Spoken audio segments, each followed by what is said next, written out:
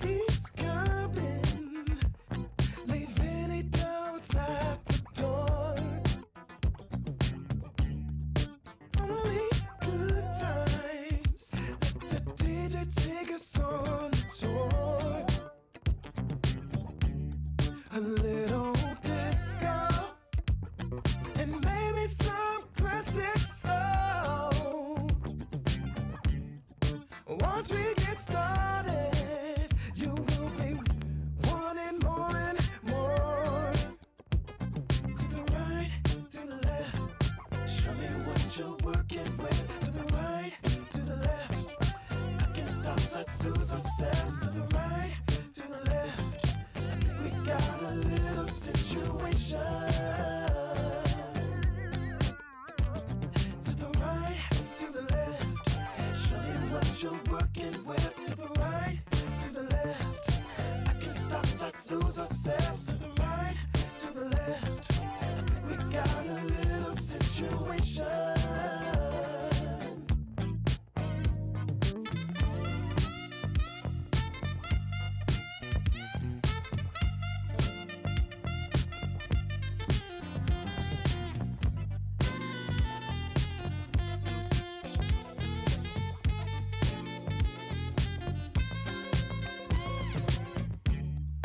Drenched in sweat, I'm feeling too good to stop.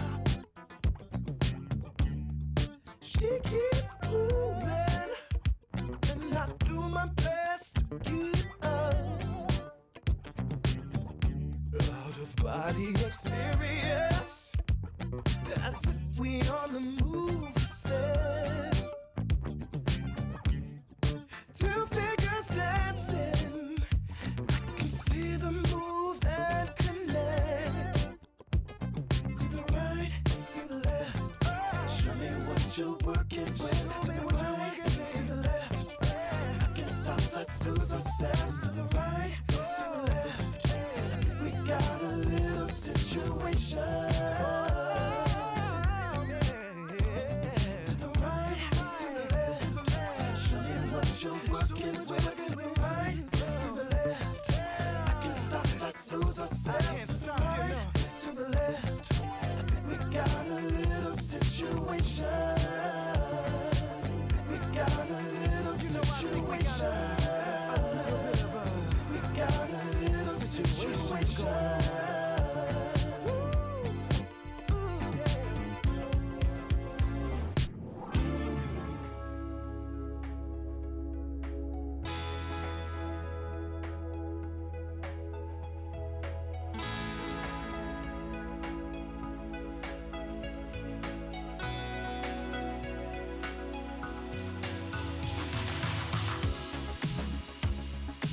All alone, and I know what I got to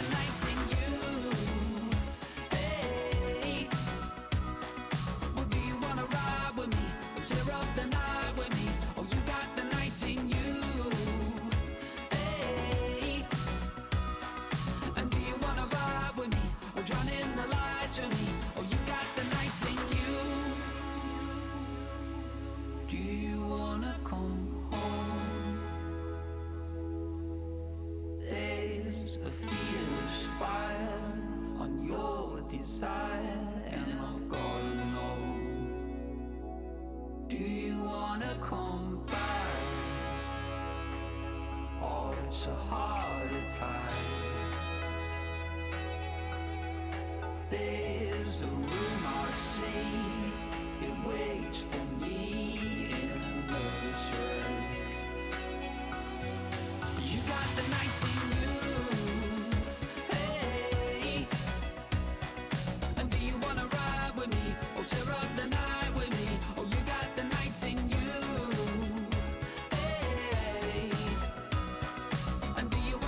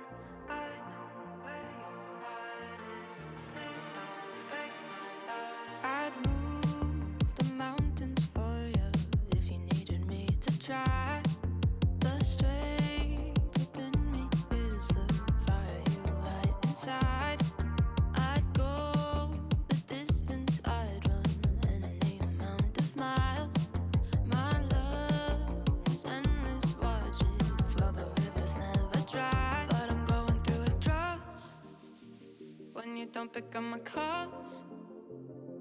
I could really use a sign to keep me going.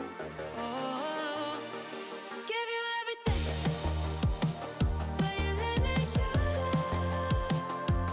Miss you instinct. Now the moment's over. Coming to my senses. Wish that I would cut it out. Loving you is tempting. Lost in the escape right now. I cross the oceans using my very last breath of life. Your waves will keep me floating, carry me through the night. But I'm going through withdrawals when you don't pick up my calls. I could really use a sign to keep me going. Oh, give you everything, but you leave me your love. Miss you instinct. Now the moment's over. Coming to my senses. Wish that I would cut it out. Loving you is tempting. Lost in the escape right now.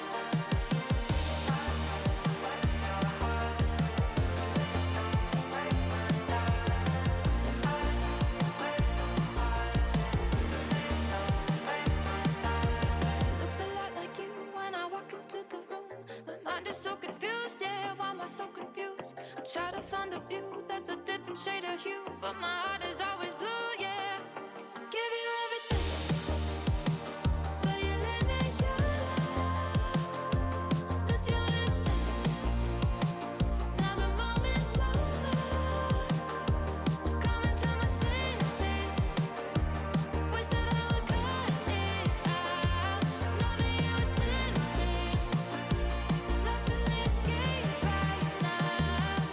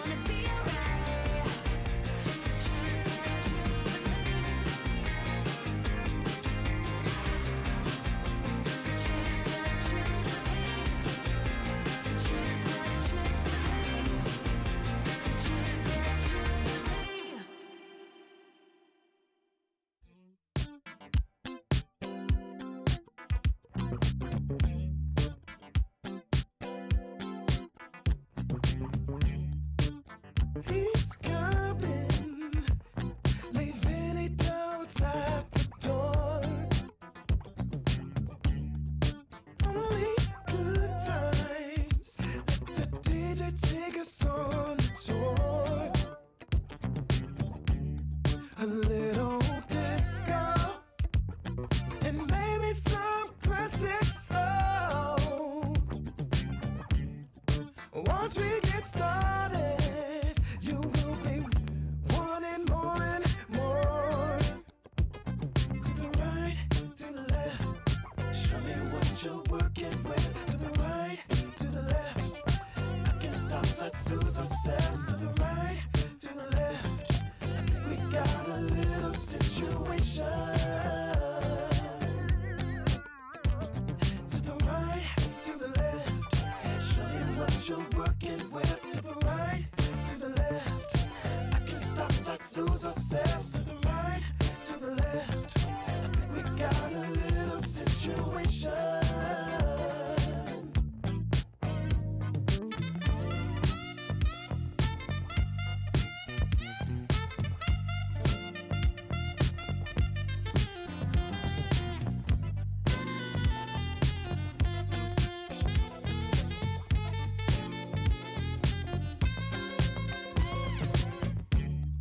Drenched in sweat, I'm feeling too good to stop. She keeps moving, and I do my best to keep up. Out of body experience, as if we on the move. Set.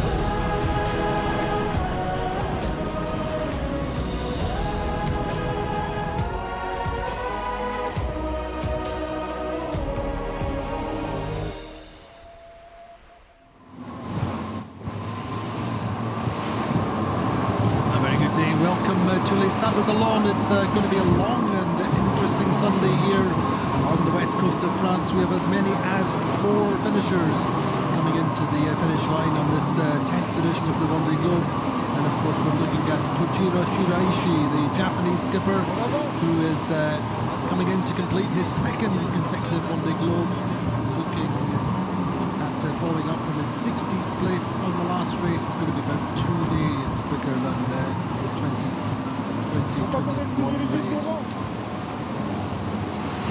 And for the 57-year-old Japanese skipper, it's going to be actually the completion of his 5th round the world passage, his 5th circumnavigation, and he's been sailing ocean racing for more than 20 years.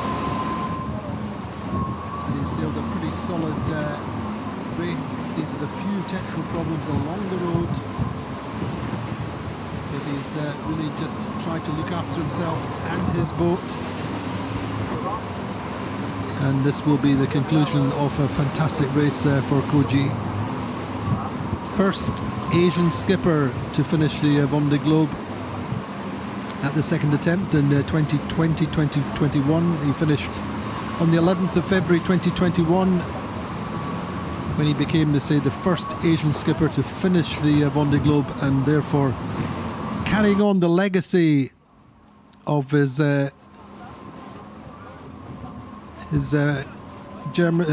Japanese skipper who he apprenticed himself to at the age of 18. Yuko Tada, a former taxi driver in Japan who fell in love with ocean racing and unfortunately took his life in Sydney during the Around Alone race. And ever since then, this proud Japanese skipper, Kojiro Shiraishi, has set about continuing the legacy, the proud legacy of Yuko Tada and his boat. His boats have always been called Spirit of Yuko since then, and this will be another step in continuing Yuko Tada's legacy. So this boat is a sister ship to the boat, or is a sister ship to Chiral, the boat which Justine Metro finished on earlier on in the race. It's an identical boat. It's been updated with bigger foils and modified bow.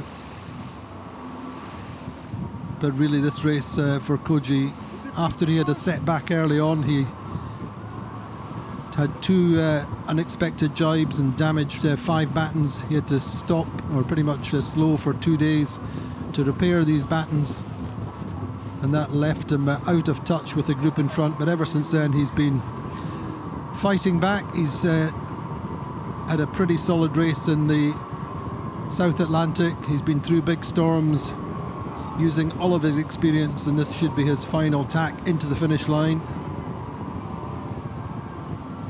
But you kind of forget just how experienced Koji is, how many round the world races he's done. Was second in the Velux 5 Oceans back in 2006, 2007, the stopping round the world race, which was won by Bernard Stamm. But he's very, very happy at sea, very content, and he has this luminescent big smile that he wears the whole time, always super positive, even in adversity. We remember that on his last race, he's had a big problem with damage to his mainsail, which occurred early in the race. It took him 6 days to repair, and he fought back from 30th position when he carried on, so to finish in 16th in the last edition. So he will be a little bit disappointed in his result. I think he was hoping for something better, but he's another skipper in the same kind of category, if you like, who expected more and then got a little bit out of touch with the weather systems in front, with the groups in front. And ever since then, it's really just about consolidating, about keeping up high average speeds, competing with the group. And even until the last few days, it's been pretty tough conditions. And in fact, I think yesterday he had some of his highest speeds of the race so far. We saw him averaging 24, 25 knots over the period. But anyway, the finish line will be pretty much in sight shortly.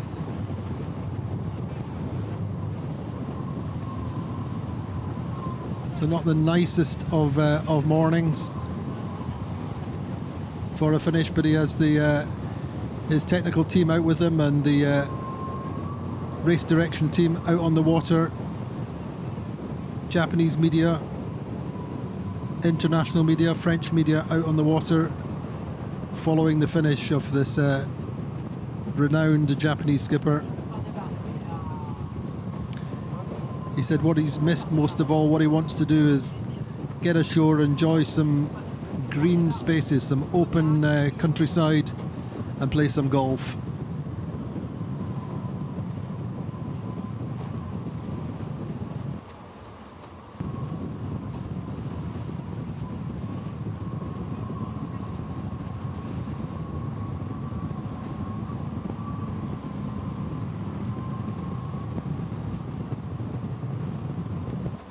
But in general, his boat seems to be in pretty good shape. His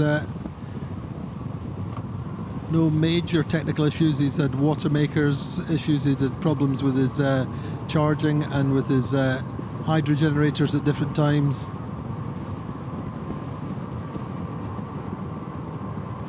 But as befits a skipper of his experience, and with the backup he has, he's dealt with each of these problems in turn, kept going, and now he is approaching the finish line.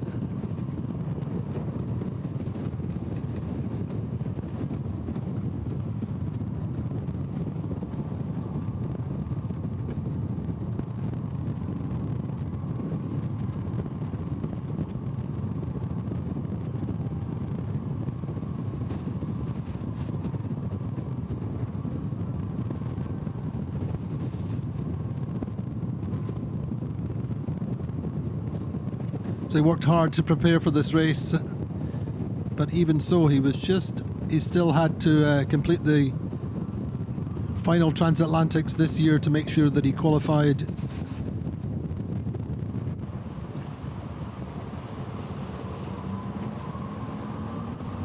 He took the boat back to Japan after the end of the last Vendée Globe, did a tour of Japanese cities with the boat. Is very, very keen to publicise ocean racing in Japan, and indeed DMG MORI and Koji and the team have now for 2 years have set up the DMG MORI Sailing Academy, bringing on young Japanese talent and indeed French talent, international talent with bases in Lorient and in Japan. Just focusing on completing the job.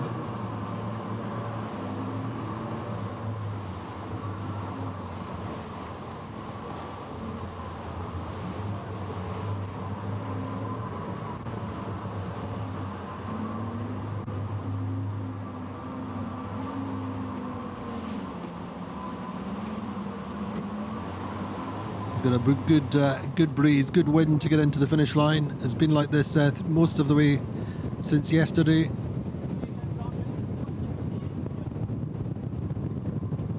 In fact, all 4 boats which are coming in today have sped up in the last 36 hours. And we're expecting 4 boats today. Kojiro, then Violette Dorange, the rising star of French ocean racing, the youngest skipper ever to compete in the Vendée Globe.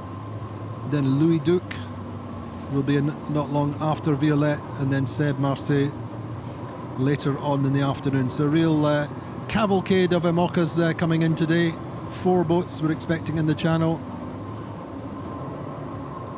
and that is Koji's team there, shadowing him as he comes into the finish line. Started 3 Vendée Globes, this will be his 2nd finish. The 2016 race he had to retire into Cape Town after breaking the top of the mast on Spirit of Yuko, the Far design boat.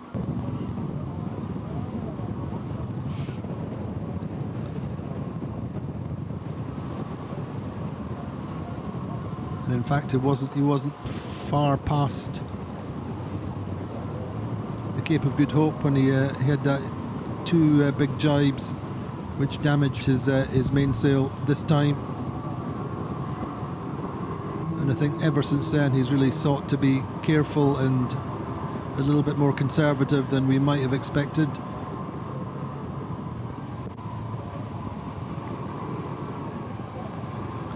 But in anybody's book, finishing 2 back-to-back Vendée Globes is a major success. One of the few skippers in the race who will complete a 2nd Vendée Globe back-to-back on the same boat.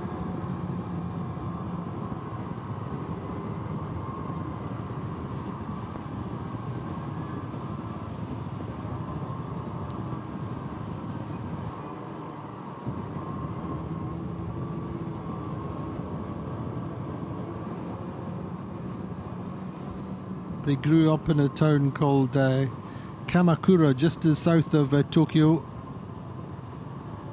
A coastal town with a big Buddhist presence.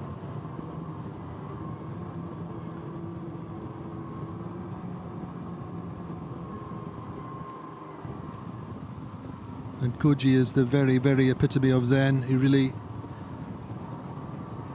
very rarely gets upset. Even, you know, those of you who follow the race very closely will know that we were actually doing a live video call with Koji when he broached and damaged his mainsail battens. And we could see him staying very composed, and indeed speaking to him afterwards. He was still very objective about the situation, even though it took him 2 days and he had to sail up to the north out of the worst of the weather conditions to make those repairs. And that really has put him on the back foot ever since then. He lost a little bit of touch with the group he was with then.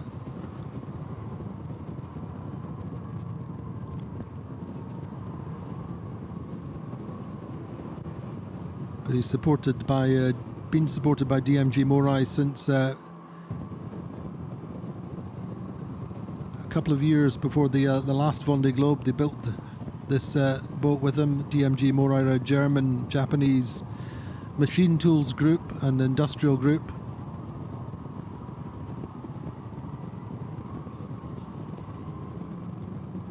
And they are continuing on in the sport. They're building a new boat for the future. And so, as I say, supporting this sailing academy so that Koji's legacy continues, and there is this transmission of skills for the future. They already have boats racing, or have already supported skippers in the mini transat.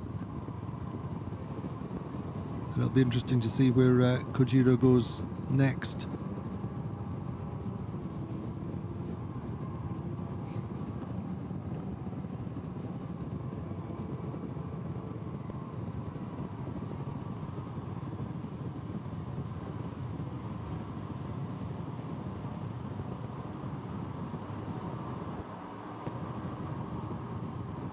He's built up his big following now in Japan from a very limited start in the beginning. Say part of that is through this strategy of taking the boat to Japan, touring the cities, teaching people all about ocean racing and getting them a chance to see the boat in action.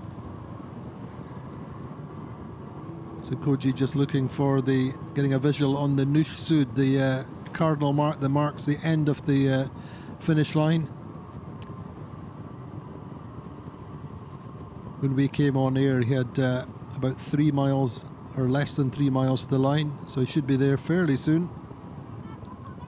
And there we go, there you can see the mark and the beautiful beaches off Les Sables d'Olonne. This iconic skyline that's so familiar to Vendée Globe skippers, and the excitement starts to well up for Kojiro Shiraishi. We always say that the race is not over in terms of the level of anxiety until you cross that finish line. Anything can happen. Well, what a great flotilla of support boats and spectator boats out on the water with one of the proudest and most accomplished Vendée Globe skippers that we have, a real internationalist.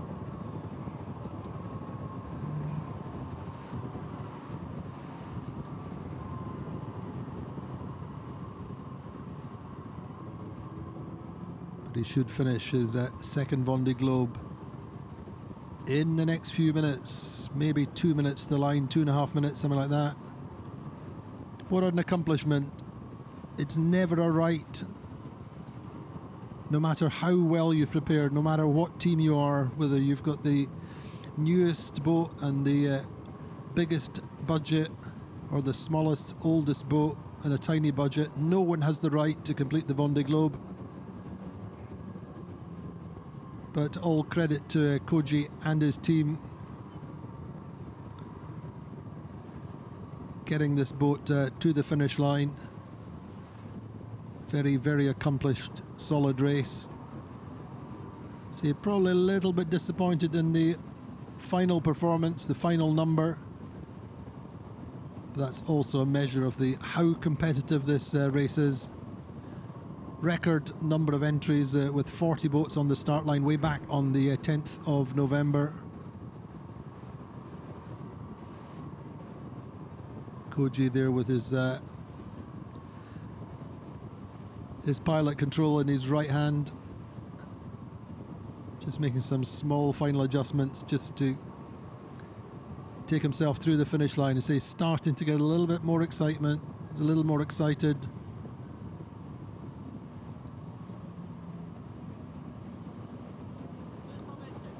And in a few seconds, this race will be over. The Vendée Globe will be over for Kojiro Shiraishi.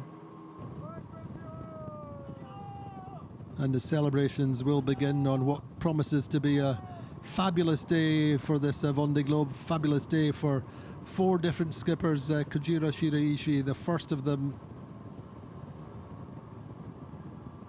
just over 90 days, almost 91 days, but still quicker than his last race on this boat.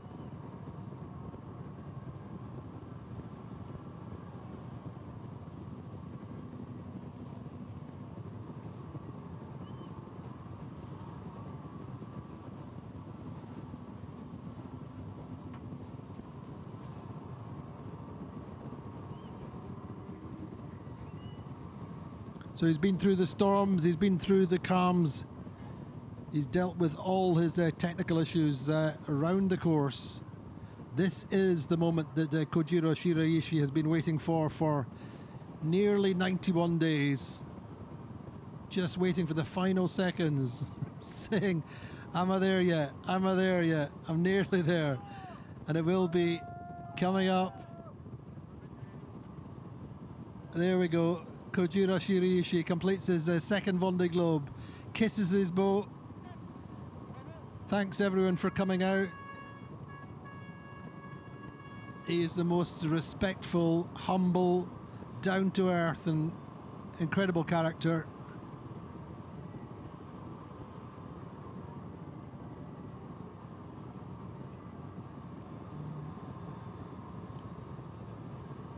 So there we go. The finish time for Koji is 9:36:41 UTC. The job is done. The Vendée Globe is over. Second Vendée Globe under his belt for this fabulous 57-year-old Japanese skipper. First sailed round the world at the age of 26. Now 57. He knows nothing else. Learned dinghy sailing, then joined the merchant navy in Japan, and then worked on the fishing boats in the Southern Ocean. So here we go, first on board, I'm quite sure will be at the front of the boat. Shota Kanda, his right hand man, he's our translator, who's been with Koji for a long time. And then the technical team will go on board and take over the boat, take control, and just give Koji a chance to relax.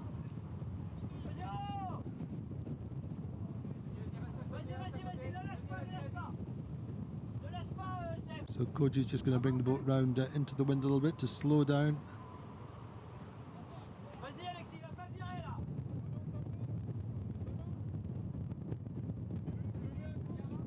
So the next few seconds he will no longer be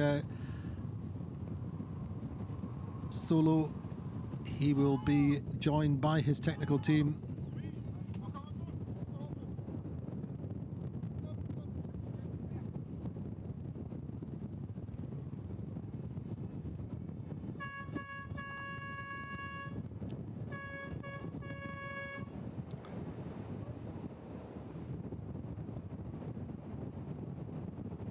So Koji looks really excited to have his team back on board. The race is over and done. Just sorting out things, and here we go. Shota's first on board, I think. And the big hug. Hugs for everyone. Congratulations that he's completed the race safely.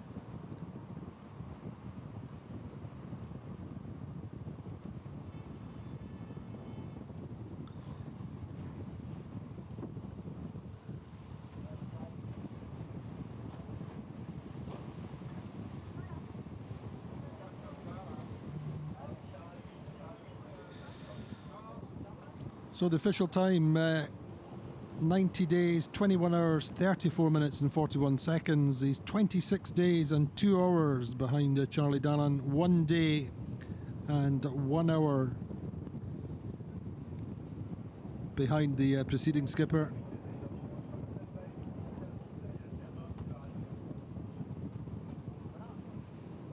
Average speed round the actual course is 10.96 knots, and he sailed actually 28,696 miles at an average of 13.15 knots. So,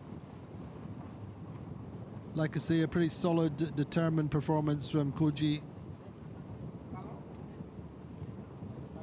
He had a few storms, he had long periods of calm in the South Atlantic, and coming up the South Atlantic.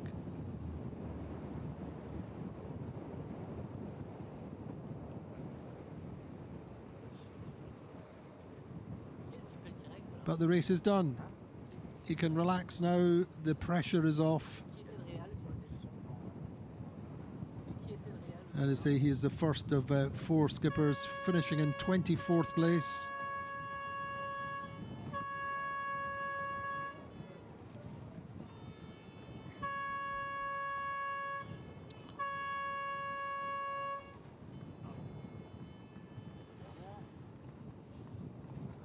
See, one of these little ironies that I love about the Vendée Globe is the boat which finished yesterday, Girek Sude's freelance.com, was in fact the boat which Koji sailed in the first Vendée Globe as a Spirit of Yuko. So a little coincidence that they're finishing consecutively.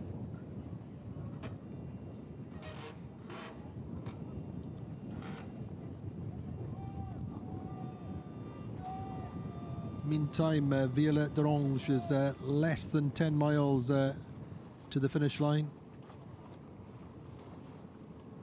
doing about 10 knots, so we should see her within 45 minutes or an hour or so.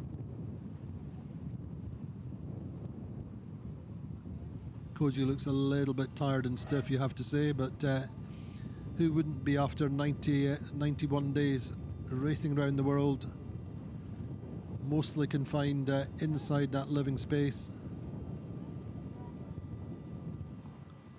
He's a sailor who actually suffers very, very badly to start with seasickness. Though this time, I think, was his first race ever that he'd had no seasickness at the very beginning, because it was so calm after the start. And he got quite bad off Cape Finisterre when there was big winds, big waves, and then it hit him. But he gets over it progressively, but it's very debilitating for him to start with.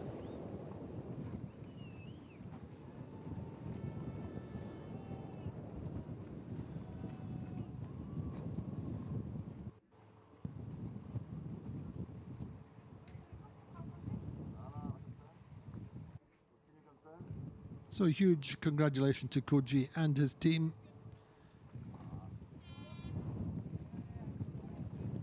Big following, as I say, at home in Japan. Very popular skipper in Lorient, where he's based. Splits his time between France and at home in Japan, which is not easy as an international skipper. He's probably is, in fact, the skipper who is based furthest away from France. So that does mean tending to work in big blocks. He can be here for 2 or 3 months at a time, preparing for the big races, training, and then spends time at home with his family. So certainly not an easy life in any stretch of imagination.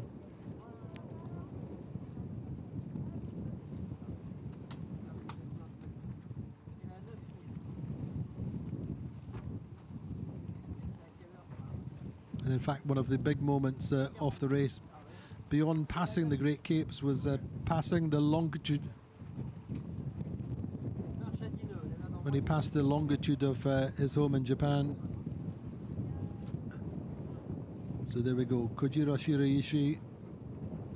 90 days, 21 hours, 34 minutes and 41 seconds. 24th place from a 40 boat fleet which started. 16th out of 33 last time.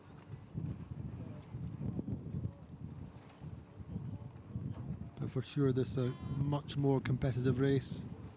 Sailing in this group that he's been with since the South Atlantic.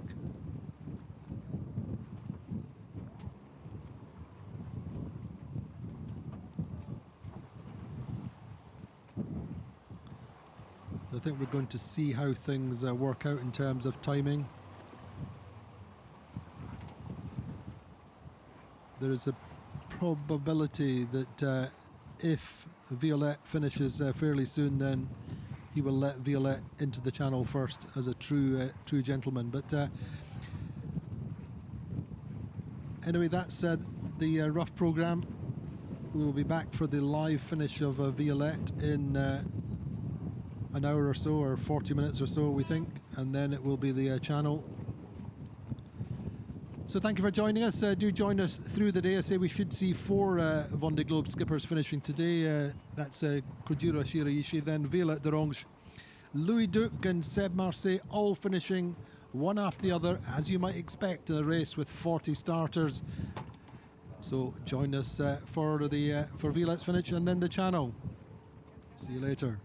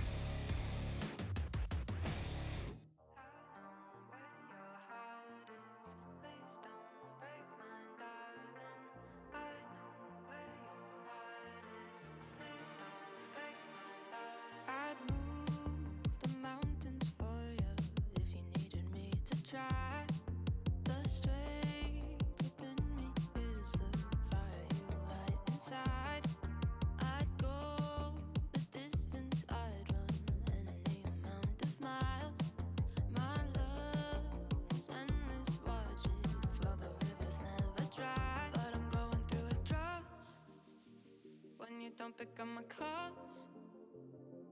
I could really use a sign to keep me going. Oh, give you everything, but you leave me alone. Miss you instinct. Now the moment's over. Coming to my senses. Wish that I would cut it out. Loving you is tempting. Lost in the escape right now. I cross the oceans using my very last breath of life. Your waves will keep me floating, carry me through the night. But I'm going through withdrawals when you don't pick up my calls. I could really use a sign to keep me going. Oh, give you everything, but you leave me alone. Miss you instinct. Now the moment's over. Coming to my senses. Wish that I would cut it out. Loving you is tempting. Lost in the escape right now.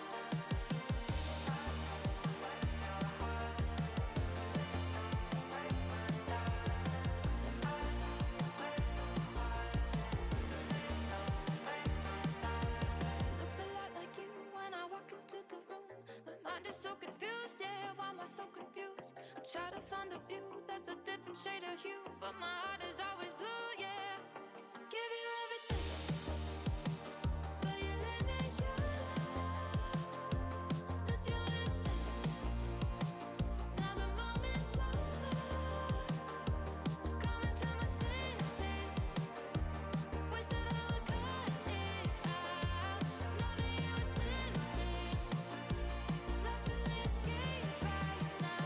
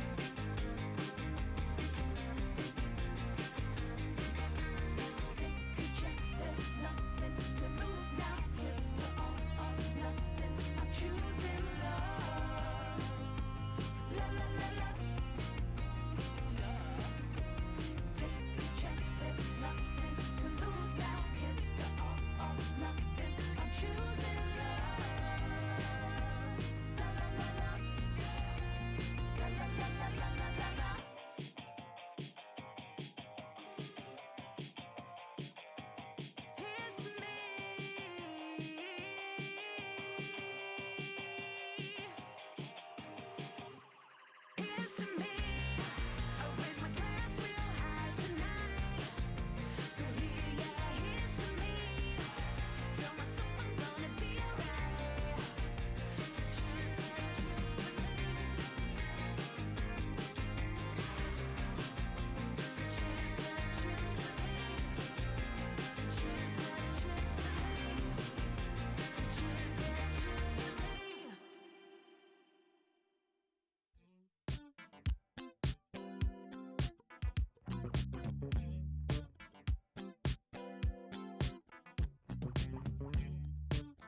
He's coming, leaving it notes at the door. Only good times. Let the DJ take us on a tour. A little disco and maybe some classic soul. Once we get started, you will be wanting more and more. To the right, to the left, show me what you're working with. To the right, to the left, I can't stop, let's lose ourselves. To the right, to the left, I think we got a little situation. To the right, to the left, show me what you're working with. To the right, to the left, I can't stop, let's lose ourselves. To the right, to the left, I think we got a little situation.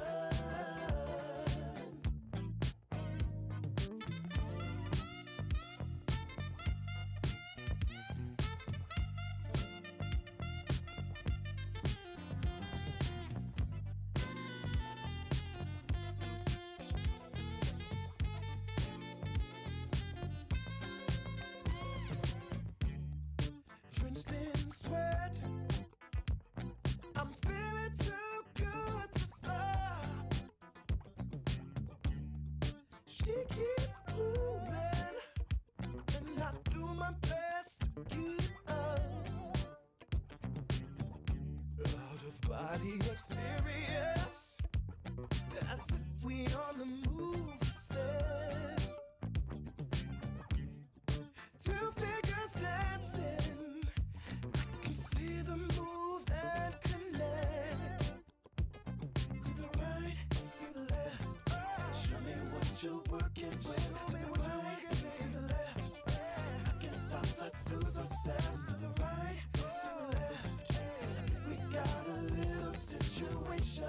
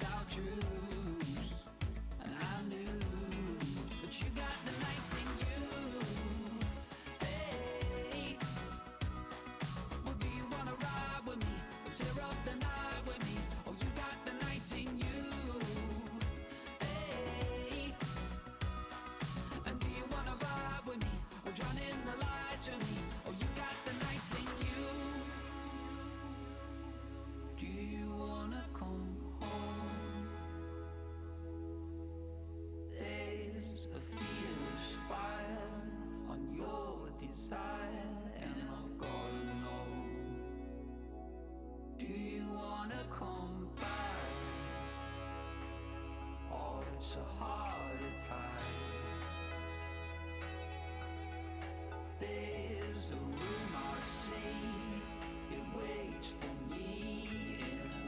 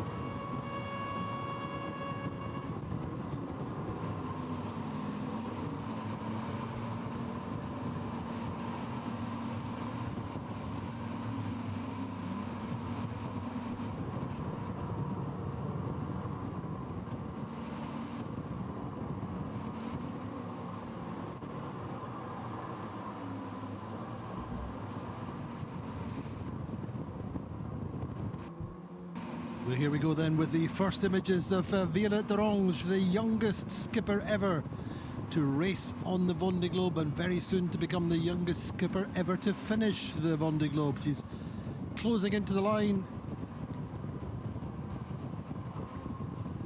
in these perfect conditions, really a little bit overcast, a little bit cold today, but she has sailed such a fantastic race, and there is a massive welcome waiting for her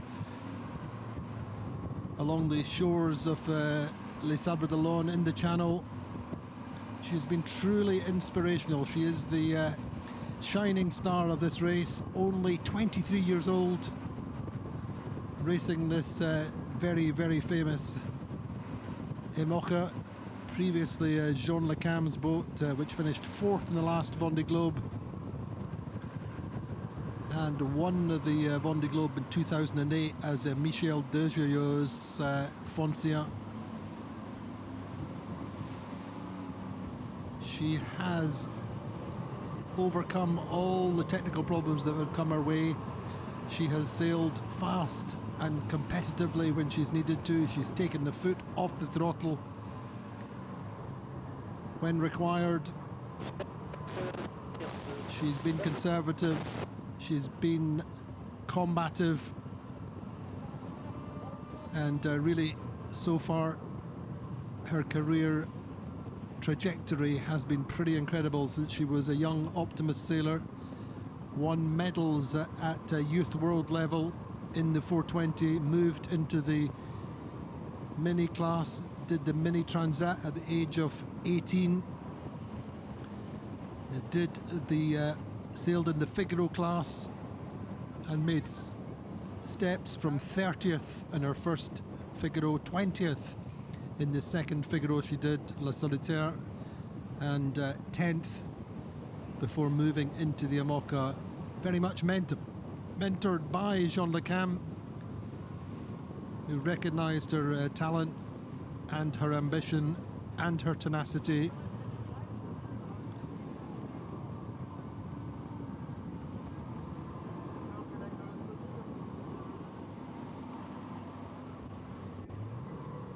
And her race has been a success at every level.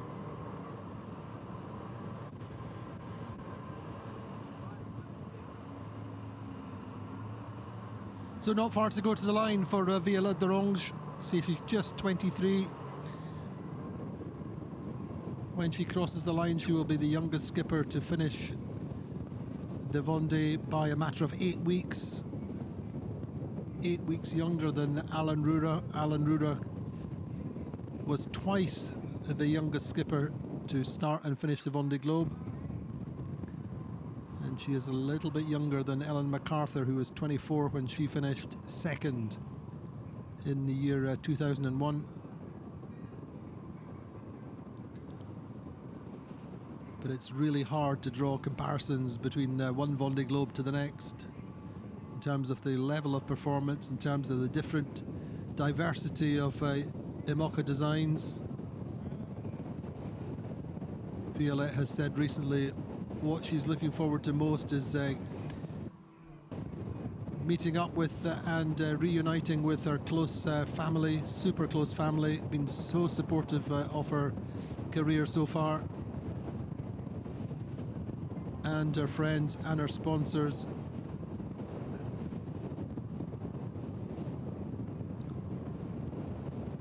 You have to reflect that this sponsorship by McDonald's, which is a regional sponsorship by McDonald's franchise, it's not global by any stretch of the imagination, has been really a big success for them.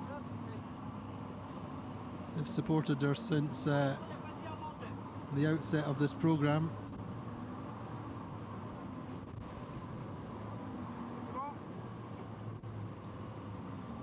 So not far to go to the finish line for Violette Dorange. As many of you will know, she sailed her Optimist across the Atlantic, sorry, across the Channel, I should say, at the age of 15, and sailed across the Straits of Gibraltar in her Optimist. Took her 5 hours across the Channel at night.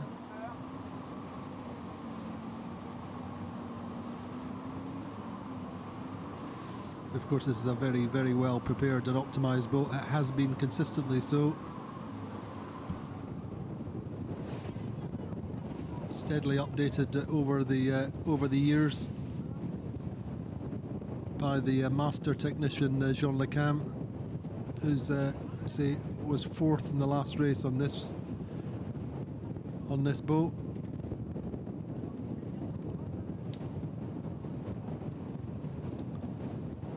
So variously, Violette has been up the mast several times. She was up the mast in quite strong winds and big seas at one point, and really said she never ever wanted to do it again.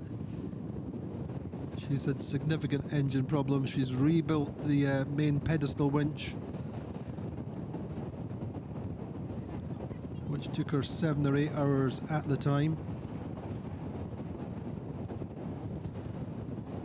But this may be her first Vendée Globe, but I'm sure it's not going to be her last. She has huge, huge potential, such an appetite and capacity for learning. A really sparky individual, full of energy, but equally very down to earth and grounded. Just focusing on the finish line now.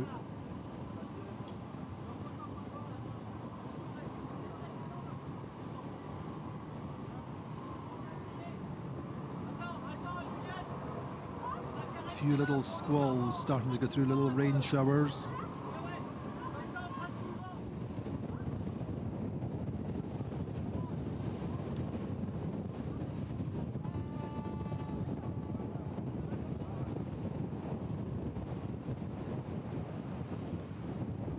So she only moved into the IMOCA in 2022 after finishing in the Figaro, let's say 10th in 2022. Her first race in 2023 was the Transat Jacques Vabre, only last year. So when you can reflect on that, this has been such an incredible journey so far for her.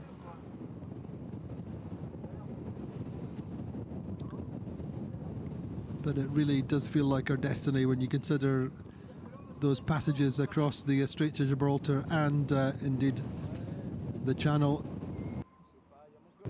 In an optimist, she's always been very, very ambitious, very happy to take on these big challenges, supported by her parents, by her father in particular, who says they have complete faith in her.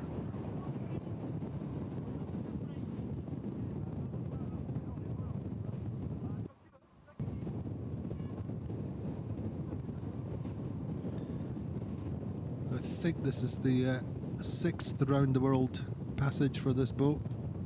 Successful round the world passage.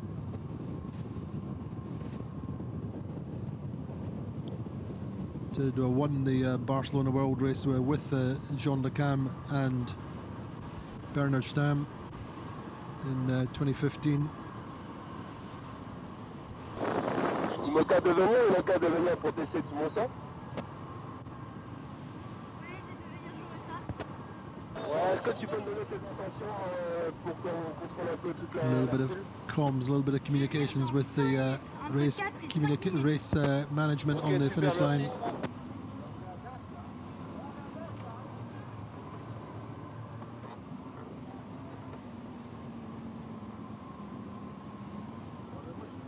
So her first big IMOCA race was only the Transat Jacques Vabre last year, finishing 21st, and the Retour à la Basse, which is her first big solo race, finishing 23rd. That was only last winter.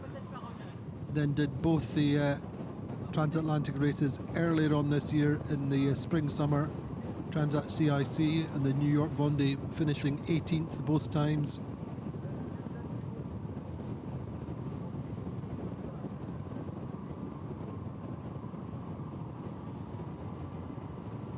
But as ever, she's just focused on that finish line. It's coming up quickly.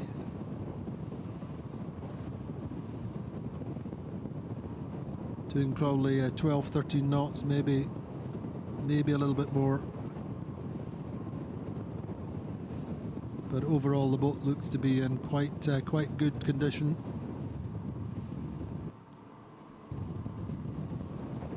She'll be only a matter of maybe an hour behind Kojiro Shiraishi.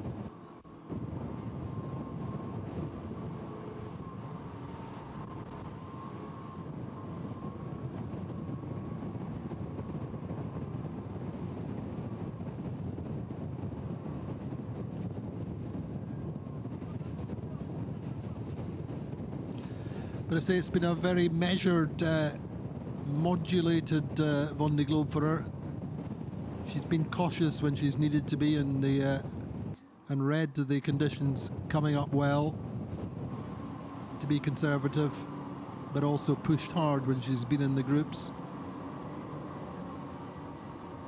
Finishing now ahead of Louis Duke and Seb Marsset with a similar vintage of boats.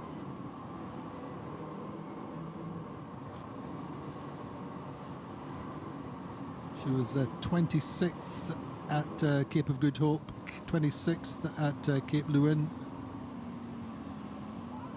Got stuck in light winds in the Pacific for a little bit of a period then.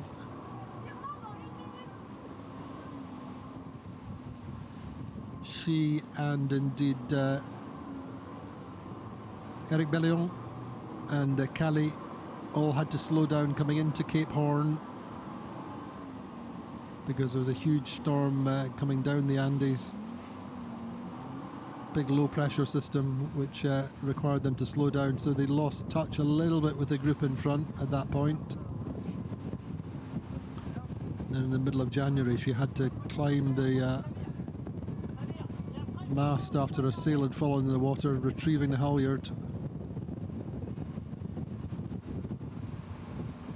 However, all these trials and tribulations are in the past.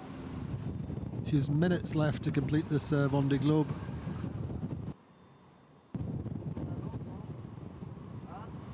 And like the other skippers in this group, saying that the last few days have been tough on the Bay of Biscay, even a couple of days ago. Donc à toutes les unités, Violette va virer, nous a fait un signe, donc méfiance, on reste bien vigilant sur son tribord.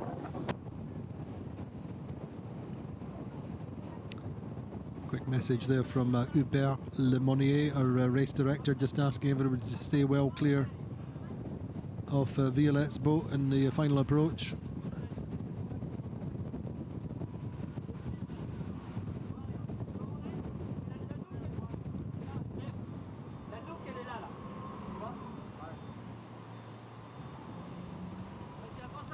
So really coming in quite a tight angle towards just passing the end of the channel. I think she may have another tack to go to get up to the line.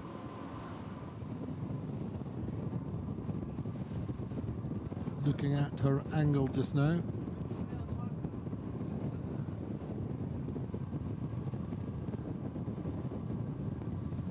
But I can tell you there's a big crowd waiting for her.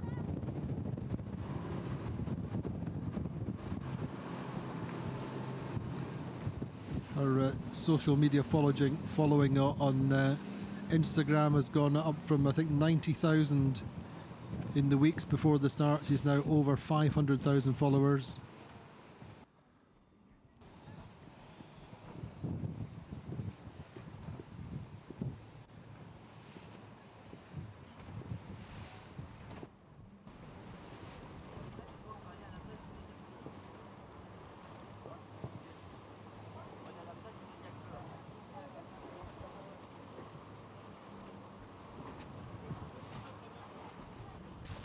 DeVenir de comité, tu me reçois? And there you can see them getting a nice treat, an extra bonus for them. You can see people all the way along the beaches. She's come in close to land just to make this final tacks into the finish line, and an extra bonus for the spectators who are on the beaches, getting a good chance to see her as she approaches the finish line.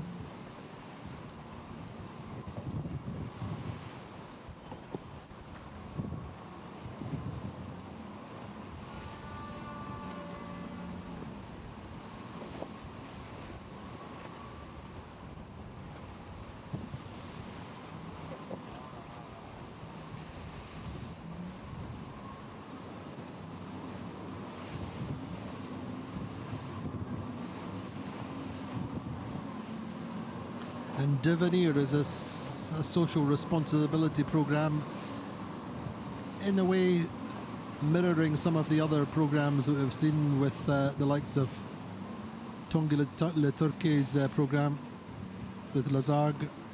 DeVenir is a collaboration between sponsors, helping ensure the future of young people who have had problems, getting them back on the right pathway in life. So the official partner is McDonald's, who are involved. In fact, they have many more restaurants, but this is led by a regional partnership. But there are probably another 20 or so partners who support this initiative, DeVenir. And Violette is from La Rochelle, just down the coast.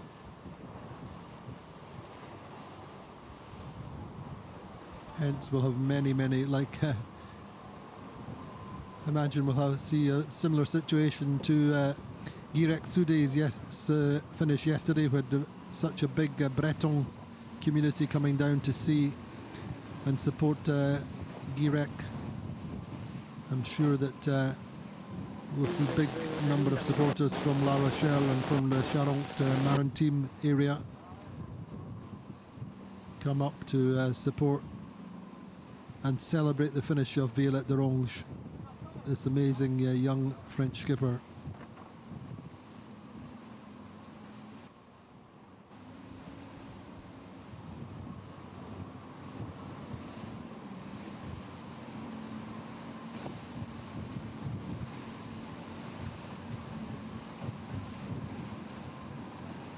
There we go, you see the Nush Sud mark there. She will just pass in a few seconds. And that will be her Vendée Globe over in 90 days and 22 hours and a few minutes. So the finish line very much coming up for Violette Dorange, making history as the youngest ever skipper to start and to finish the Vendée Globe with a fantastic program.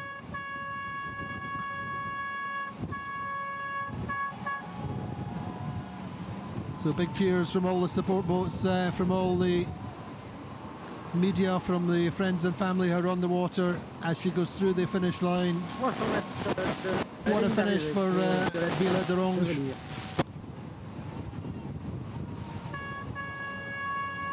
Big celebrations, many congratulations to her. A star of this Vendée Globe, and without a doubt a star for the future of French and indeed international sailing. Only 23. Her progress, her step-by-step passage up through the ranks. Violette DeVenir va couper la ligne de ce Vendée Globe 2024-2025. So she's through the finish line and just looks ecstatic. Setting up her camera, I think, there. But she's just take a few minutes just to enjoy the time, just to keep sailing. Let it sink in what she has achieved. The finish line is passed. The finish line is completed.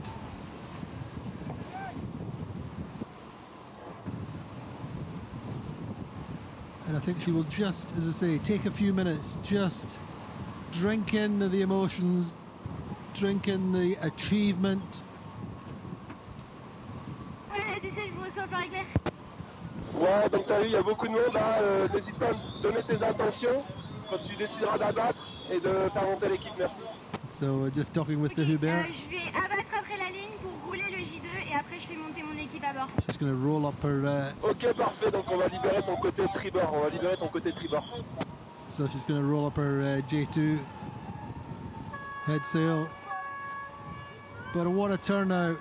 She just can't quite believe what she has achieved. She can't quite believe the number of people who've turned out on the water. This is without doubt one of the most anticipated finishes since that of Charlie Dallin 26 days ago. Inspirational, really. She's engaged new race fans of all ages. Totally authentic, down to earth. Pardon? Ouais, j'en ai un déjà. No artifice. Just told her race story day by day, all the way round. She's not overly emotional, but she's happy to share her emotions when things are difficult. But she has very much achieved a race for the people at just the age of 23.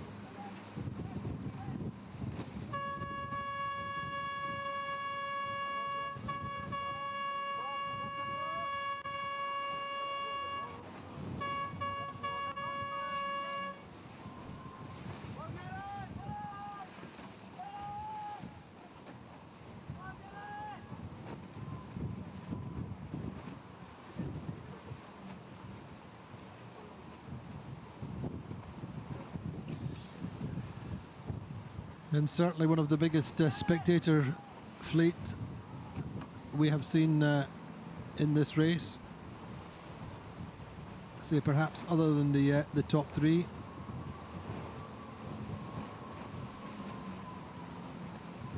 She's in no big hurry to get things sorted out. She just looks totally amazed, a little bit overwhelmed perhaps even. Just saying she needs to bear off and come down to roll the J2 away.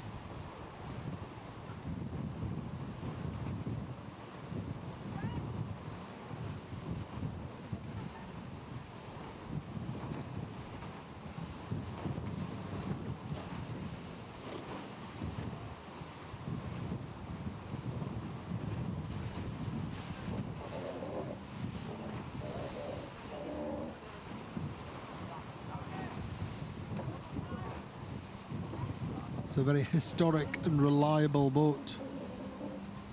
Won the Transat Jacques Vabre with Michel Degeau in the 2007. Won the Vendée Globe in 2008. Won the Barcelona World Race in 2015 with Bernard Stamm and Jean Lecam.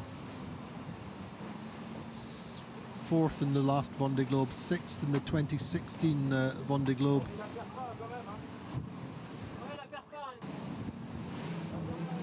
2007 boat.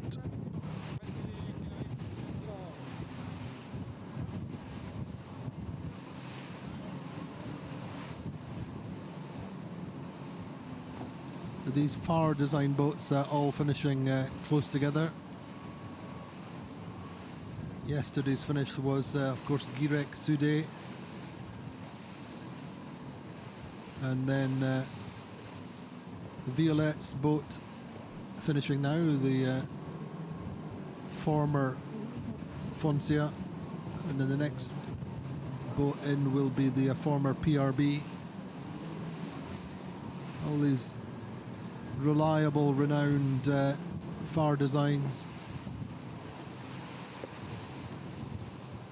which were cutting edge in 2007, 2008, and which have continued to serve their skipper so well. Robust, bulletproof boats.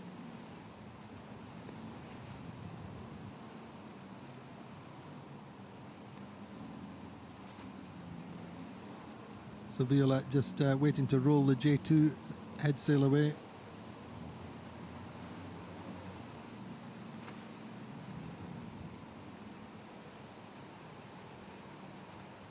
Her team, her friends, her family looks so excited, so delighted for the success of this young sailor.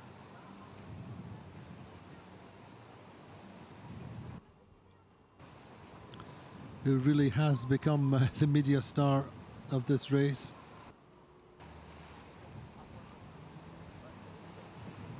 And I think it's going to be a complete whirlwind for her when she gets ashore, so she might as well just take her time just now, enjoy the last minutes of being solo on board her Imoca 60.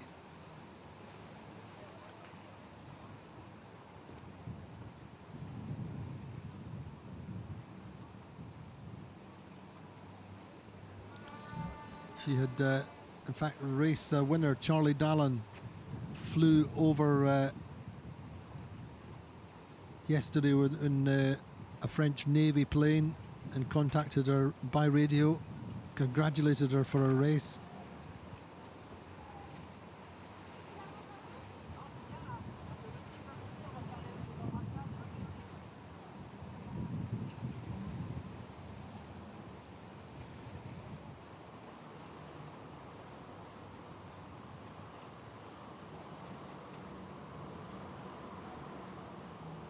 There we go, the head sail is rolled away.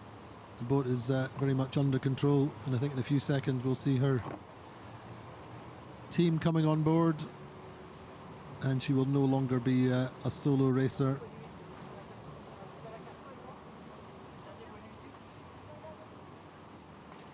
So that is a race direction boat there, the rib just on her port quarter. And at the moment, the protocol is the race direction ribs protect the Imoca there, the 3 black ribs. Make sure that the bigger Beneteaus don't get too close to the media boats. And there we go. Our team are getting on board now progressively. Not terrible conditions for them, a little bit bouncy, but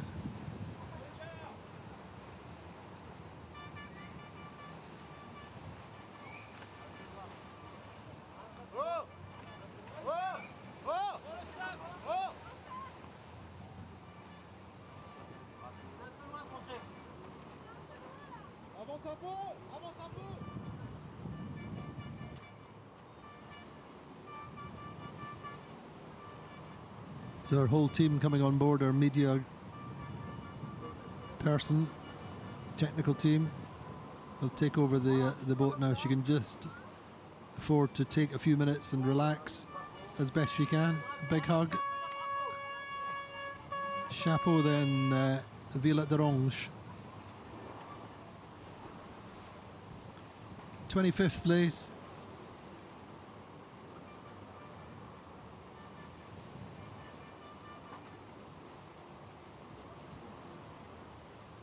And the second of our skippers, second of 4 skippers we're expecting to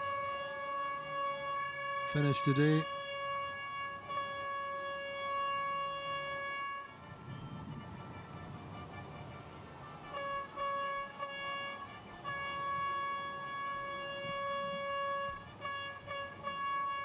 So there we go. For those of you who need the times, Violette finishes at 10:39.09 UTC, 11:39.09 French.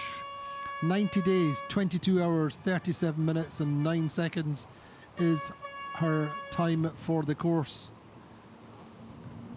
26 days, 3 hours behind Charlie Dallin. 1 hour and 2 minutes behind Kojiro Shiraishi.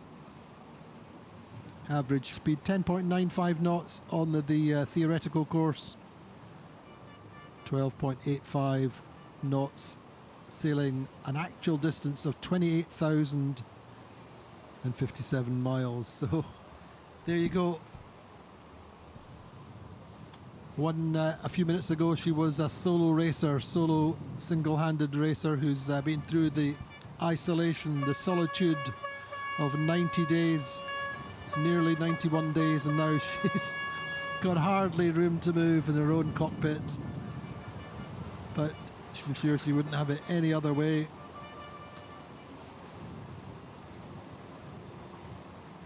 "90 days, 22 hours, 37 minutes and 9 seconds, as I said.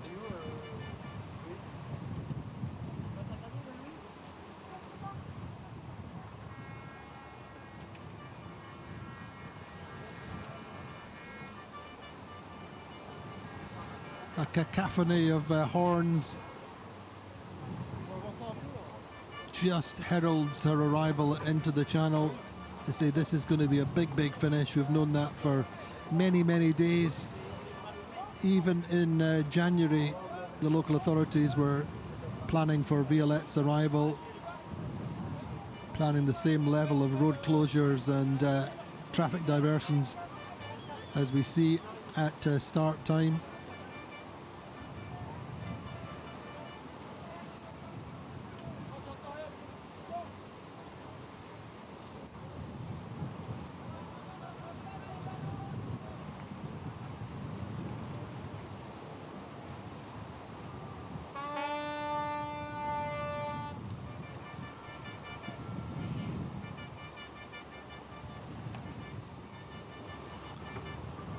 So just progressively coming to terms with being invaded, I think. A little bit not quite realizing what's happened, but she will very soon. This broadcast, or the French broadcast going out on national television.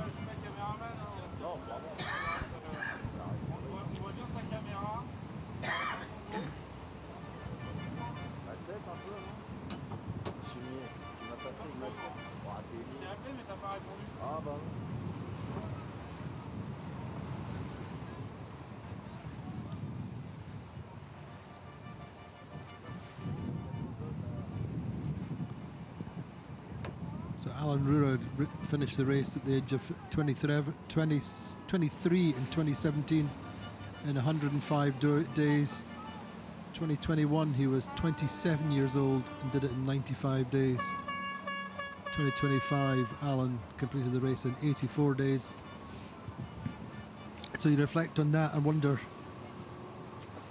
where will Violette Dorange be on the next Vendée Globe? I'm almost certain I would be happy to bet anything that she'll be on the start line, all things being equal. And if you reflect on her progress in the Figaro class, say going from 30th to 20th to 10th in successive years, she's a really hot prospect.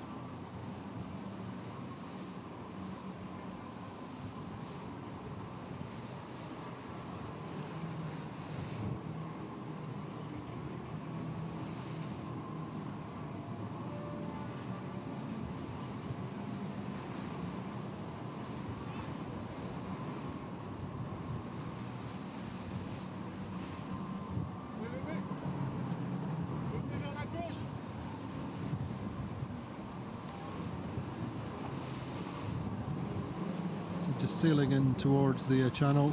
She'll have a little bit of time to recover and get her thoughts together, share some special moments with her team. She's due to come into the channel after Kojiro will be in around about midday, and then Violette. And our latest protocol, I think, is we're going to do 2 channels and then have a break for Duke and Sebastien Marsset.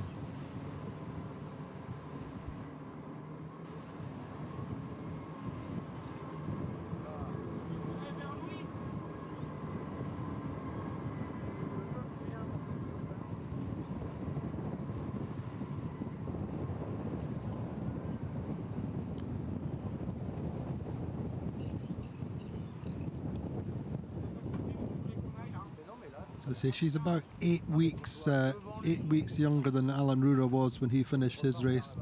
Violette's date of birth is April 17. Alan is February 26.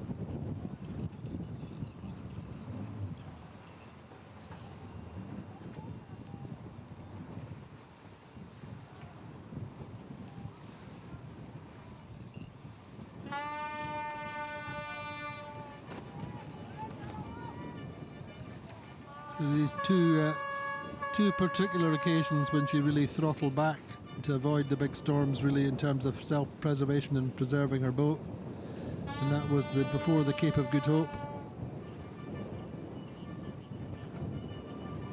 kind of lost her contact a little bit with the group in front, but it was very much a strategy of the main group she was with at the time. Stayed quite far north at the Cape of Good Hope, and the other time was at Cape Horn when that big storm was coming in.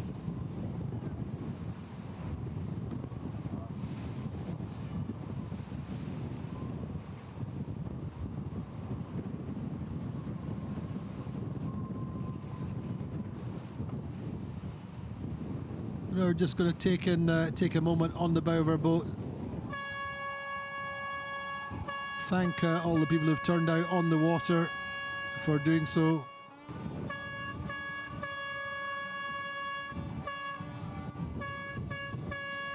Some of the bigger spectator and support boats out for her.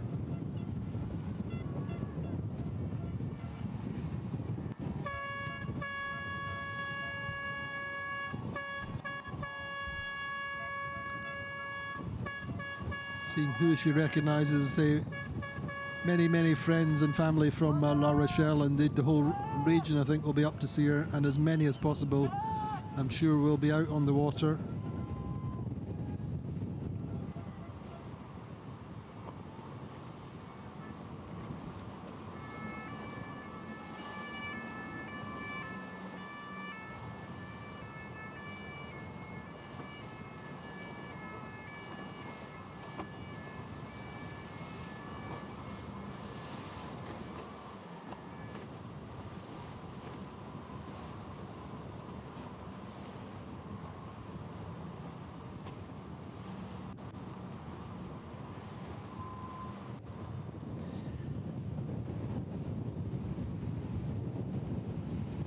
So not the nicest of days, not the most beautiful of days for a finish, but that is the nature of the Vendée Globe, with these finishes being spread over 6 or 7 weeks. In the end, you can expect every kind of weather condition on this beautiful bay. A week or so ago we saw beautiful sunshine, flat calms. You recall that Clarice Kramer and Benjamin Dutroux had 40-45 knot winds and 10 metre seas or 8 metre seas. That meant they had to go to La Rochelle for the first time ever. Charlie Dallin and Johan Richomme had beautiful sunshine. The finish of Charlie Dallin was incredible, coming in at sunrise in a beautiful morning. But Violette Dorange is very much oblivious to the weather. She's just enjoying the fact she has completed a race which has been her ambition, I think, since she was tiny. She's grown up only really interested in sailing, only focused on taking on new challenges.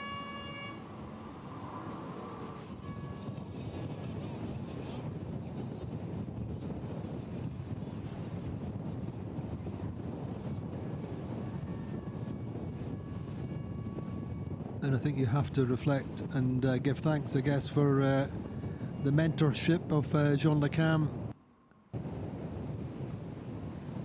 and indeed the support of her sponsors and her programme, making sure that she's had the resources to do what she's wanted to do and needed to do at just the right level.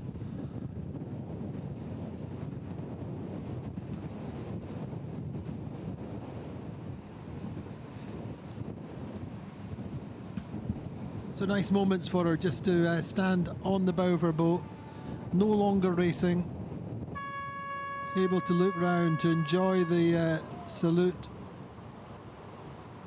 the good wishes from the spectator boats and everyone who's come out to see her. And it's only a small foretaste of what is to come for her.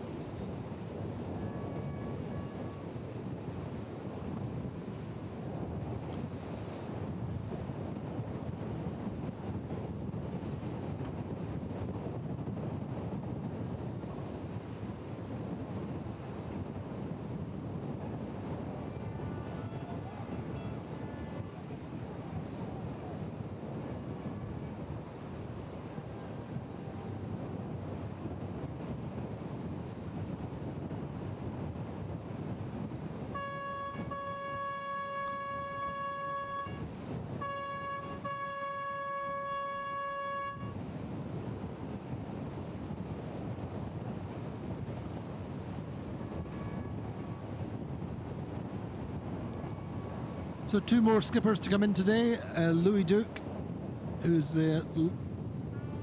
lost a daggerboard, of course, lost his port daggerboard.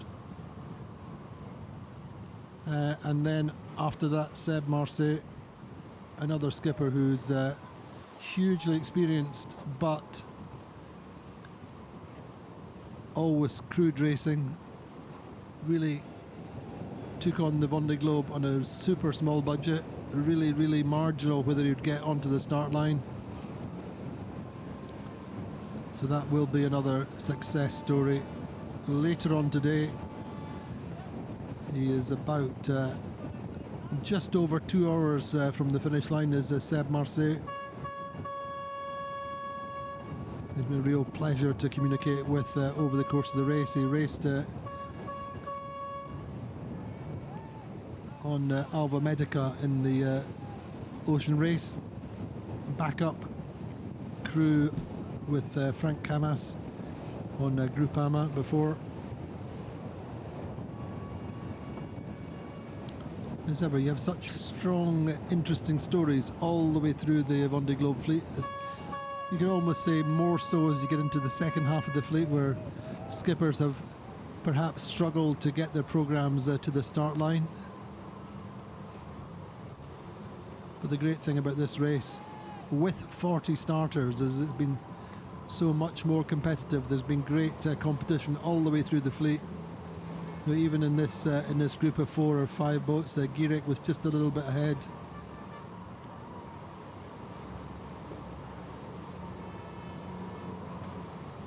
But these moments belong to Violette. Look at all these people who've turned out onto this spectator boat there. Just all these people so happy, so delighted for Violette that she's completed this race, which has been a childhood dream. And you say, reflect on the fact it was only last year that she did her first solo IMOCA race, and only last year she did her first two-handed IMOCA race.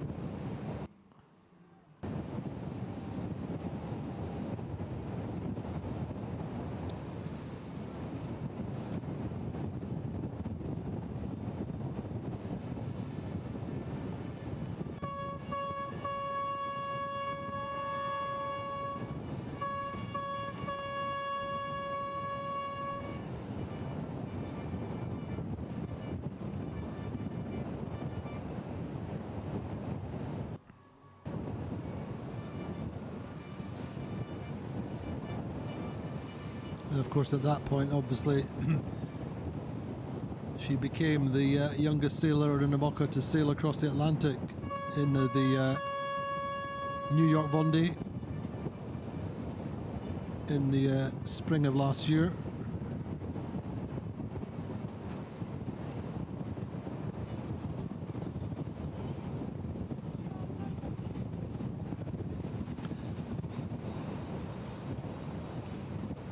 So even for fans who followed the Vendée Globe for so many years, that's a very, very impressive progress by Violette Dorange, considering, say, her first ever IMOCA race was the Défi Azimuth in 2023, 21st in the Transat Jacques Vabre, 23rd in the Retourne à la Basse, 18th and 18th in the 2 Transats in 2024.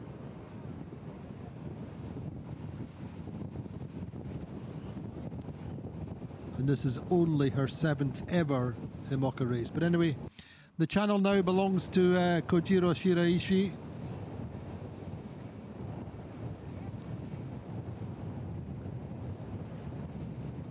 We will see how things transpire, but you'd have to consider he's at the other, or towards the other end of his career compared with Violette Dorange. But he did start out as a 26, 27-year-old racing or sailing around the world from Japan to Japan, as the youngest Asian ever to sail around the world solo at that point.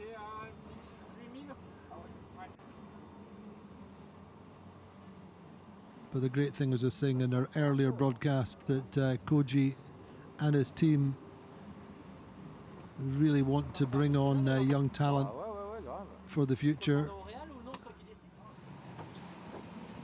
On peut aller sur Kojiro. Ah, c'est du qu'il est à 18 000. 18 000 que t'as vu So lovely, lovely moments then for Koji. Such a humble and respectful individual, and one of the most accomplished skippers in terms of ocean racing miles achieved over the last 20 years.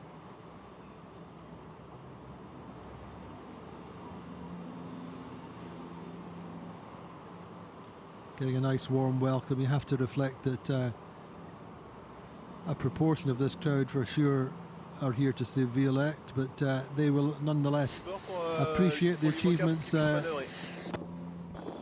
Kojiro Shiraishi and really appreciate the fact he's Japanese and very, very popular within the French ocean racing community.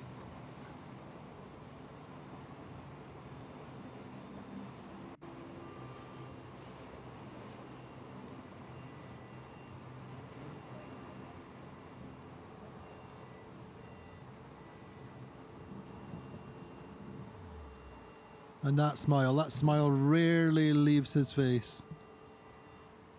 It's a pretty much a permanent fixture.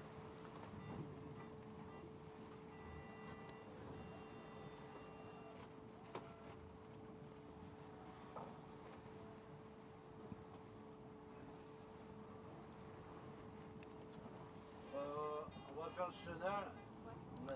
90 days and 21 hours or 22 hours probably now ago he was on the start pontoon in his national dress with his samurai swords, and here he is, a warrior of the oceans, if ever there was one, returning to complete his, having completed his second Vendée Globe.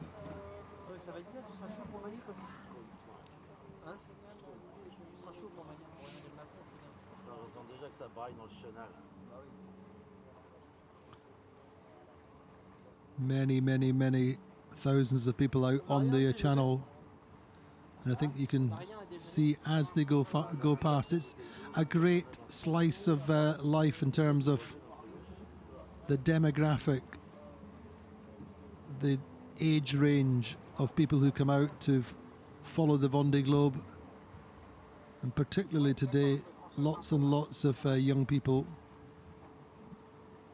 brought out to see primarily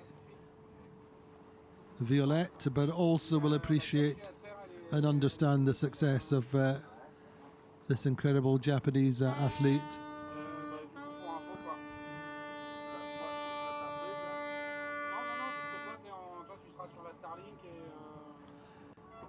And again, another skipper completing his second consecutive Vendée Globe means that he will get a much bigger welcome this time, because of course the 2020-2021 race finished at the back end of the global pandemic, and so I remember for sure that Koji's return was relatively muted.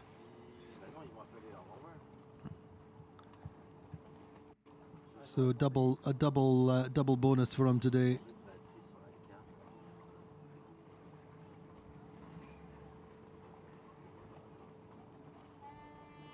And his team has consolidated and expanded since the last race.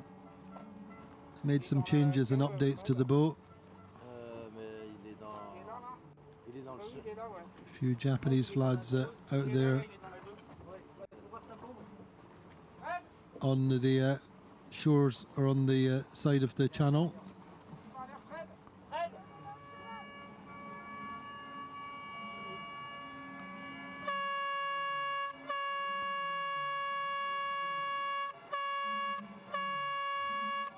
massively proud of his Japanese roots and misses Japan when he's in France for sure.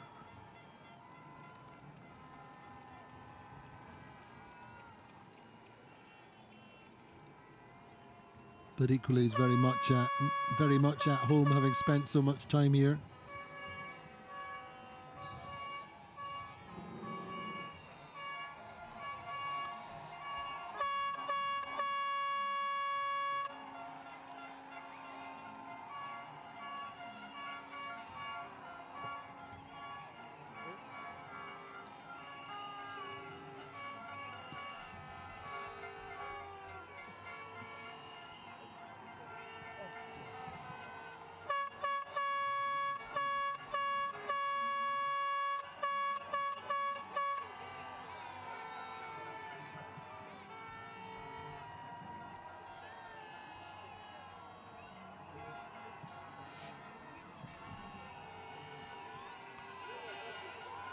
So Koji started 3 Vendée Globes, finished 2 of them. He was lying 12th in 2016 when he broke his mast off the Cape of Good Hope. Just, it was the very top of the mast, only the top 1.5 meters from memory.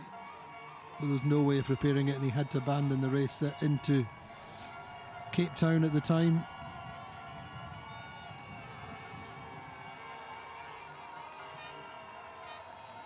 Je vous ai plus sur Unity, ça arrête pas de couper.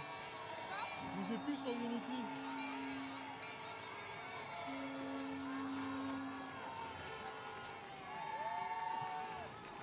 So this boat was launched in 2019 with the ambition of finishing what he'd started on the first race with the support of DMG MORI.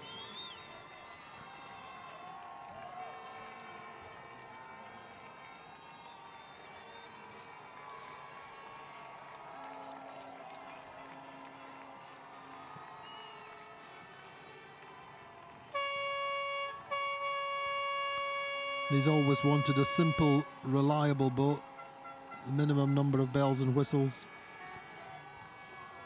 I think that has proven the case, although he did update these foils, but even then they're relatively moderate.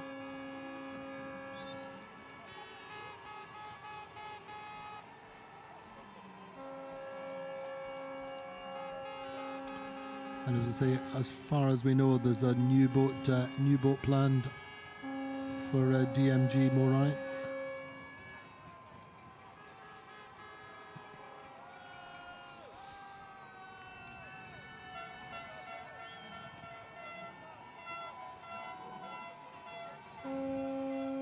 It's such an incredible history. Explaining in our live broadcast for the line that he followed Yuko Tada, having discovered or learned about ocean racing, went and worked with him for 6 years, unpaid, relatively unpaid initially, and then has carried on this remarkable legacy.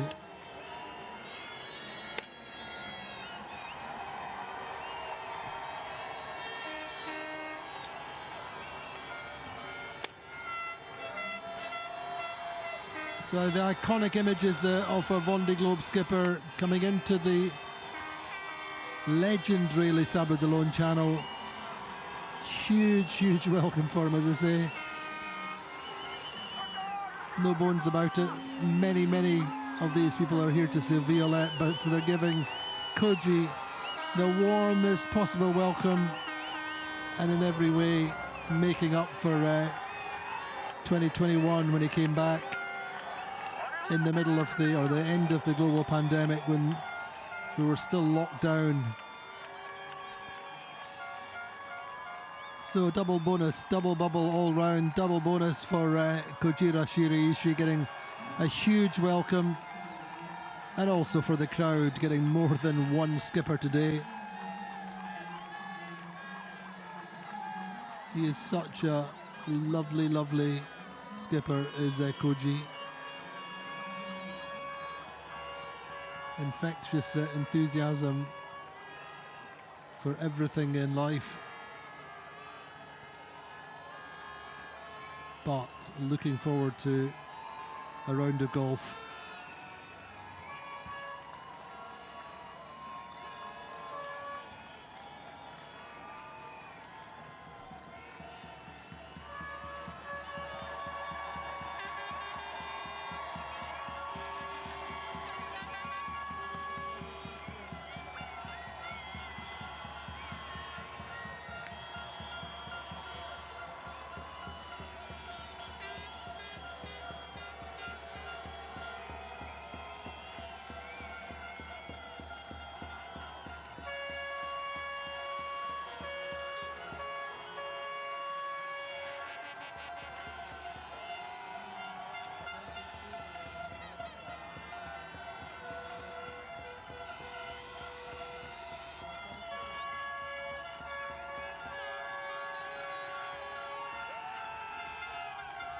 So Kojiro Shiraishi approaching the entrance to the Portalona.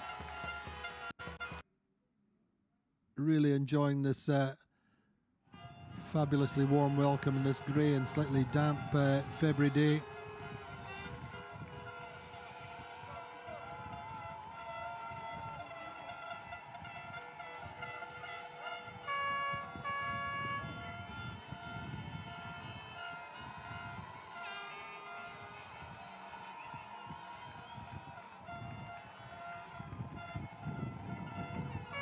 So Koji looking forward to a Caesar salad with oysters, a cheeseburger and fries, and a fruit salad.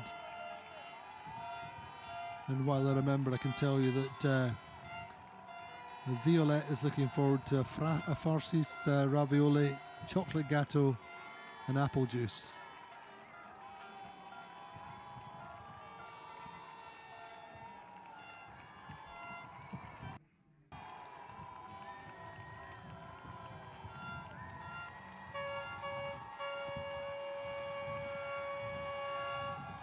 Keeps himself in very good shape. Told me before the start though that even so he was feeling his age before the start and felt his age a little bit on the race from time to time.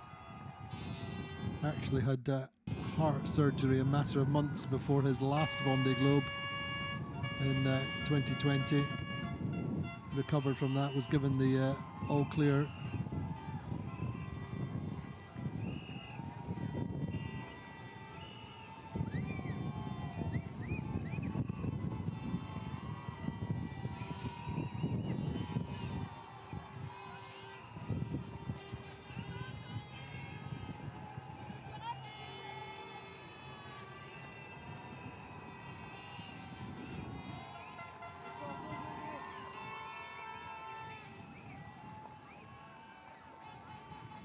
So every skipper afforded the same level of welcome from the crowd. I'm sure they'll go a little bit crazy for Violette, but very respectful, very warm welcome, very great congratulations for Kojiro Shiraishi. His 5th circumnavigation completed at the age of 57. Almost 30 years since he first set off from Japan on a 50-footer at the age of 26.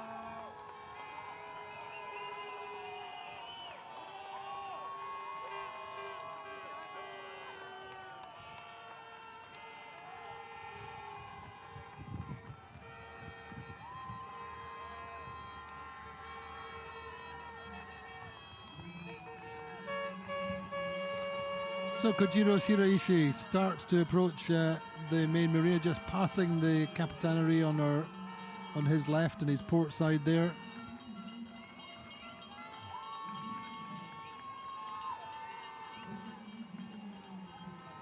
That heady mixture of relief and self-satisfaction, having completed the longest single-handed non-stop race without any outside assistance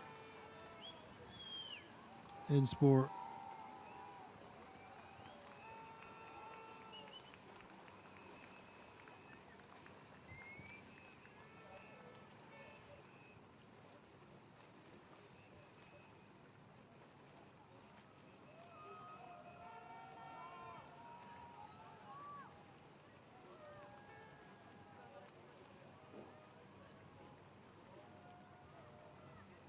It's good to see more and more young Japanese sailors on his team.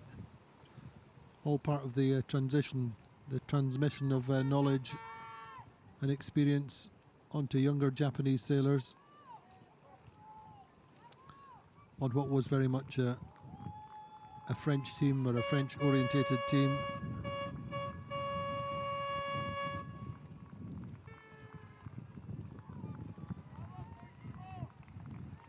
There you can see the crowd. The size of this crowd is very, very impressive.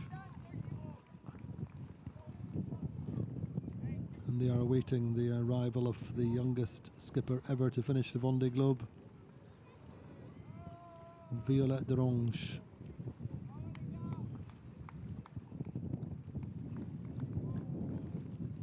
Who you have to also congratulate her for her perfect timing coming in on a Sunday afternoon. Been a busy weekend for finishes and really we're seeing public of all ages on the channel sides, on the beaches along the coast, waiting to welcome Violette back. And Koji, I think we'll see quite a few skippers on the pontoon.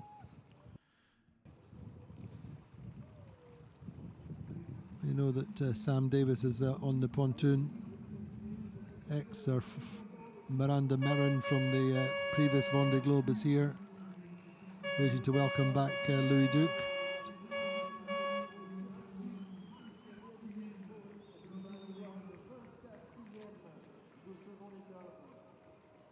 Conrad Coleman's boat there in the back, MS Amlin, Group Apicil.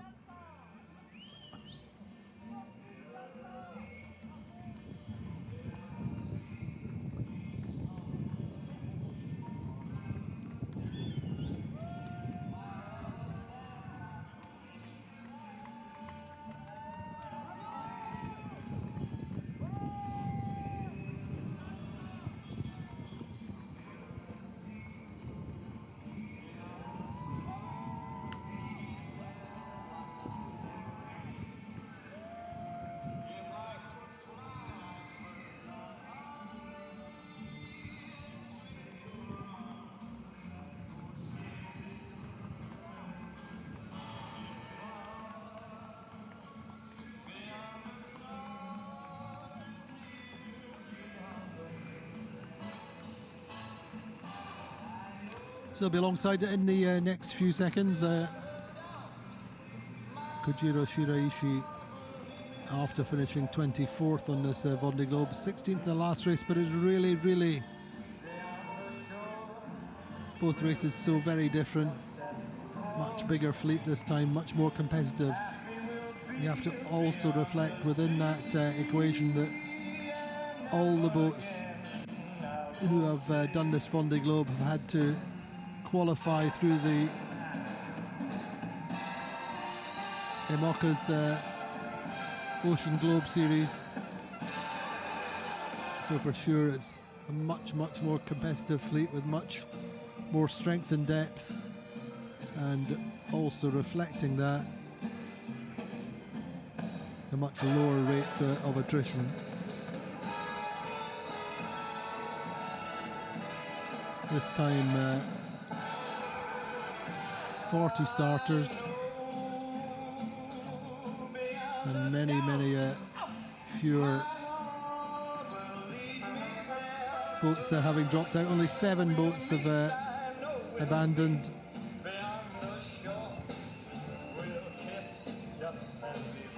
Sorry, 6 indeed. 33rd at the moment, Denis van Veenberg, who will be in at the end of the month, around about the 27th or 28th of February.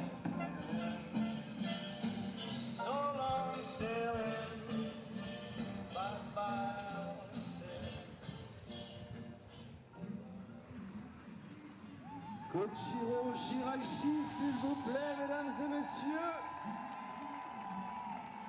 A nice welcome on the pontoon there for Kojiro Shiraishi.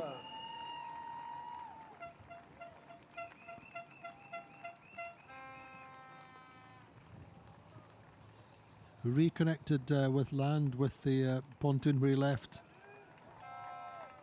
90 days ago at the start of his third Vendée Globe on the 10th of November.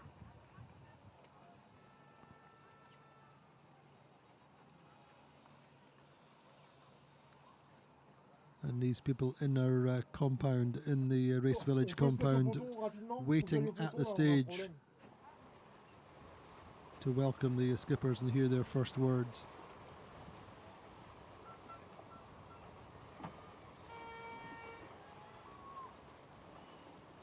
So I'm sure you're recognising not such a big pontoon party for Kojiro. Everybody waiting for Violette. But there you get another great overhead view, seagull's eye view of the topography, the layout of Les Sables d'Olonne, this long channel into the main commercial harbour there on the right, the fishing port. To the right of the picture where the main, or one of the PRB facilities is there, just these silos. And the fishing harbour there to the right.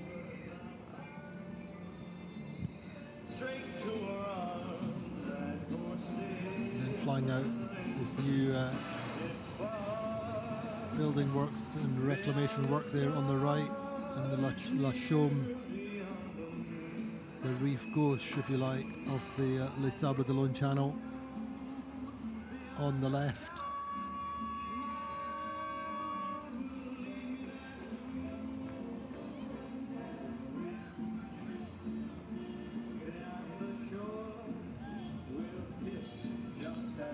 So DMG MORI is tied up safely and securely at the dock.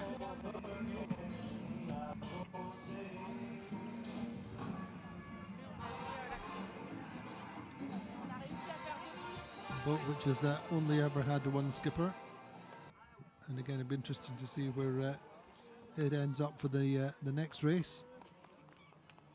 So a sister ship to the former Chiral, the Team Snef of Justine Metro, who finished 8th. Sister ship built out of the same mould at Multiplast.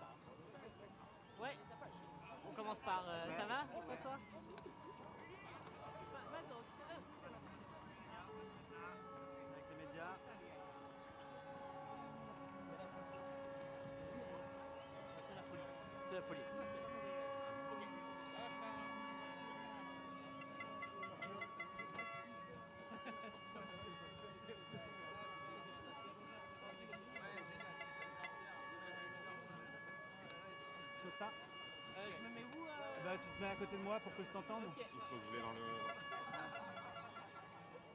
Juste. Kojiro.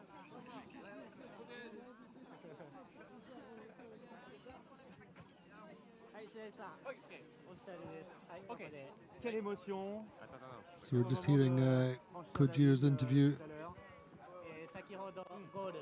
通過して気持ち感動しましたか？とても爽やかな気持ちで良かったです。はい。 So we'll have a translation from Japanese into French. So we'll see how we get on. 空曇ってるけど気持ちは晴れてます。Le ciel est nuageux, mais mon feeling est toujours ensoleillé.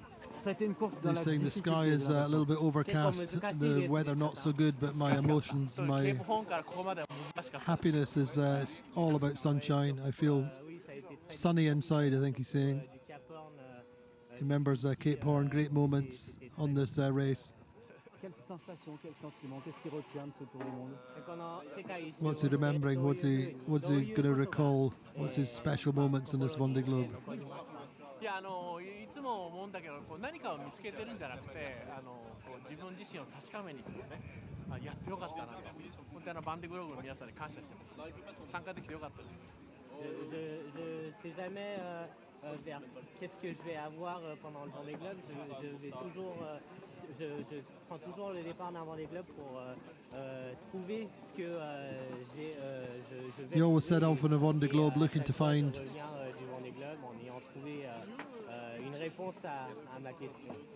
Merci beaucoup, bravo. Merci, ありがとう。ありがとう。 So that's a very short interview for Kojiro Shiraishi. We'll get some English, I think, in his press conference, hopefully. Here's Monsieur Alain Leboeuf, the president of the Vendée region and the president of the race there.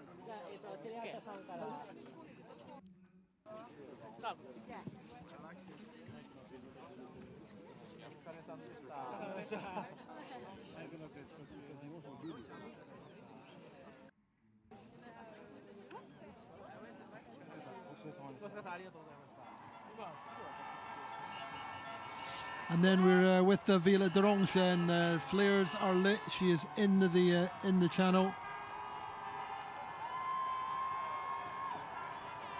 The celebrations begin for this 23-year-old.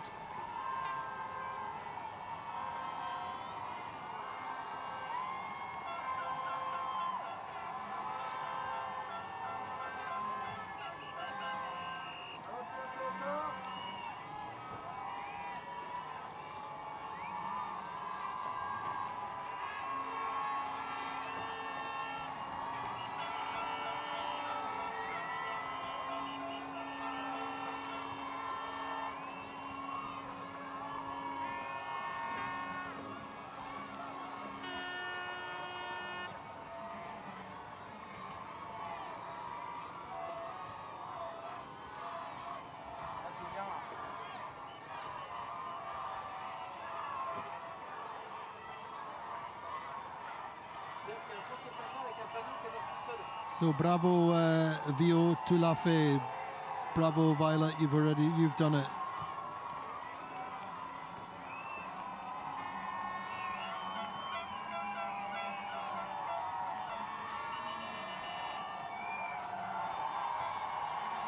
So just loving it, isn't she?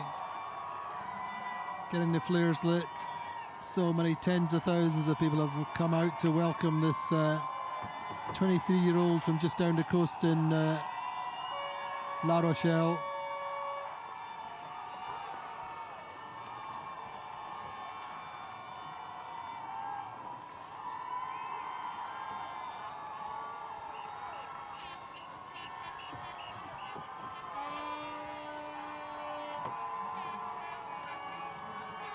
Big fleet of boats out in the channel. Interestingly enough, we've not seen that so far.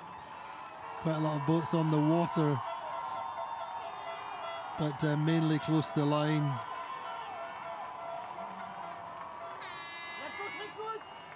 So to say, I'm quite sure this will not be the last time we see Violette Dorange enjoying a finish in the legendary Vendée Globe channel.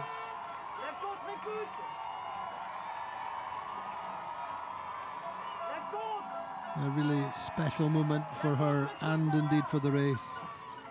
A star is born.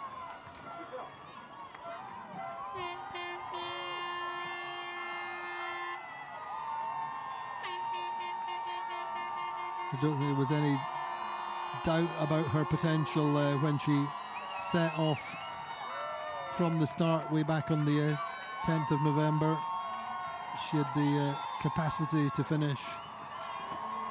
She had a solid, dependable, proven boat.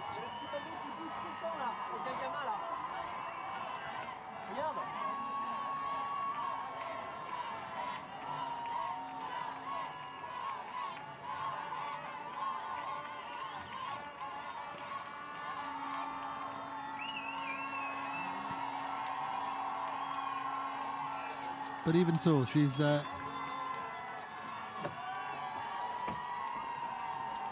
her trials and tribulations. She's had problems to fix. She's been up the mast. She's fixed her engine, rebuilt her pedestal winch, retrieved sails from the water. Pretty much normal fare for a Vendée Globe skipper, but all great experiences. She can't quite believe the surreal moment on the verge of tears of happiness. Such a huge surge of humanity, really, connecting with so many people, having spent almost 91 days solo, and a kind of perfect symmetry, having left the channel with probably just about as many people sending her off in November. It's quite surreal for her.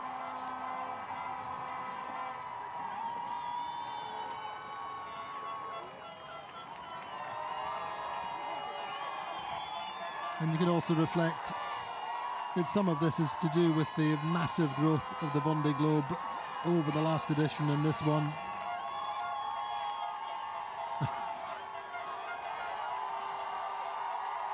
And really, again, reflect on the demographic, the age range of the people who've turned out to see Violette Dorange. People who have become Vendée Globe fans, people who have become Violette Dorange fans.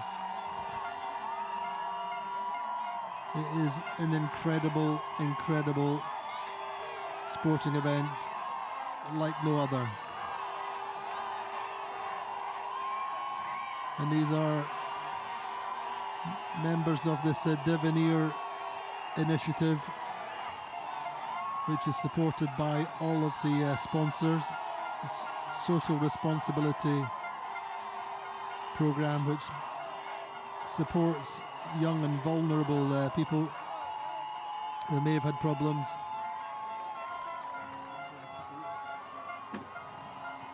Gets them on a firm footing for life.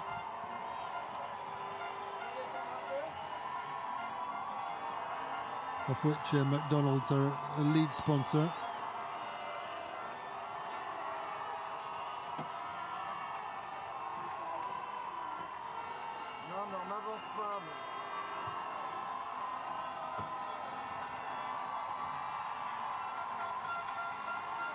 So who would have expected this at the start of the Vendée Globe?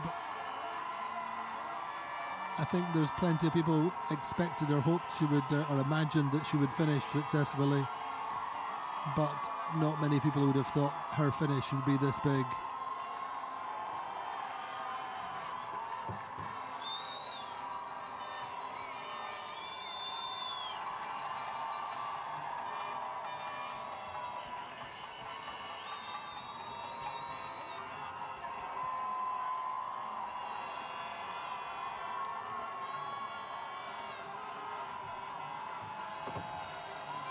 Little bit overwhelming in some respects, but it's just teetering on the brink in terms of the emotions.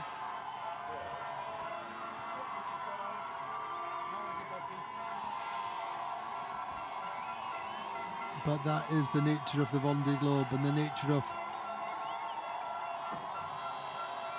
a public that takes a skipper like Violette to their heart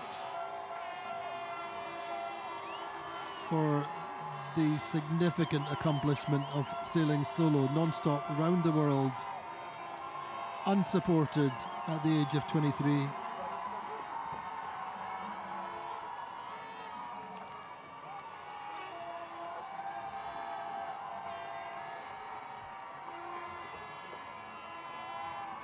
But very much a formative experience, I think, for her, a foundation for the future.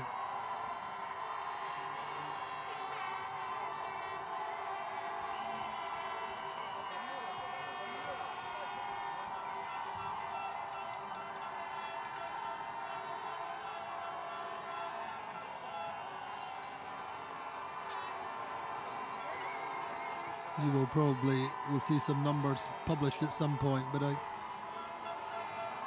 wonder if her finish is not bigger than that of Charlie Dallin and Johan Richomme.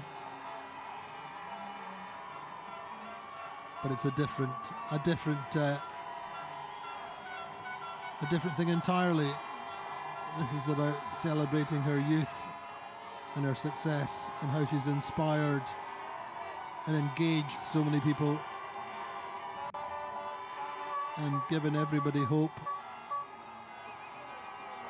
and a lesson that you can achieve so much in life just by applying yourself, just following your passion with a little bit of support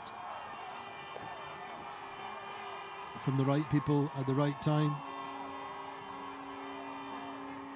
And I think that's the metaphor, not just for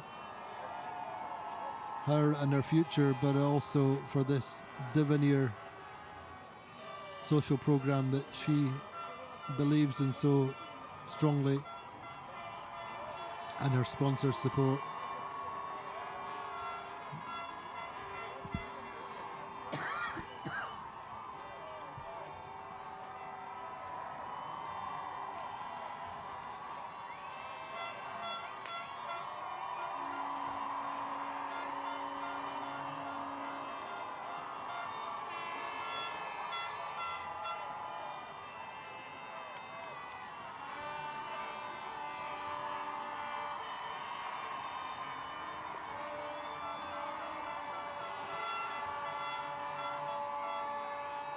Few Breton flags left over from yesterday from Guirec's finish.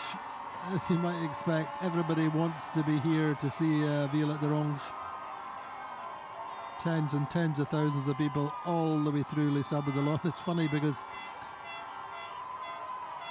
we saw the flybys out the channel just before we headed out onto the water to see Kojiro, and there wasn't hardly anybody on the banks of the channel around the marina, and everybody's assembled so quickly.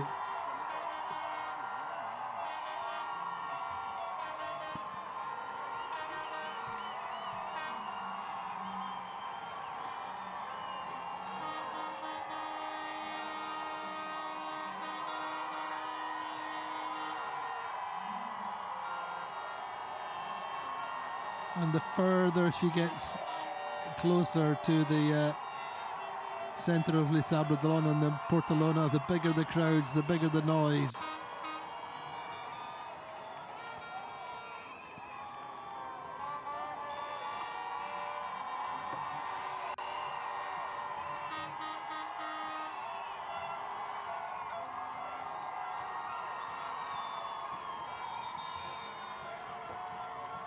She's not just inspired Vendée Globe fans, she's inspired the whole of France on this race.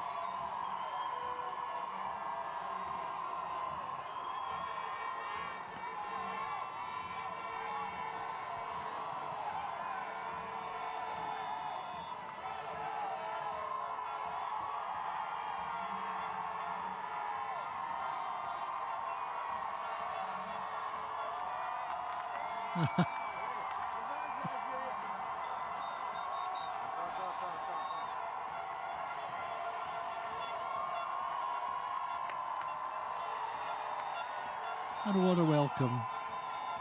What a welcome. Unbelievable.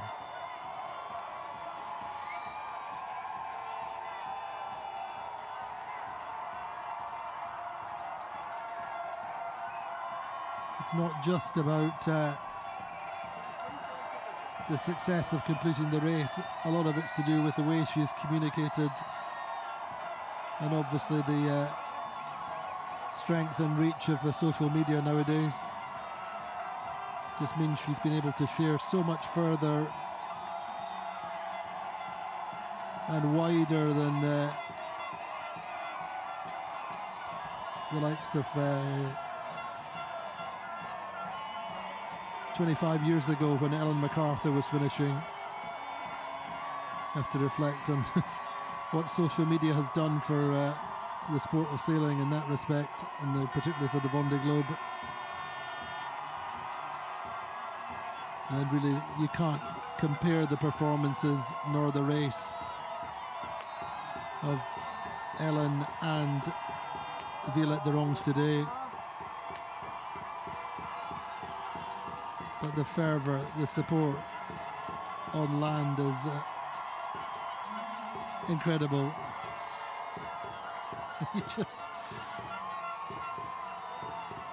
We've seen some amazing finishes, but this really just top it all. Tanguy Le Turc's arrival the other day, Benjamin Dutroux, the local hero, Sébastien Simon.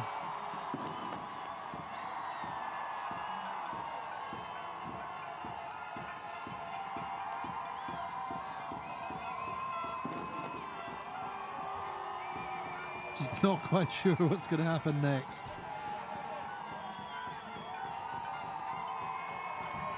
What an experience. We're having a quick set of fireworks there. Special fireworks display for Violette as she approaches the entrance to Port Alona. You maybe hear the fireworks going off in the background.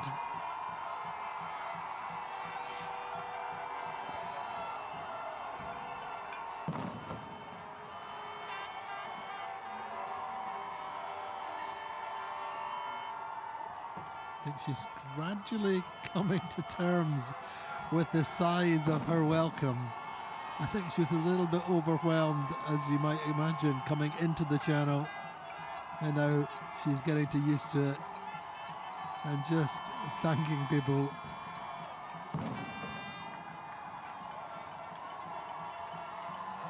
But life will not be the same again for Violette Dorange, you can be sure. She will be a household name, a household face, a celebrity in France from now on in.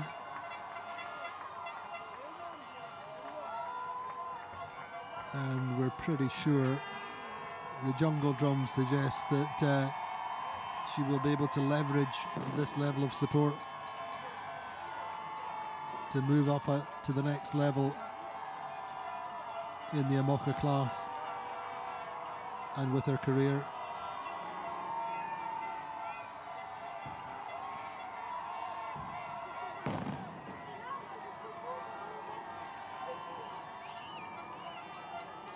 And you're bound to reflect, aren't you, if you're in this game, that at the age of 23, Charlie Dallin winning the Vendée Globe at 41, Johan Richomme, same age, give or take a year. She has time in her hands.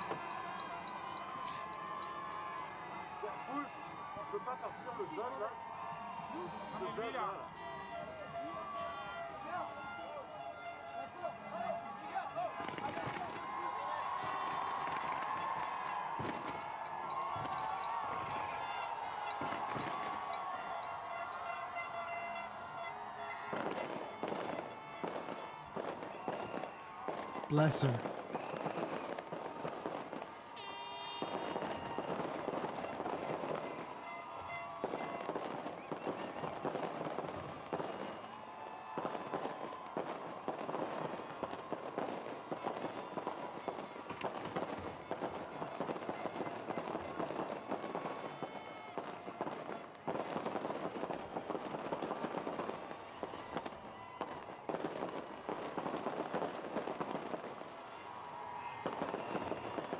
So people, as far as you can see, round every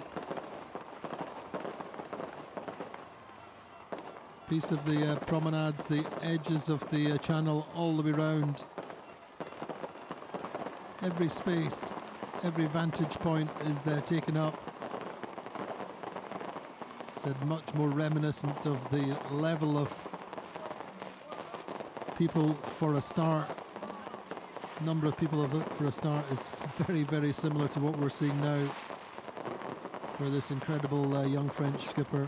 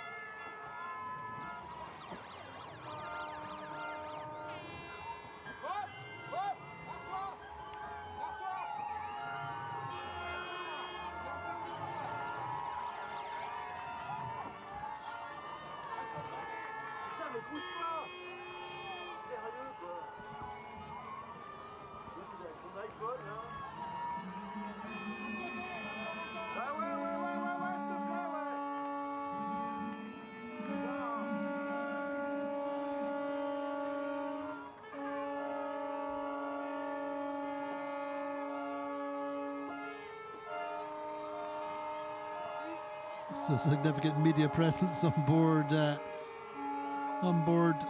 Violette Dorange's DeVenir here in Mocha. So we know this is being broadcast live on French television. Our official photographer there, her team photographer there, her team social media manager there on the bow.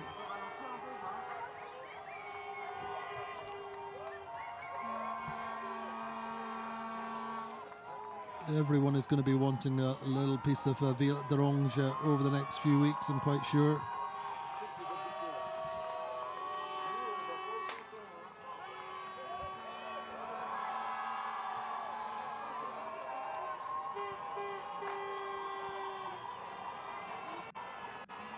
Just a reminder that she is still one of 4 skippers we're expecting today, the second after Kojiro Shiraishi.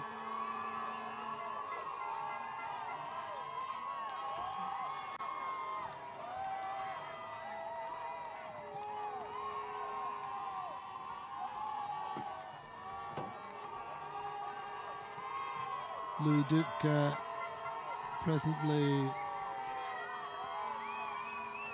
about well, just on an hour I think from the line, maybe a little bit less. 15 miles from the line, doing 15 knots.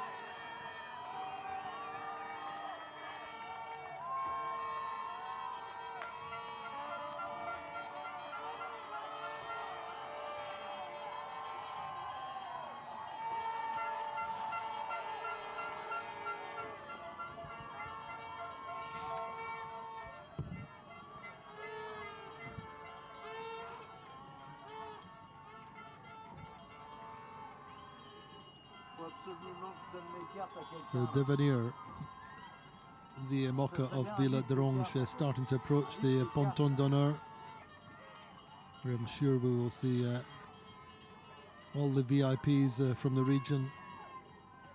All the sponsors will be on the pontoon to welcome Violette back to Les Sables d'Olonne after such a successful race. Such an engaging, inspiring race for everyone.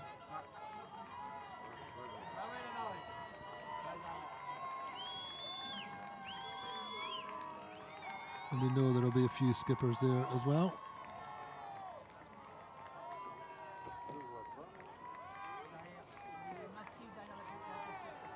And even that's something again we have not seen. Quite as many people have managed to get into the marina there on the Hammerhead. A nice vantage point, but a pontoon there is about to sink perhaps.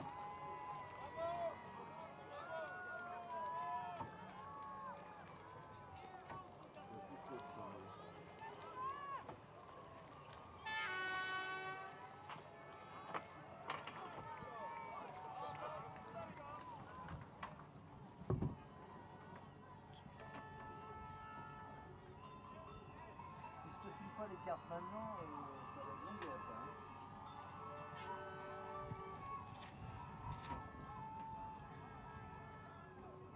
Faut qu'on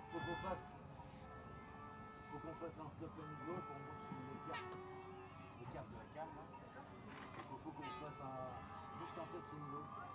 Et si on peut la garder jusqu'à ce qu'elle s'amarre là-bas, et après on fait un touch and go sur un ponton.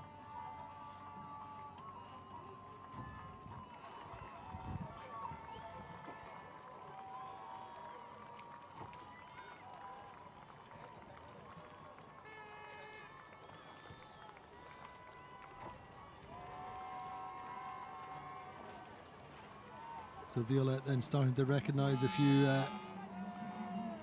familiar faces on the end of the pontoon as she comes in, passing the race boats from the fleet on this side. Isabel Josch's MACSF.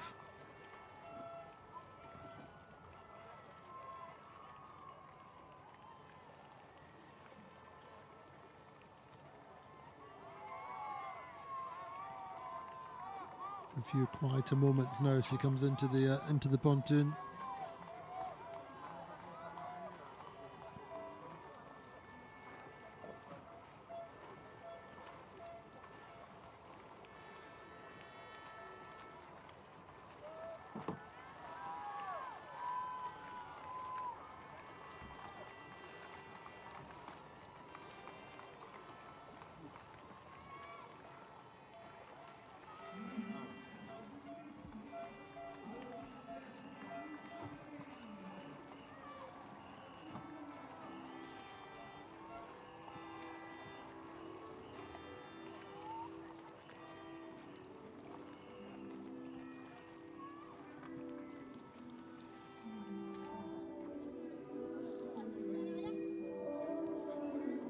A little bit of Billie Eilish, I think, for requested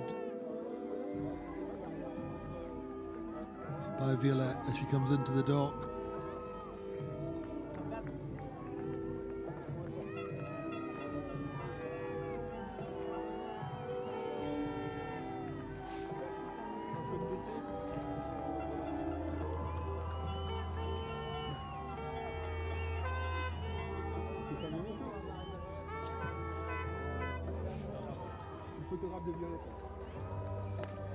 Say, just the latest in a long line of accomplishments since racing her Optimus as a teenager, doing these two passages that really put her on the map in terms of French sailing, crossing the Channel at 15 and then crossing the Straits of Gibraltar on her Optimist. But it's important to underline that she was a youth world championship medalist in the 420 class, and that's really a measure of how competitive a sailor she is, how talented an actual sailor she is. Bearing in mind the number of youth medalists who then go on to become Olympic medalists. But clearly Violette choosing the ocean racing path with this dream of doing the Vendée Globe, and no doubt of doing future Vendée Globes and improving on this first race.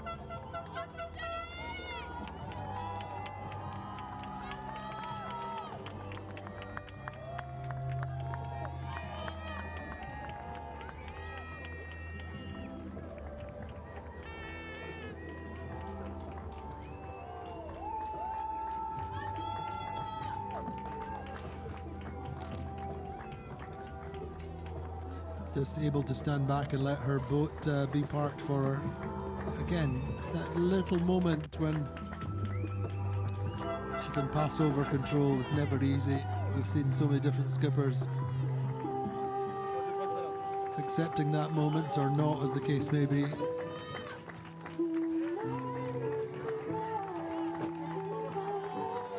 Multiple cameras then, you can see them all clipped to the stanchions and the guardrails and the bow pulpit.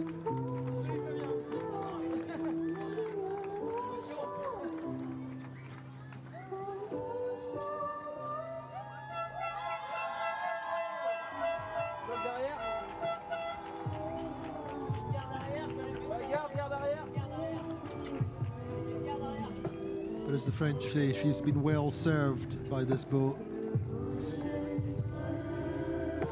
Well supported by her team and mentored, as say, by Jean Lacam.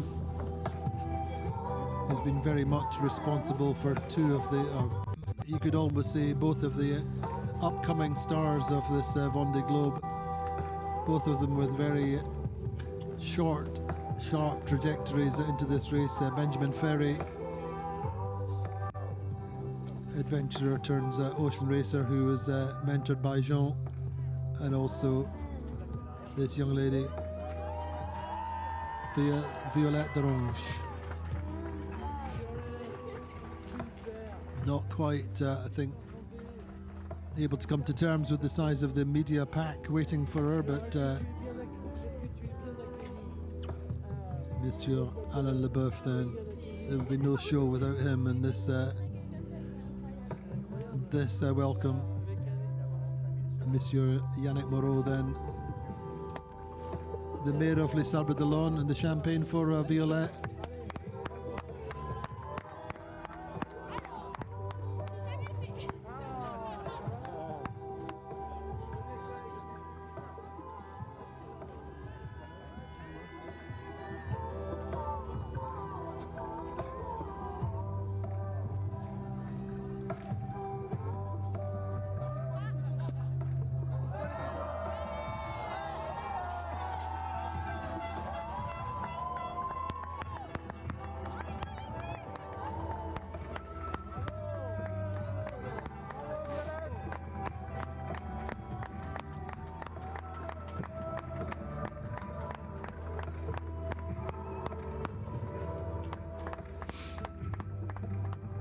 Pretty sure that's her dad. It is Alex, I think his name is, who's supported her so wholeheartedly.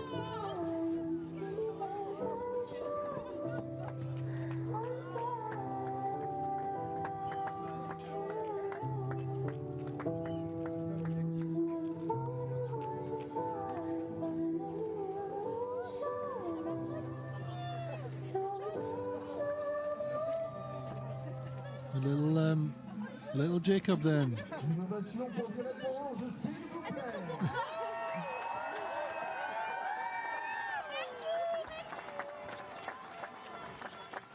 Violette, viens devant avec tes parents.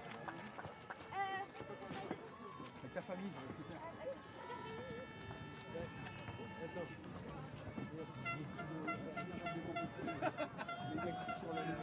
So I think we're going to do a very quick family photo, I think, with their parents.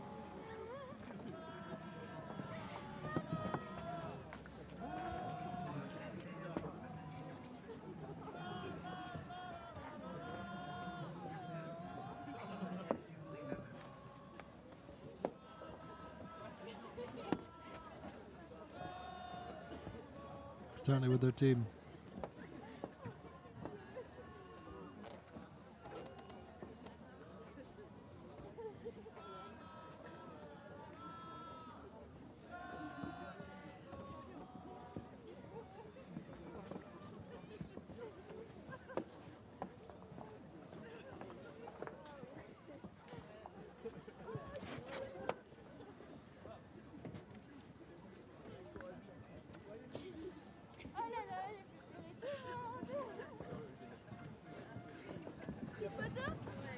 Mettez-vous devant là. Devant un peu là. Il n'y a pas de la musique. Allez. Toute la petite famille. Et après, il y a l'équipe. Et puis après, vous la portez, il faut la porter après. So we would do a very quick photograph with their family and then with their team. All these normal protocols to follow. So with the extended team are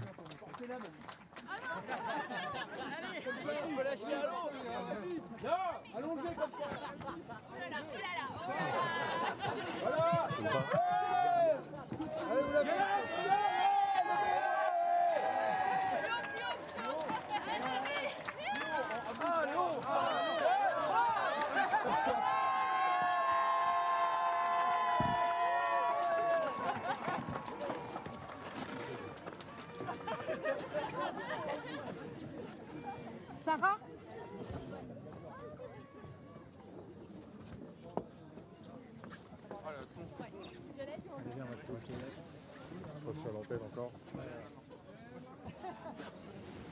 Attends,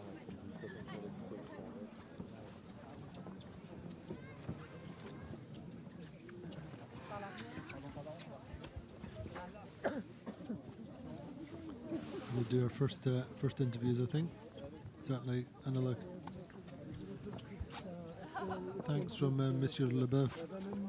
But then, let's see.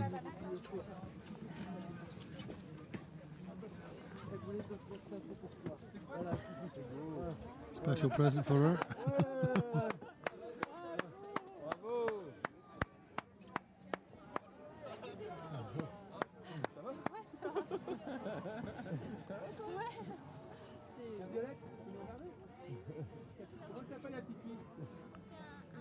A lovely moment. Léna. Super, bravo.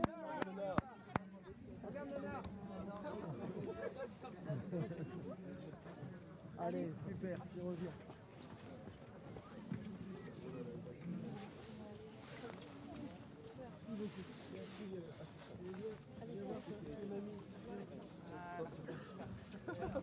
And Benjamin Ferry there with the sheepskin hood.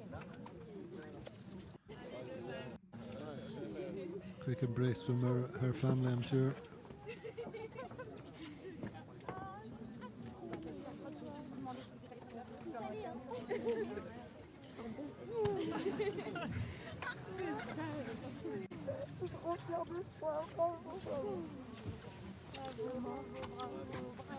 Such love, such pride.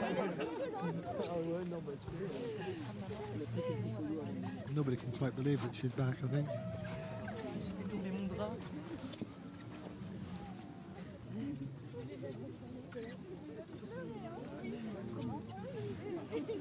Maintenant, on part là.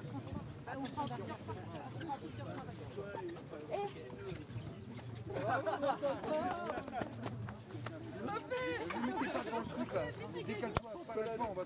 So great congratulations there. Big hug, big kisses from Benjamin Ferry, also mentored by Jean Lecam. What about the welcome then, Violette? So much emotion in the channel. Je pense que je suis encore sous le choc. Je suis sidérée Such a big du shock for her. monde qu'il y avait. C'était To incroyable. see so many people, such a big welcome. So many people. Énormément d'émotions. Je sais pas où je suis. J'ai l'impression d'être en dehors de mon corps. Enfin, She's feeling that everybody's there. So many people are there for her. ce tour du monde. Je suis allée au bout de mon rêve. Je suis allée au bout Always de cette been her aventure. dream. Et je sais pas, c'est incroyable. It's just incredible. Oui, cette course, elle m'a plu. Cette course, elle était à la Really, hauteur course gave her de mes everything, attentes. that C'était she 3 could ever mois think où of. j'ai vécu des choses, mais So many different things. j'imaginais même pas. Je sais pas comment expliquer, mais en fait, je suis passée It's par hard to des explain. tempêtes, big storms. avec des vagues de 6 mètres, avec énormément de vent. Big Quand j'étais waves. galère, j'ai dû monter 2 fois au mât. J'ai Go up the mast eu des moments twice. magiques où, par exemple, Different magical j'ai un moments. souvenir quand je vois l'île des États, c'est l'île qui est tout au bout de l'Amérique latine, et quand j'ai Just vu in cette the île, South America, ça sort marquait of le the tip of début South de la America, remontée the de l'Atlantique. Enfin, en fait, Staten il y avait Island. tellement de moments hyper intenses. All these great, intense moments. Voilà, c'est une aventure que j'oublierai jamais, et ce An adventure she'll le never jour de forget. départ, ce jour d'arrivée incroyable, And a finish day that she'll never ever forget either. Incredible.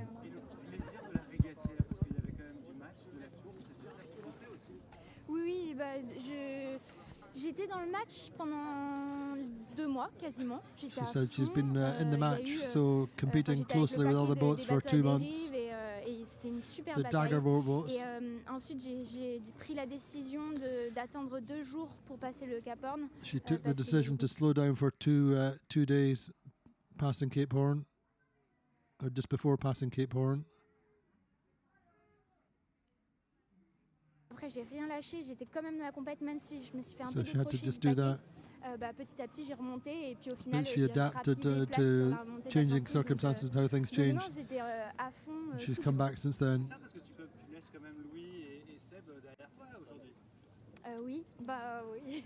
She's pleased to be Après, ahead bah, of il y en a Louis aussi and un peu Seb, devant, mais, Louis, Duke and Seb voilà, Marsset. She did a cette great course, race with them. c'était Same kind of boats, C'était of course. l'aventure avant tout, donc j'ai un esprit de régatière et je viens de la régate, donc j'essaye toujours de faire She's, au mieux, de dormir le moins possible, de régler le mieux possible. She le wanted bateau to. She's always been a racer, and she's talking about she's always trimmed, always worked hard, sailed intensively against the other boats, and she's a racer at heart. Ça a été dur la longueur de la course quand même. 3 mois sans voir mes proches. Ma The race famille, feels long. It's felt 3 months is a long time. De voir des visages, de les serrer dans mes bras. Not to have seen people, not to see people's faces. Il y a eu certaines épreuves très difficiles, certaines tempêtes. Certain stages were difficult. Certain bits were difficult. Merci beaucoup. Merci.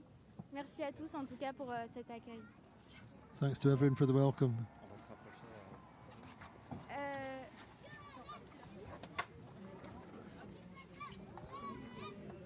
In the meantime, there's Louis Duke approaching in the background, coming into the finish line. We said it was going to be a busy day. And Louis Duke coming in at speed. Nice angle. Coming down towards the finish line.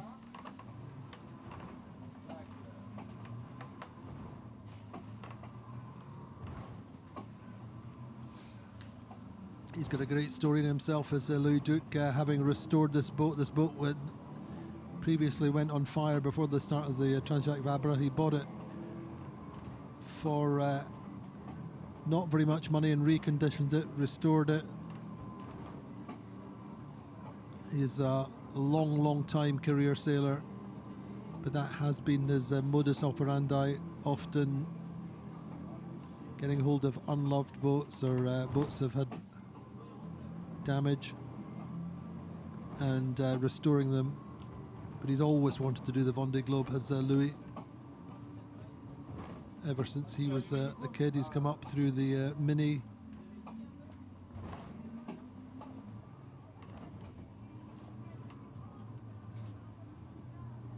Bought this burnt out boat in 2021.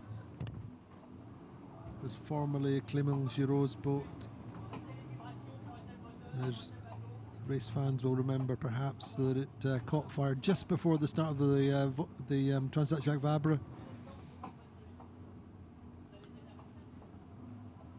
And Clément at that point was lent another boat to do the Transjacque Vabre.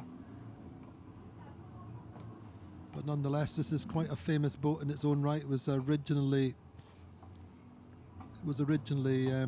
PRB.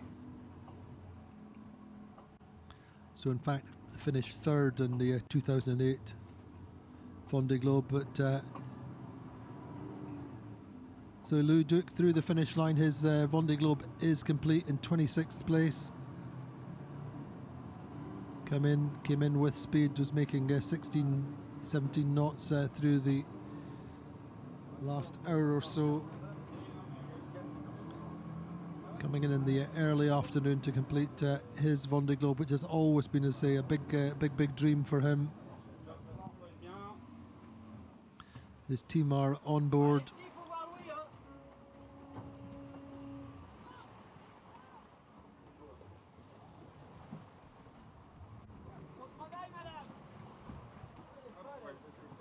So Louis Duke came through the line at 13:10, so just under 5 minutes ago. 13:10:48 French time. His time for the race is 91 days and 8 minutes. So finishing just exactly 8 minutes after the start time 91 days ago. 26 days and 4 hours after the first place Charlie Dallin, and an hour and 31 minutes behind Violette Dorange, taking 26th place.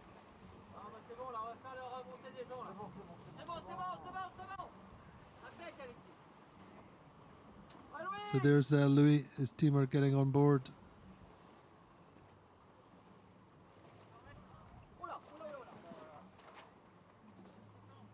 Oh, a little bit of a technical hitch there with one of his team has gone in the water, but should not be too much of a problem to be picked up quickly with all these ribs around.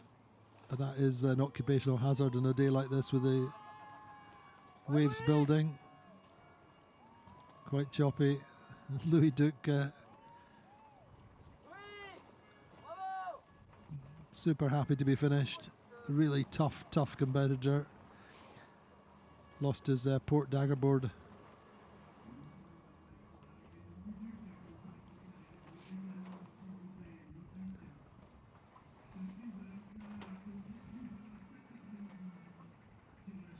From Cherbourg originally. You can see on the mainsail is support from the Région Normandie.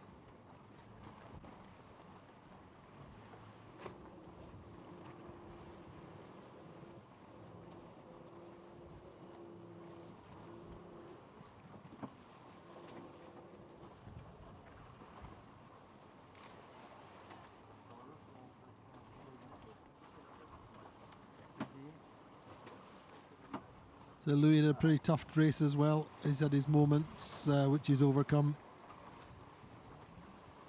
But a very strong competitor, having come up through the ranks. Quick shot there of Violette Dorange being congratulated by Jean-Pierre Dick. La suite, c'est de me reposer pour le moment, je pense. Et puis, So Violette just saying that at the moment she's looking forward to getting some rest. Le Vendée Globe, la course au large, c'était un rêve et Offshore j'en rêve ocean encore, racing, donc, offshore racing, ocean ouais. racing has been a dream for her for her whole life. Sûrement oui. So she wants to be back for sure, surely. Je pense que j'ai beaucoup d'adrénaline de voir toutes ces personnes et non là pour l'instant. Just saying how much adrenaline's been. So much adrenaline's been firing her up through the channel with all these people turned out. Je pense que le fait d'être une femme et d'être la plus jeune, forcément, ça permet de mettre en lumière le projet, mais qu'il y a un tel engouement. So she's been able to illuminate the project really. Et ça me rend hyper heureuse. Ça m'a porté tout au long de la course de savoir. She's been able to tell her story the whole way around the course. Se transformer. It's transformed her and it's transforming, I think, the opportunities for girls and Je suis women. obligée de tout donner et ça m'a énormément aidé. C'est bon, merci beaucoup. Merci Violette. Bravo, bravo. Merci. Attends, juste une petite pause. Constance.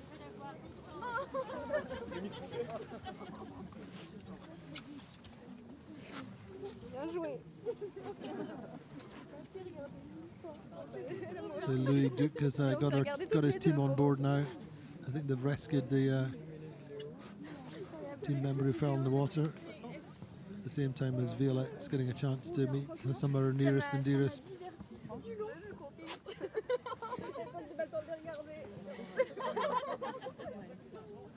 Oh, welcome back, Violette, with a little picture, I think, of Jacob, her little dog.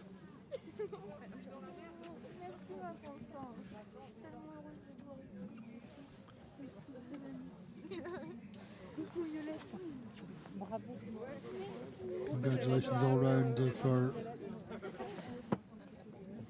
Violette. En tous les cas, super ambassadrice pour la fédération.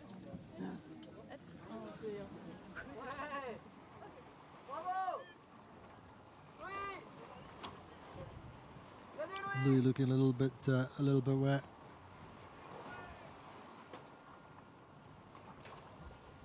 It was only what 5 days ago, 4 days ago that 5 days ago I think that Louis broke his dagger board.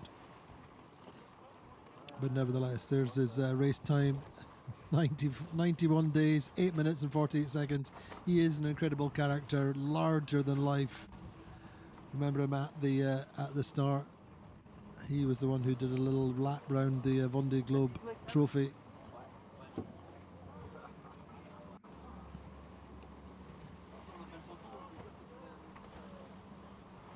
But he's a really tough competitor. Had a few autopilot problems.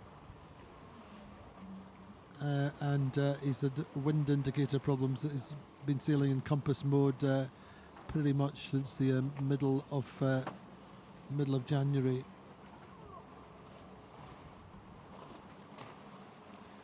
But he's mostly kind of boat builder to trade.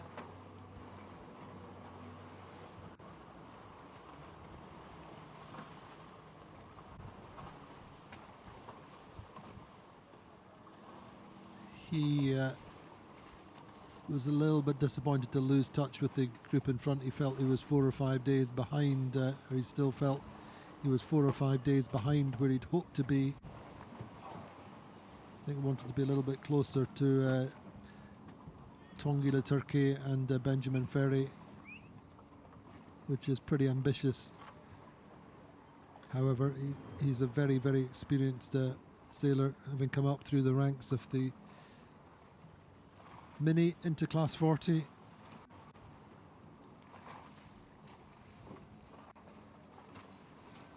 Reconditioned a Pogo 1 in the very, very early days. Going back 21 years ago, raced a Mini Transat, Mini Fastnet.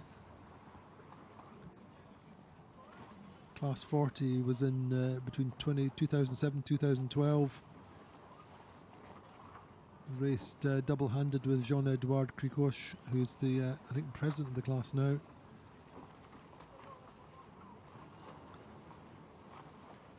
2012, raced the Transat Quebec Saint-Malo. Then moved on to a new boat between 2013 and 2016. Did the Fastnet race.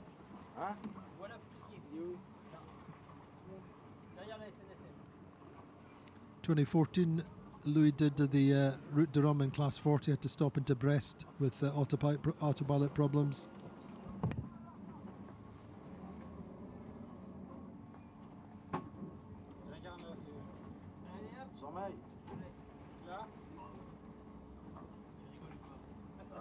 Moi je commence à avoir FOUSSIER au loin là. Ah, ils sont beaux. So he's mostly been in Class 40 as Louis. Did the 2019 Transat Jacques Vabre with Aurélien Ducros, the free skier turned ocean racer, finishing 5th out of 27 boats in that edition. C'est pas à peine de bourrer, hein.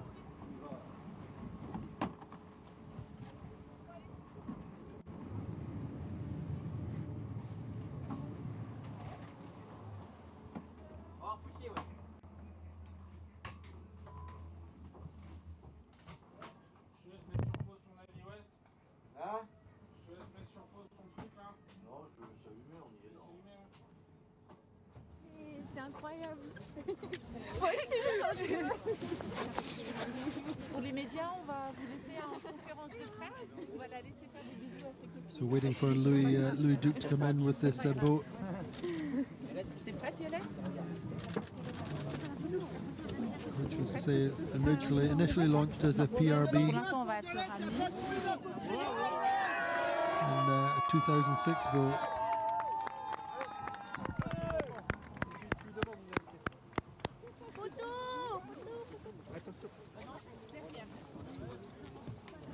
So Violette Dorange then on the pontoon, and we'll go up the gangplank to be met by this huge crowd in the race village on the main stage.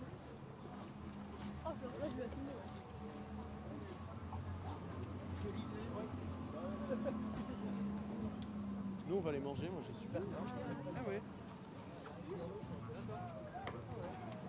Un peu dans l'axe.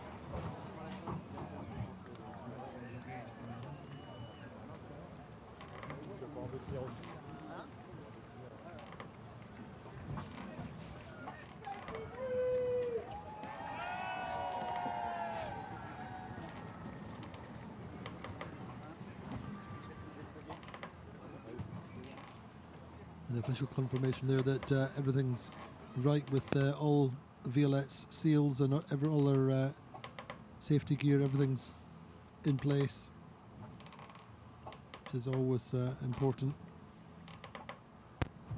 Can still have a small penalty for broken seals, that kind of thing. But there you can see this huge crowd waiting for a Violette.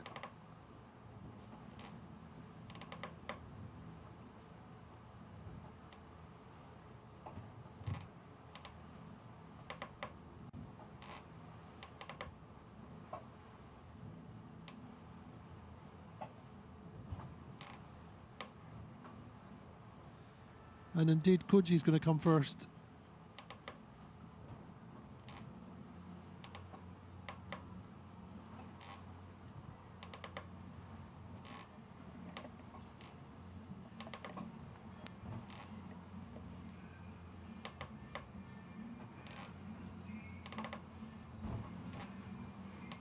He looks relaxed, he looks happy. The job is done. He's completed his second Vendée Globe, and again, just reiterating, last time he finished, there was hardly anybody here.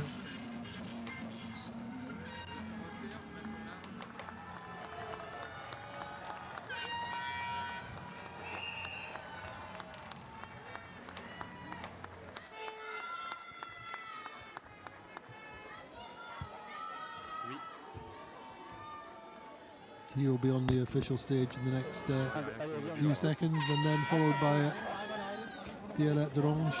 You can see people starting to stream into the entrance to the race village there. Left of screen, left of picture. Of course, it is free entry.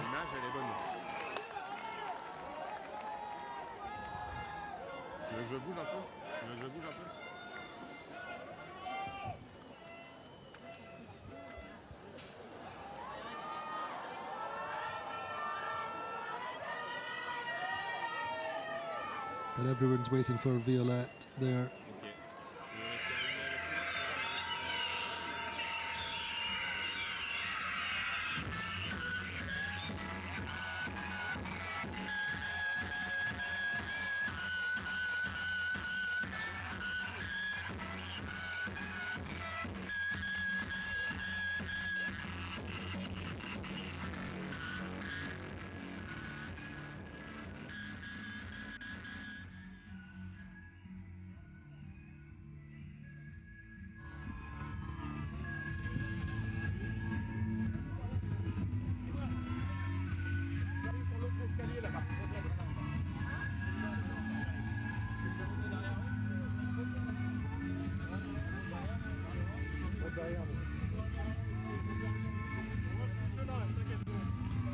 You can see the crowd growing by the second.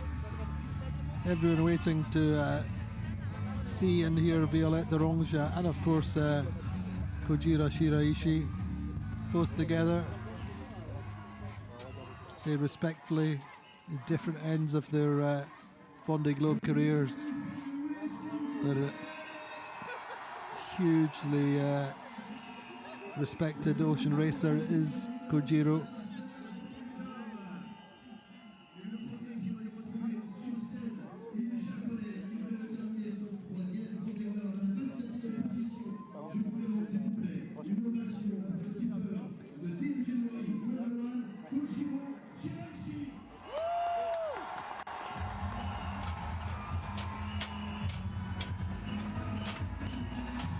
Kojiro Shiraishi then on stage, finishing his second Vendée Globe. A big hug from the president, who really is a big fan of internationalising the Vendée Globe.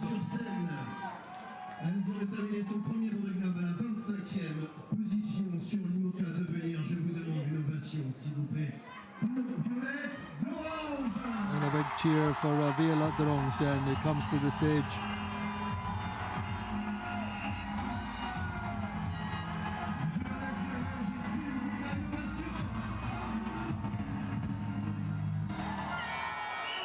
How lovely just to have them both together. And Koji encouraging the crowd. I love that. That's just typical of him. Does not want the limelight. Wants it for the younger Violette. Quelle ambiance, président, puisque nous avons sur scène Monsieur Leboeuf, le président du Vendée Globe, président du conseil départemental de la Vendée. S'il vous plaît, vous pouvez l'applaudir également. So we'll get a few words from El Presidente.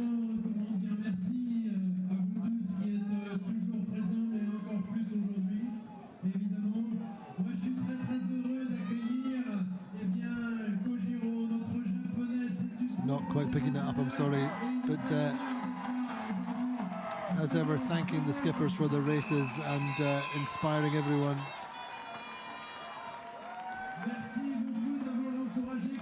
Thank you for the welcome, for everyone for turning out.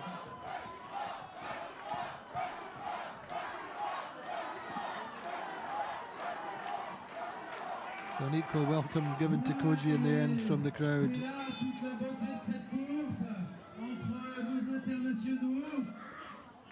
Great congratulations for our international skipper, for Koji.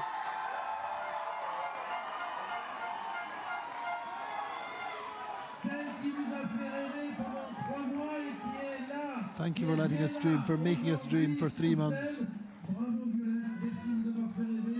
Bravo, Violette, well done. And to you also, Koji.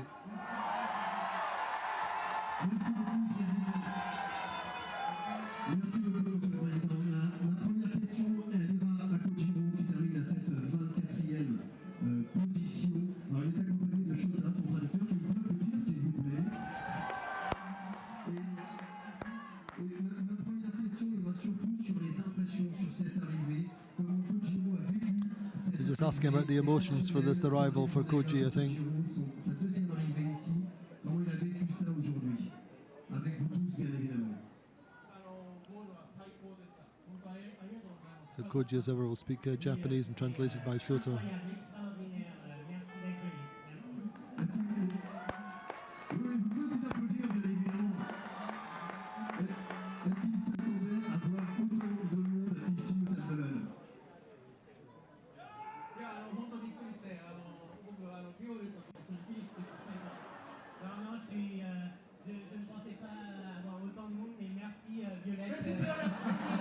Thank you, Violette, very much for the welcome. How gracious, how funny. Just thanking Violette so much for organising such a big warm welcome just for Koji. But really, I say that's so special for Koji because, like I said, his last race he came in and it was super quiet in the channel, and this time, by default, as it were, ending up with a huge welcome, and that is so appropriate and so well deserved for Koji.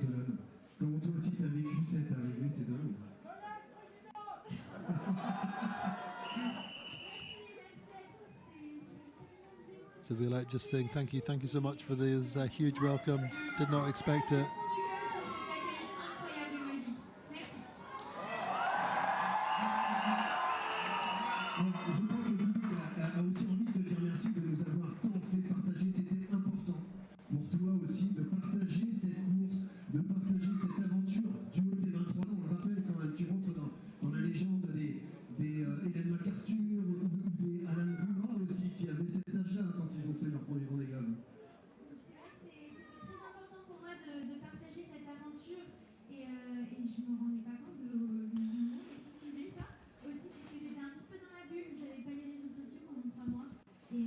So it's a little bit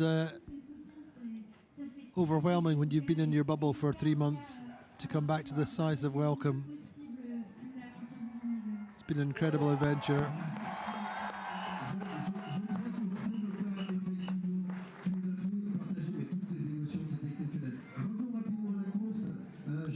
Meantime, fourth boat of the day, Seb Marsset coming into the finish line on FOUSSIER.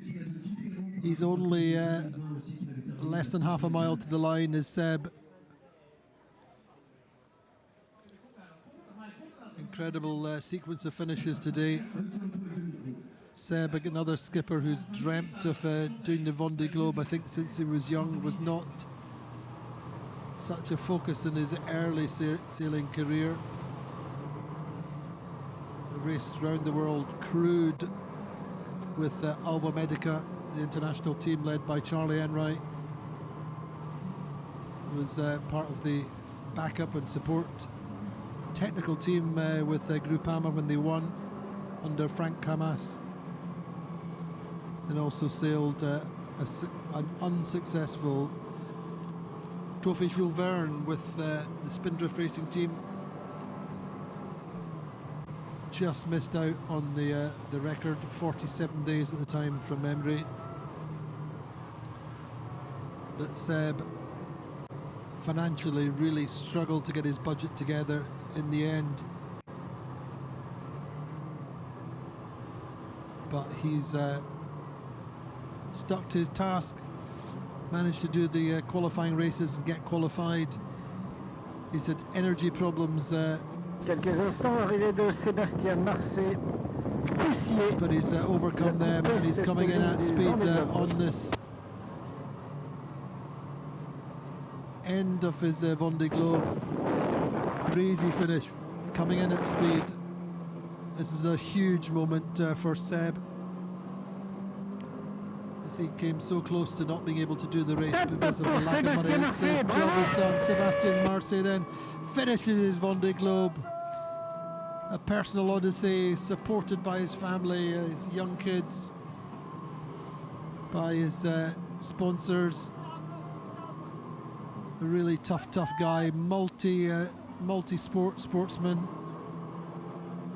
Still plays basketball competitively. But he's done it. He's finished his Vendée Globe.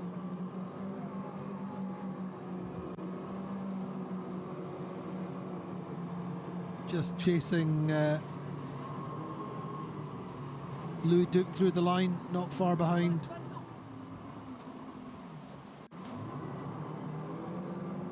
Certainly Louis and Seb in particular coming in with the building breeze, coming in fast to the line.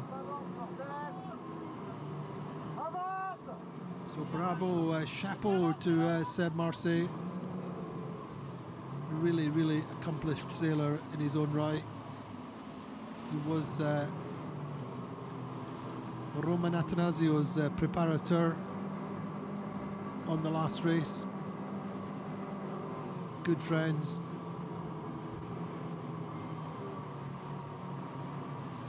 And like Ollie here in this race, follows the storyline of preparateur or boat captain becomes skipper.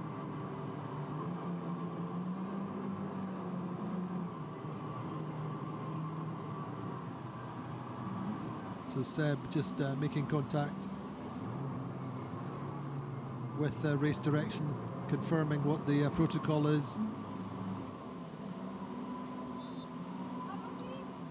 Celebrated his 40th birthday, if you remember, during the race. He's come up from the mini class, which he raced between 2005 and 2011. He's from Nantes. And in the mini class, he sailed 18 different races over that period. Then he supported Groupama 4 with Frank Camas in the ocean race. He's a big physical presence on board, super powerful sailor. And he's gone from being the solo skipper alone on his boat.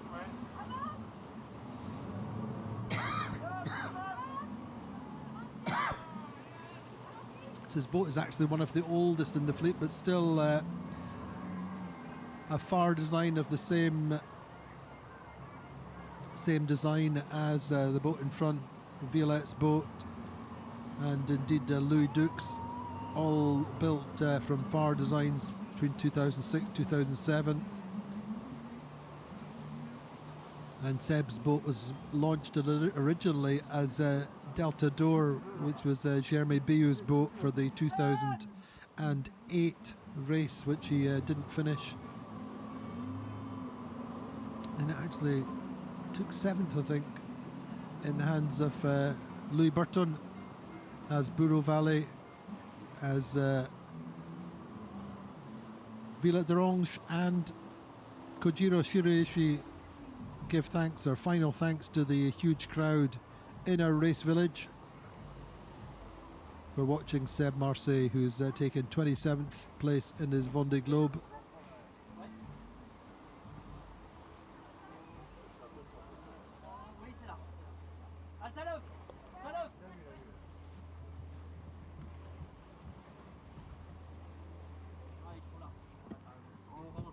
So he raced the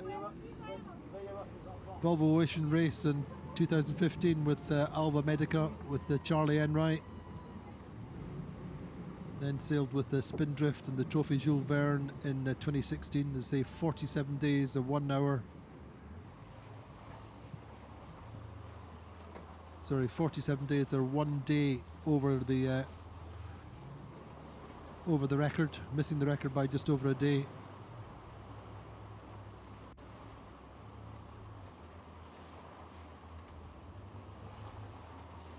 Then he took on this boat in 2021, did Seb, and actually got 7th in the Transat Jacques Vabre that year. Really had a great race from memory.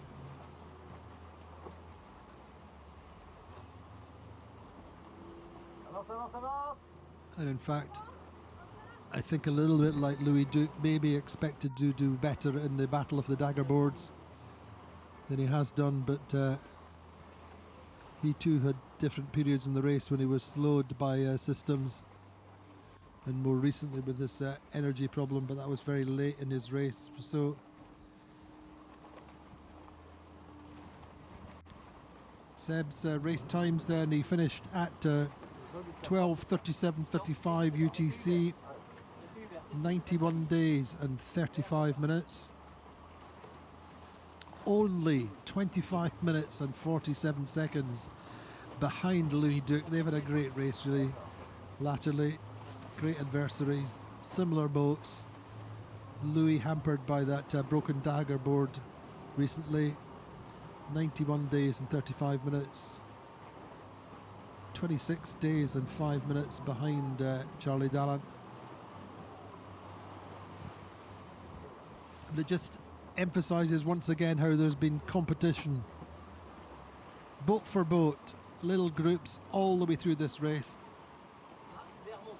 You'd have to say that everybody's had value for money in terms of competition. Nobody's ended up completely on their own, hundreds of miles from other boats.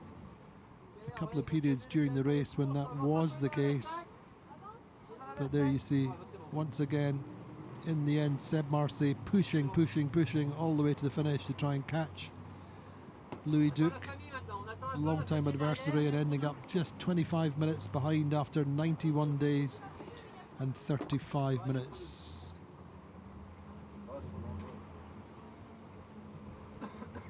So many skippers so many skippers in this region of the fleet talk about how small their budget is, but I know that Seb Marsset really had to push hard, look after every penny, and was quite clever in his choice or finding fixtures and fittings for his boat.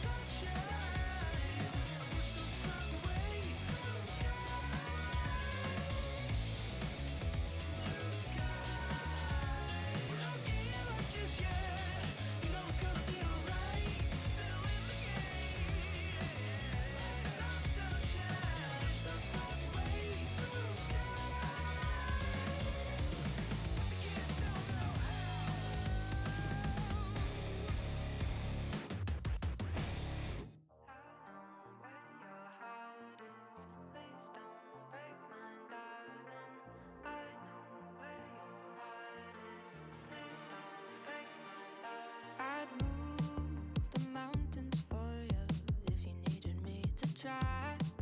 The strength within me is the fire you light inside. I'd go the distance, I'd run any amount of miles. My love is endless, watch it flow, the rivers never dry. But I'm going through withdrawals when you don't pick up my calls. I could really use a sign to keep me going. Oh, give you everything, but you leave me your love. Miss you instinct. Now the moment's over. Coming to my senses. Wish that I would cut it out. Loving you is tempting. Lost in the escape right now. I cross the oceans using my very last breath of life. Your waves will keep me floating, carry me through the night. But I'm going through withdrawals when you don't pick up my calls. I could really use a sign to keep me going. Oh, give you everything, but you leave me your love. Miss you instinct. Now the moment's over. Coming to my senses. Wish that I would cut it out. Loving you is tempting. Lost in the escape right now.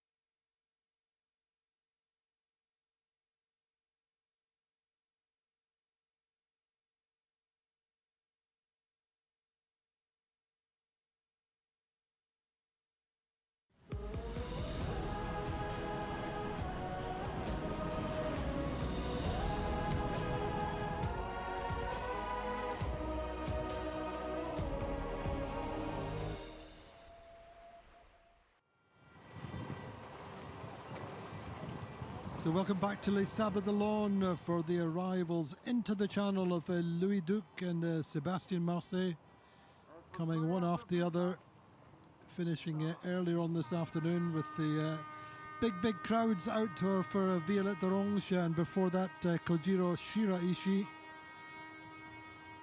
and still some of the crowd staying out for these two skippers, who have both sailed really solid, accomplished races, both finishing the Vendée Globe for the first time. Louis Duke coming in now, a skipper whose boat really should be called the Phoenix, considering he rescued it from a burnt out shell pretty much, as has been something of his modus operandi through his career, very often rescuing and rebuilding boats which are damaged. That's not to take away anything in terms of his performance. He's really sailed hard and fast most of the way around this race, which has been his long time ambition. He's a skipper, a career ocean racer, offshore racer, boat builder who has always dreamt of doing the Vendée Globe. Came up through the mini class and class 40 with some really solid results over the course of his career. and very much a contemporary of Seb Marsset, although their career paths have been slightly different. Seb doing more crude offshore and ocean racing. Louis been happy to pursue a career, more of a solo career in double-handed racing. But he's really found his métier, found his way in this race very, very well. He's had a few tough moments with technical problems.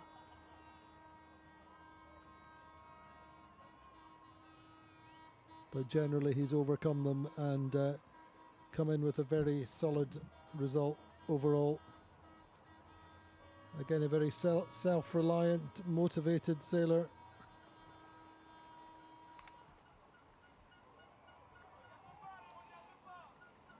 Who I think will be generally very happy to have finished and fairly content with his result. He did say he'd hoped to have been with the Daggerboard group in front, with the likes of Benjamin Ferry and Tongila Turkey in particular, but in the end a few days behind. But in 26th place,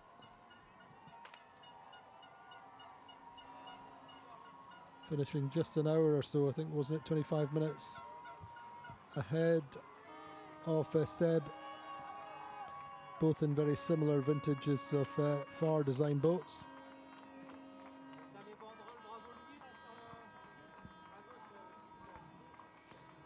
And great to see the crowd staying out for both these skippers. Not a very nice afternoon now, a little bit of drizzle. And quite chilly sea air.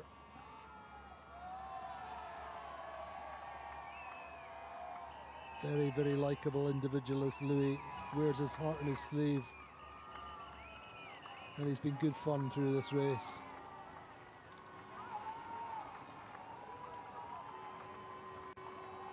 Bravo Louis, the Viking de Catare, which is up on the Cherbourg Peninsula where he comes from. Great to see the different regions turning out to welcome their skippers back. Successively the very northern tip of Brittany. Yesterday for Guirec, the Charente-Maritime, this area down round La Rochelle, and in particular the village for Violette Dorange. The whole village turning out for Violette this morning. And now the Cherbourg area coming down to welcome back Louis Duke.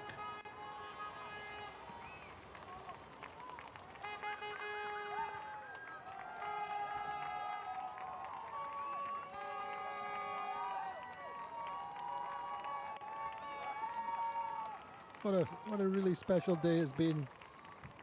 Quite unique, I think, in Vendée Globe history to have 4 boats coming into this channel on the same day.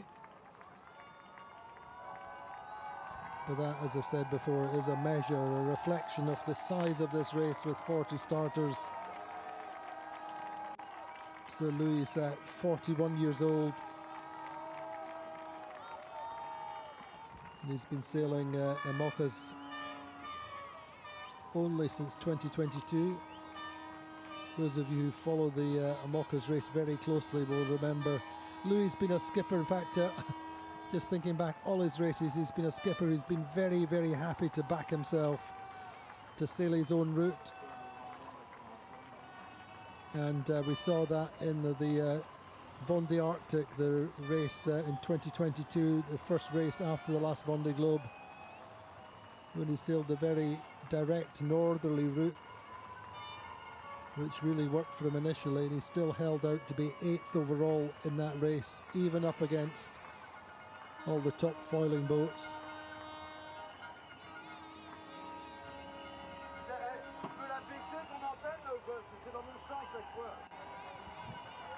So grew up in this town, Carteret.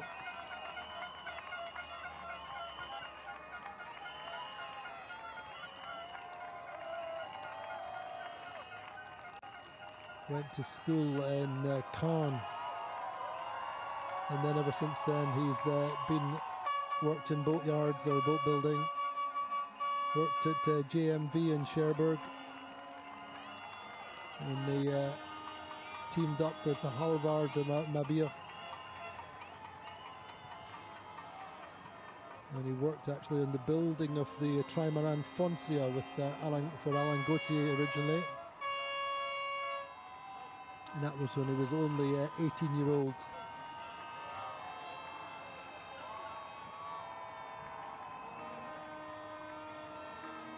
So that's where he served his apprenticeship in boat building. And he did the Mini Transat way back in 2005. And that was his first big adventure. Though dismasted at the Cape Verde Islands then. Built himself a jury rig. And he managed to go all the way and finish the race in Brazil.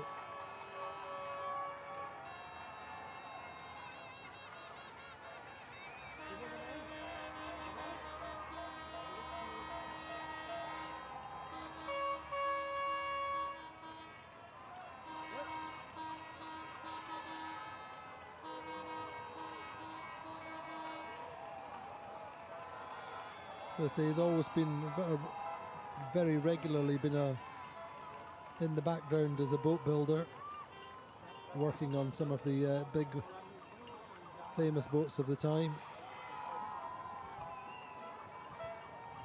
And then he worked with Servan Escoffier,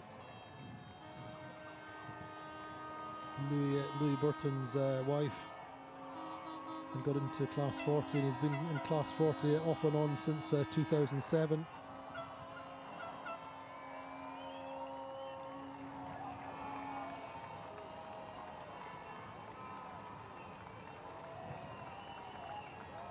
So he did the Transat in 2016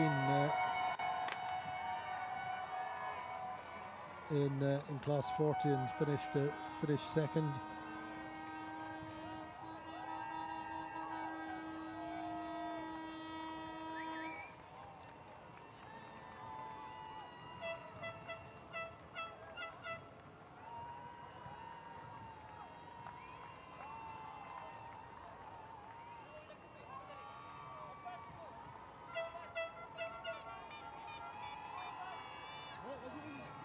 So again, one of the oldest IMOCAs in the fleet, a 2006 launch.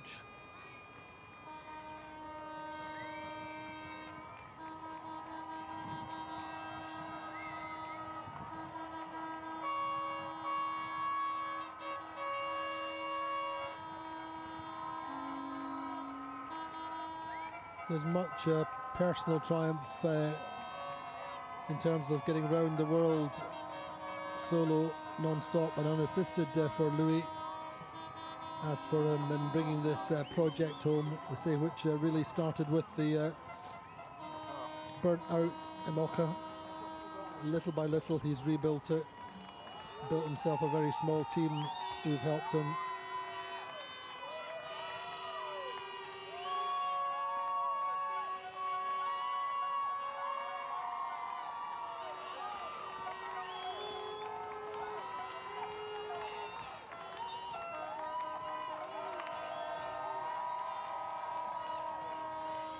So nonetheless, a lot of support for Louis as he comes into the channel and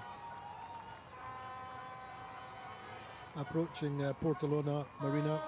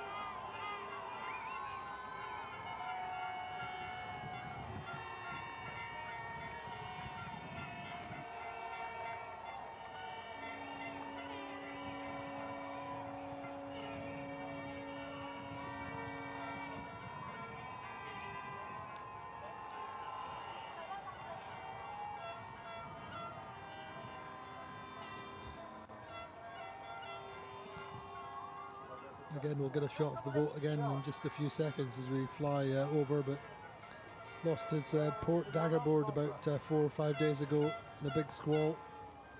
Boat broached. And all the power went onto the daggerboard. And it broke off, and he reported immediately that he went below and saw that it sheared off. You can see that on the port side there.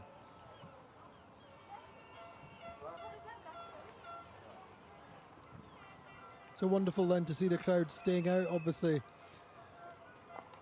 With respect, so many of them turned out for this huge welcome for Violette Dorange, but there's Monsieur Leroy Jean Lecam.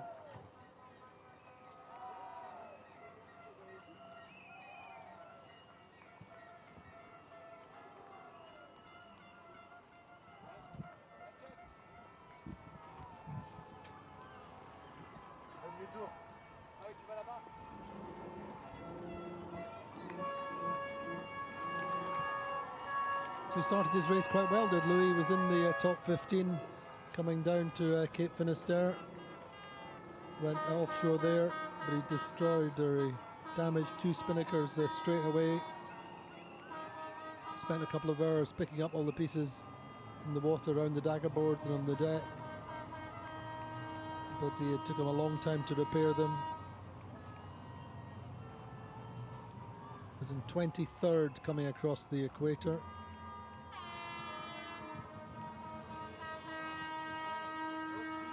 And he stays quite well offshore, quite well to the west on the return. Sorry, on the descent of the Atlantic. Quite brisk, tough conditions for him the early part of the Indian.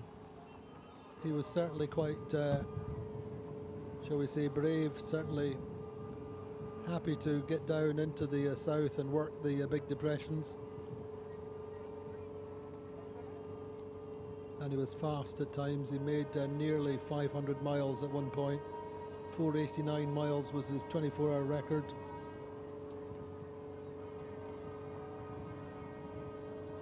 '25th at Point Nemo. 26th at Cape Horn. Big storm for him at Cape Horn. And he was in that little group who came through the big storm at the Falklands.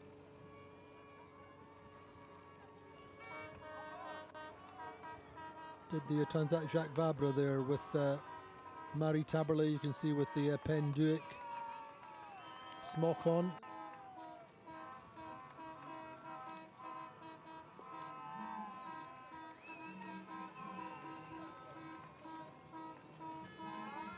And actually it's Halvard there on the helm of Louis' boat.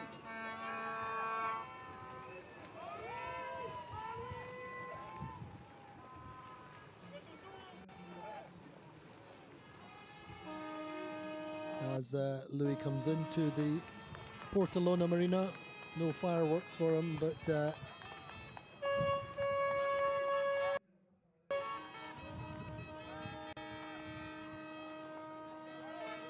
he will be alongside shortly also.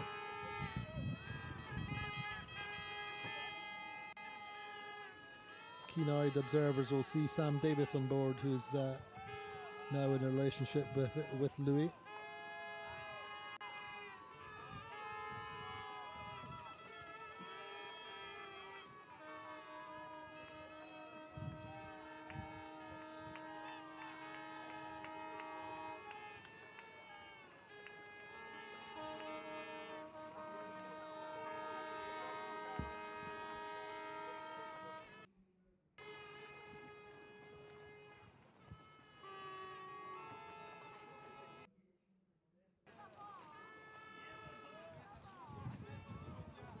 So he was actually up to 24th at one point off the coast of Brazil, 25th across the equator.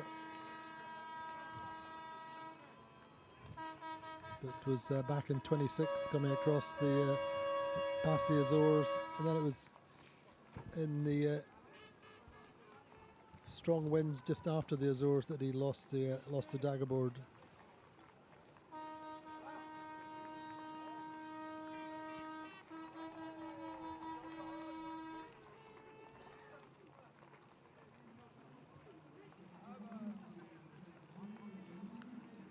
So what a lovely day for the all these tens of thousands of people who have turned out to welcome these 4 Vendée Globe skippers in at the conclusion of their solo non-stop around the world races, all with their own stories.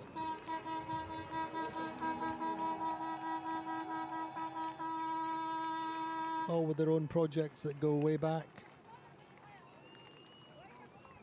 Whether that's Violette Dorange, whose programme only really started a year ago in the Amoka. Kojiro Shiraishi on his 3rd Vendée Globe and a lifetime ocean racing or racing and sailing around the world.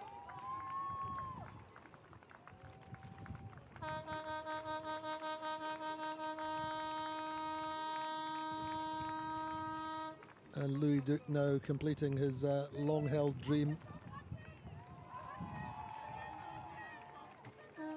Really handy, practical sailor. Very talented, as we've seen. As said, he's always been happy to back himself in terms of his strategic decisions. Doesn't follow the fleet by any stretch of the imagination.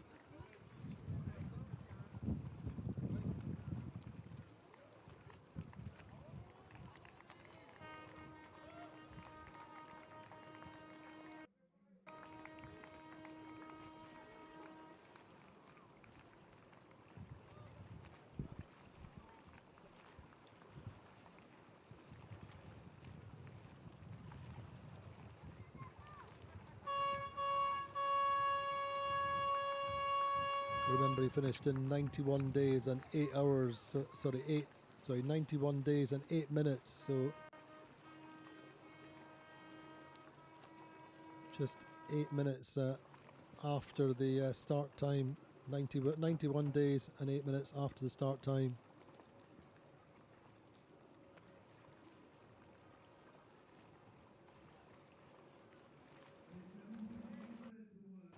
So you can see a nice little shot, nice images there. You can see the obviously the identical hulls of these Phare designs.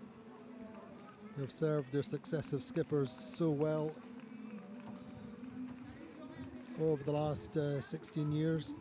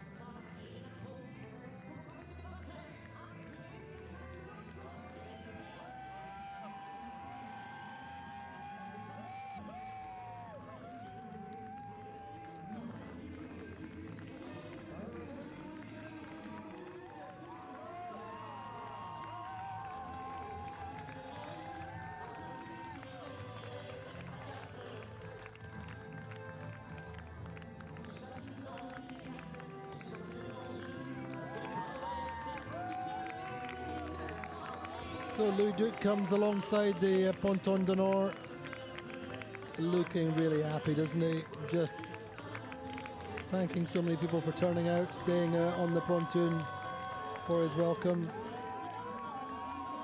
I think he is, if I'm not mistaken, he'll be the first Vendée Globe skipper to come in, I think, with 2 Vendée Globe skippers on board his boat.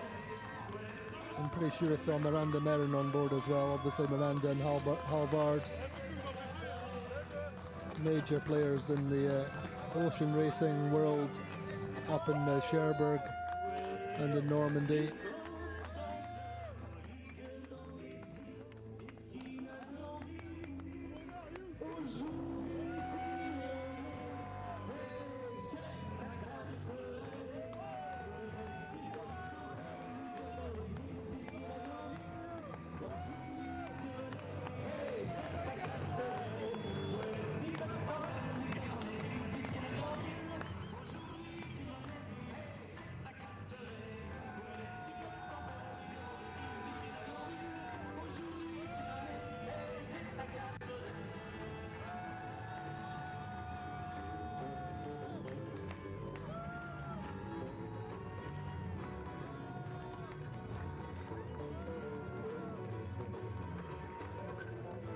So there we go.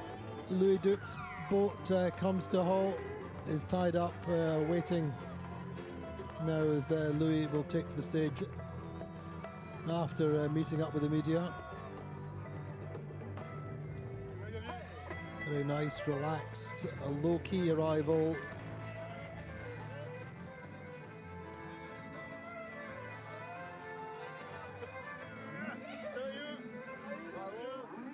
Bravo, Louis. A fantastic job. Well done. Merci.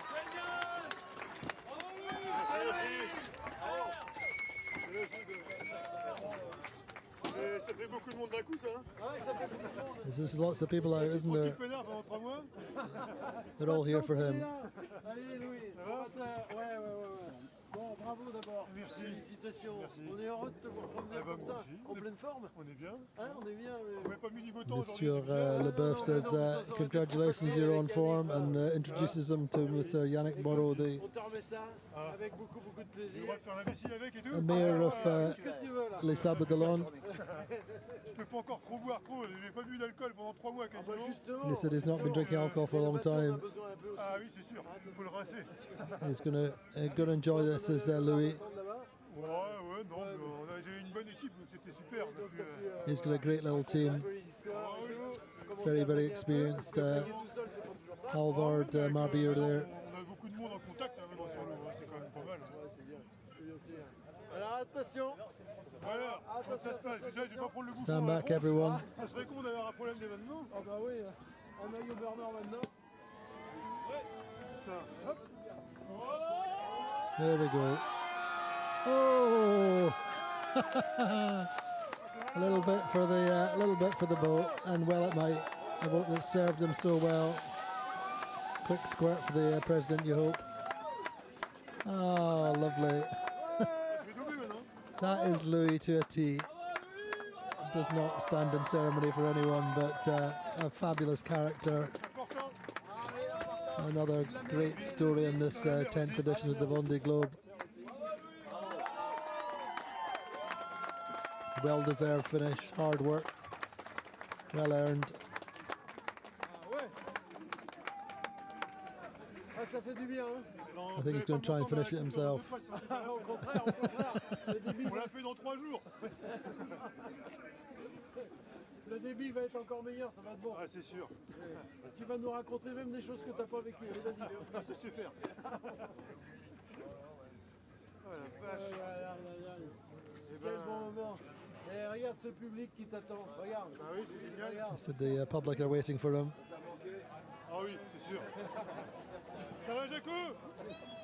Louis. J'ai l'impression de t'avoir quitté hier. So it feels like he's only here yesterday. Merci. Jacques Carré, former race director, and here comes Guirec Soudé, FRA 22. He's done his haircut, had his haircut. Great solidarity, great atmosphere between the skippers. Guirec with a very similar boat. Dans 4 ans, ce sera bon. Louis, raconte-moi ces émotions qui te traversent depuis que tu as passé la ligne. Eh ben écoute, c'est difficile à dire parce que... It's hard to say. À la fois, j'étais concentré jusqu'au bout parce que La dernière semaine n'était pas simple. Avec le It's not dématage been de easy. Cali, j'avais les jetons qui m'arrivent la même chose. Et du coup, jusqu'à la ligne, je me dis qu'on peut avoir une merde. Et So it's pareil, been il y a- hard to il y a get to 2 the jours, line. j'ai The cassé last une bit has dérive. been quite difficult. Et donc, j'ai eu de la chance que ça ne vienne pas autre chose. Et du coup, les derniers bords étaient pas simples parce que ça s'est terminé un Last peu bit's en not près, easy at le all, bateau, obviously, il having était lost râpé his complet. daggerboard. Donc, j'ai même Getting pas the pu angles profiter in. des quelques minutes avant la ligne parce que je devais rester haut pour être sûr de passer la ligne sans avoir à virer de bord. Enfin bon, je vous parle technique, tout ça, mais He donc just voilà, struggled a c'était, little bit to get through the line at the last minute, but il a with quite fallu strong être winds, but concentré. he Et puis got là, there. ben, je commence un peu à relâcher. J'arrive pas trop à comprendre ce qui se passe. Ça fait beaucoup de monde d'un coup, c'est sûr. Great to see people, lots of people out. À hauteur de tes attentes? Et ben, j'ai beaucoup de sentiments autour de ce tour du monde. À la fois, Got so many emotions, so je suis many ravi parce qu'on things to revient think de loin, about on ce this bateau-là, round the world race. on l'a récupéré il y a 4 ans. C'était une épave. On l'a reconstruit. On a Think monté about it, tout it le was only projet, 4 trouvé les years financements. ago. Il y a beaucoup de gens derrière ce projet. Et puis ben, mon but c'était quand même de faire ce tour du monde, d'arriver. Et But his main objective was to get to the finish, to do the whole race. Je peux être que ravi. Et après sportivement, ben, j'avais quand même des envies de me battre avec mes copains des bateaux à des risques, qui était le cas avant toute cette He course. didn't want to take any risks, he Mais, wanted to get j'ai to the fait un peu finish. des bêtises He wanted to et be j'ai cassé un peu competitive. vite des voiles et ça m'a empêché d'être à 100%, donc j'ai ramé beaucoup. Et ça a été le plus difficile pour moi, c'était d'accepter de difficult ne not pas, to push it 100%. de pas être à 100% tout le temps. And he's Et, somebody who's et used ça to m'a pushing beaucoup 100% so much of the time. Mais par contre, voilà, moi je suis ravi de le boucler. Et, ça aurait été vraiment extrêmement dur de ne pas le He's finir. very, very happy to Et have donc là, ben, completed the le circle bateau, il est au to port. finish the race. Et ça c'est exceptionnel. Pour moi c'est génial. Really cool. Ça a été dur, il y a plein de choses qui ont été dures, il y a eu des super It was, moments. it was hard, lots of Je things peux to pas dire deal with. je me suis jamais senti en danger, c'est des bateaux qui sont exceptionnels. Moi je trouve qu'on est en sécurité en permanence sur ces bateaux. On a eu des conditions But it's an difficiles dans les mers du exceptional Sud, c'est sûr. Hein. Mais il n'y a aucun moment où je me suis senti en limite parce que c'est des bateaux extraordinaires. Qui An tiennent la mer, extraordinary c'est des boat, bateaux extrêmement as marins. all these far boats are. Bon, faut sûr que quand on est en course, on a envie de les pousser au maximum et donc c'est là où on fait des bêtises. Mais même ces bateaux à dérive, hein, on a la chance de pouvoir faire le tour du monde. En It was moins de great to 3 have mois these sur des dagger boats bateaux, to be able des to avions do de this chasse, around the même si world c'est on pas a des bateaux tout jeunes. modest Eh ben, budget. c'est un truc extraordinaire de naviguer sur ces engins. A J'ai great pris mon race. pied à naviguer sur ces bateaux. Et je demande qu'une chose, c'est d'y retourner. Merci. That's Bah oui, Louis Duke then. le dossier d'inscription, j'y vais tout de suite. Bon, ben on fait signer tout Voilà. de suite après. Ça va Mon marinade à l'arrivée, c'est pas mal quand même. Bon, alors, quand même, non, ouais. Ah, c'est super. Ouais. Bon, bah, top. Non, c'est super. On est tellement contents de te voir. So nice to see Girek out to welcome Louis Duke back. Cali, bah oui, et puis on était tous un petit groupe, ça nous a beaucoup miné. Je pense qu'on était tous les 4 à naviguer ensemble depuis un petit moment. Et le fait de voir Kelly qui les batte, on s'est tous dit qu'on aurait pu être à sa place. Parce qu'on avait des conditions qui étaient dures, hein. Le bateau il tapait, et on avait 2 rigs dans la grande voile. Just saying that it's been hard in the last little bit. Ça ramasse, et puis à la fin d'un tour du monde, tout est usé. Et on se dit, ce qui arrive à Cali, ça aurait pu être nous à sa place. Et ça nous a bien tous calmés, je crois. So Louis Duke conversing, chatting with the president. President taking a great interest in everybody's, all the skippers' races when he has time. And clearly just enjoying a few minutes with Louis. Le moment d'arrivée, de prévoir un peu la météo, de savoir où fallait passer. Just saying it was coming into the finish. And the last period, the weather was quite difficult. Anyway, here comes Seb Marsset into the channel. His Vendée Globe concluded in the early afternoon, just after midday.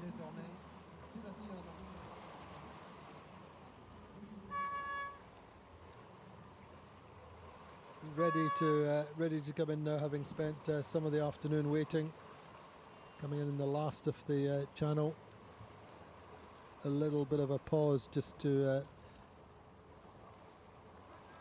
let the crowds reconfigure themselves after the finish of Kojiro Shiraishi and mainly Violette Dorange. So 27th then for Seb Marsset from a field of 40 starters.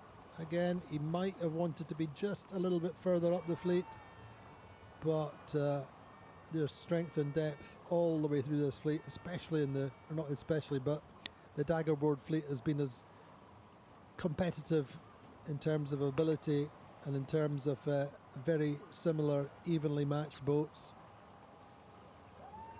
And we always knew that about this Vendée Globe. And in some respects, even more credit to Benjamin Ferry, Tanguy Le Turquet, who got away. But these boats are not not at the same level, particularly as the old SMA,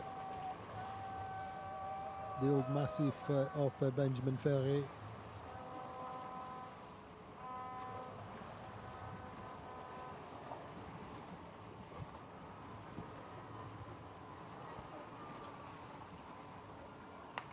So it was interesting communicating regularly with Seb Marsset. Seb very much lived to quite a predetermined rhythm, if you like. He had a program, he spoke to his kids every Wednesday.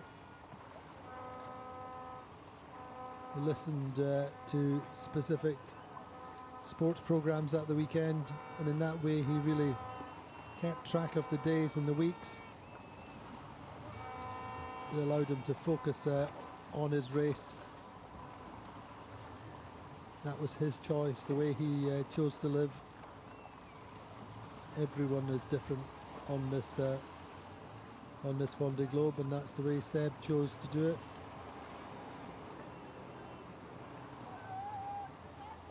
So very much an all-round sportsman is Seb, a skier, basketball player.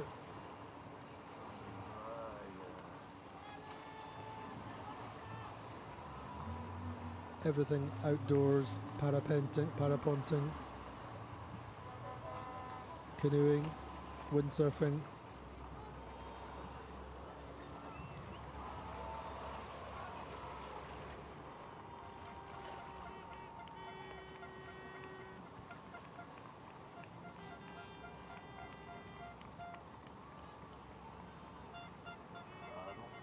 Came from the mini class originally. Spent 4 or 5 years in the mini, doing a lot of racing at that time.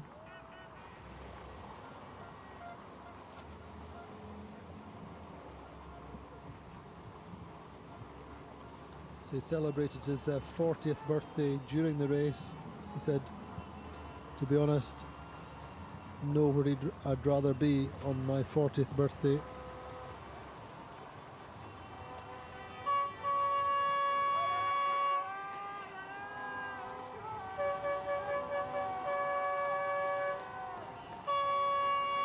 In the last Route de Romany's first big solo race. Based out of Port-la-Forêt.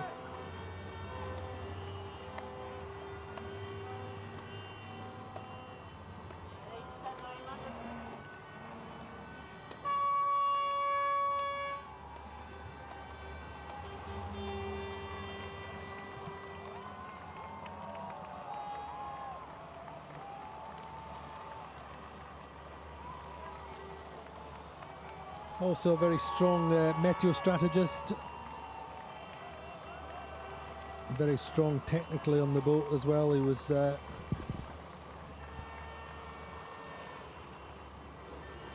technical on the technical team for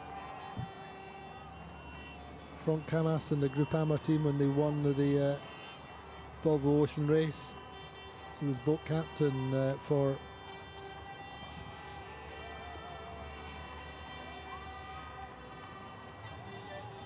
Roman Atanasio on the last race, and he's done a lot of his preparation of this boat himself with a very, very small team.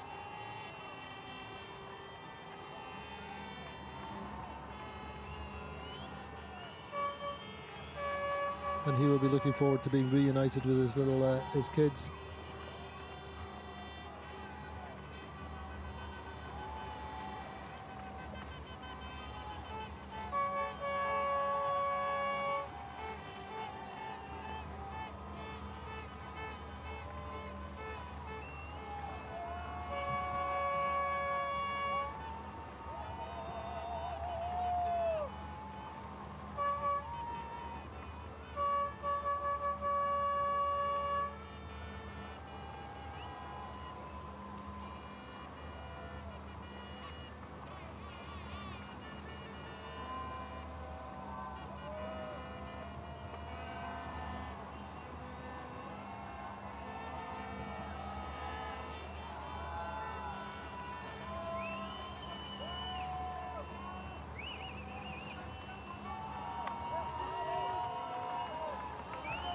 So by my reckoning, this is probably only the third time his boat has completed the round the world race. Finished with Buro Valley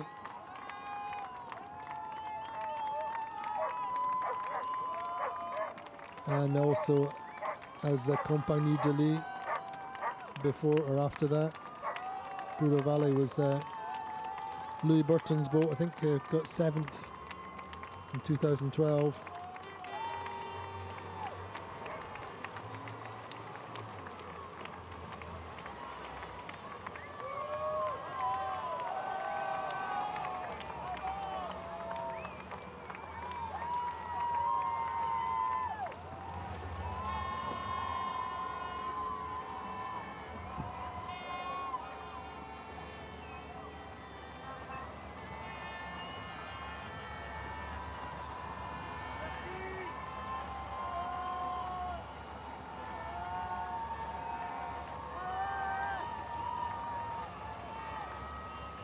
He's from Nantes, just an hour up the road inland.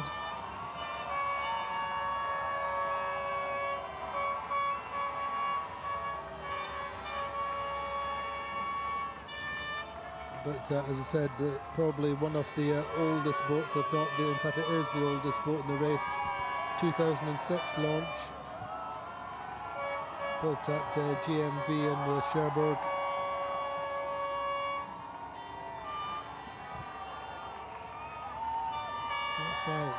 Just looking at the boat's record, 2008 Delta d'Or abandoned with Jeremy B.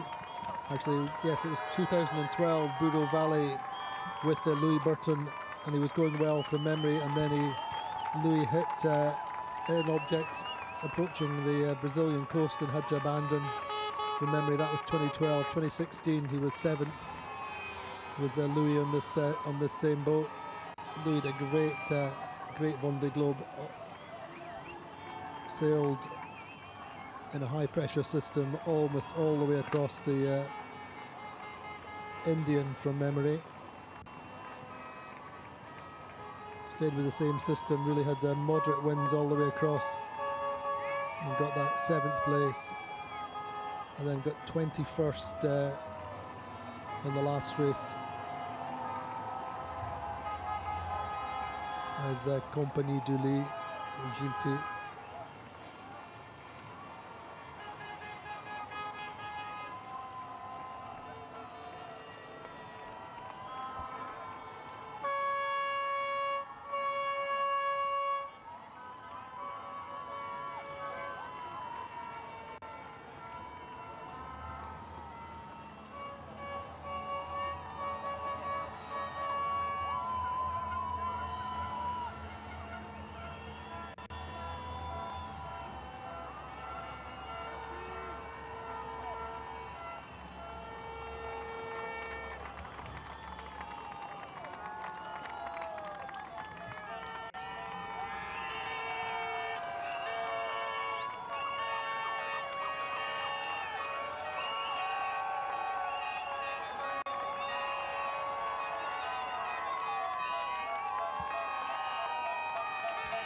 So great to see Seb enjoying his return into the channel.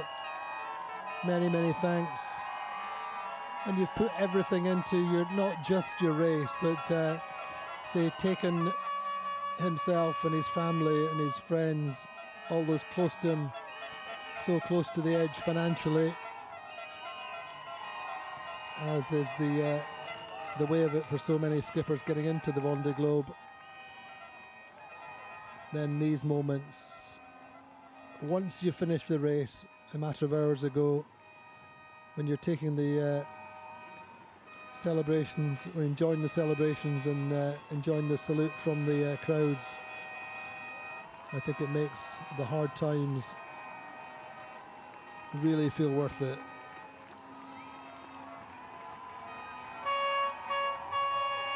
In FOUSSIER, this building supplies company came to him relatively late as a main sponsor.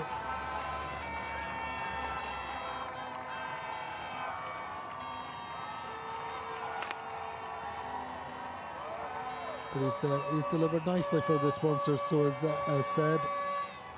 Bilingual. Tells you how it is, and always full of energy.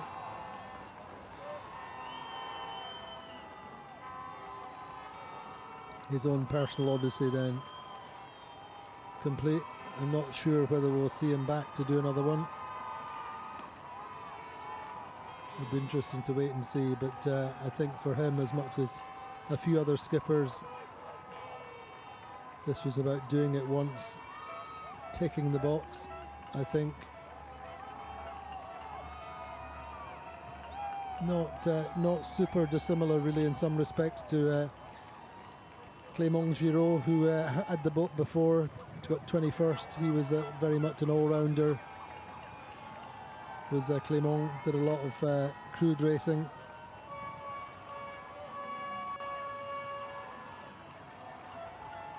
Bit of a navigator and bowman, if I remember. Clément, and sailed on inshore Grand Prix boats as well. And Seb is that kind of polyvalent sailor. Raced as bowman on Alba Medica, helmsman, trimmer.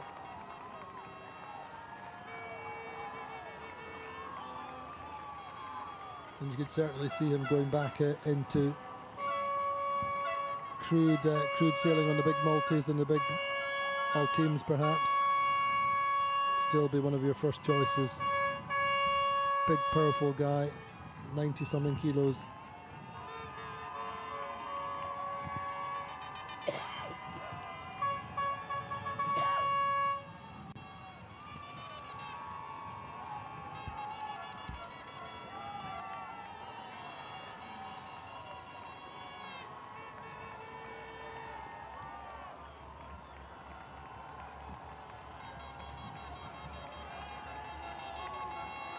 Did a couple of seasons in the Le Solitaire.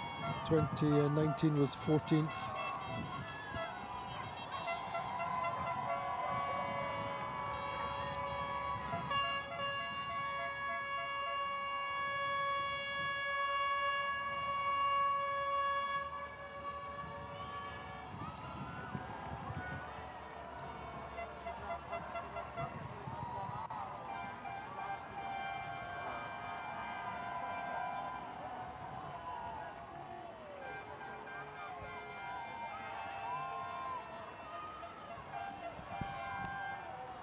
So yeah, Seb really refitted the boat with many second-hand or parts they sourced from friends and colleagues, different programs, a super mini budget.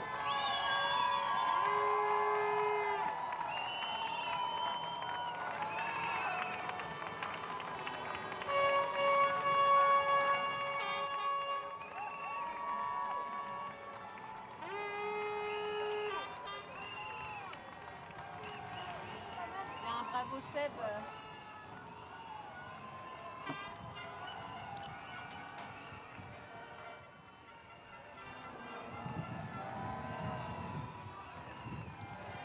So the next boat in will be Antoine Cornic, who's got just under 1,000 miles to go this afternoon. Should be in the middle of the week, maybe Wednesday, Thursday. And then this nice little match race going on between Ollie here in 29th.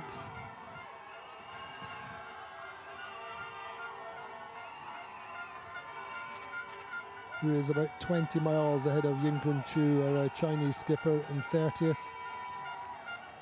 They have 2,000, just over 2,000 miles to go, and they should be in next weekend.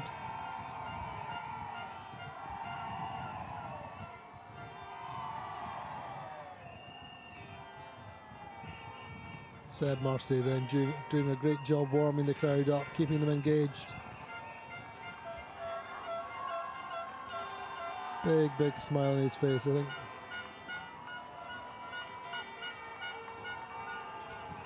You never dream about the channel. It's very much the cherry on the cake. as far as the whole Vendée Globe programme goes from start to finish. I think you maybe think ahead of actually crossing the finish line.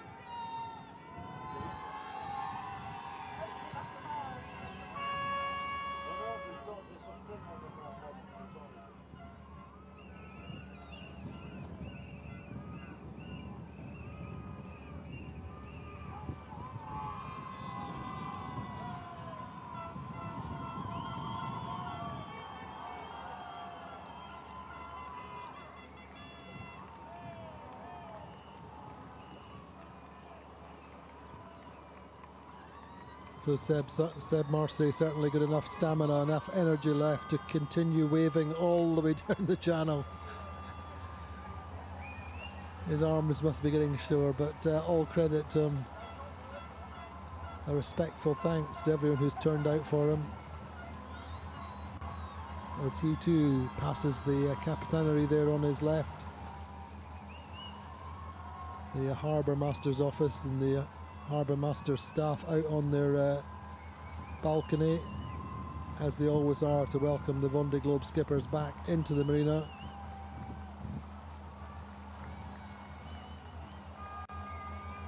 As indeed are the SNSM there behind, and the gendarmerie with the blue flashing lights. And as ever, massive thanks and credit to Beneteau, who supply all the big media boats. Beneteau, or the Beneteau Group, the world's biggest boat building group, are obviously based in the Vendée region and do all they can to support the Vendée Globe. Home of Beneteau really is Saint-Gilles, Croix-de-Vie, just the next town north up the coast.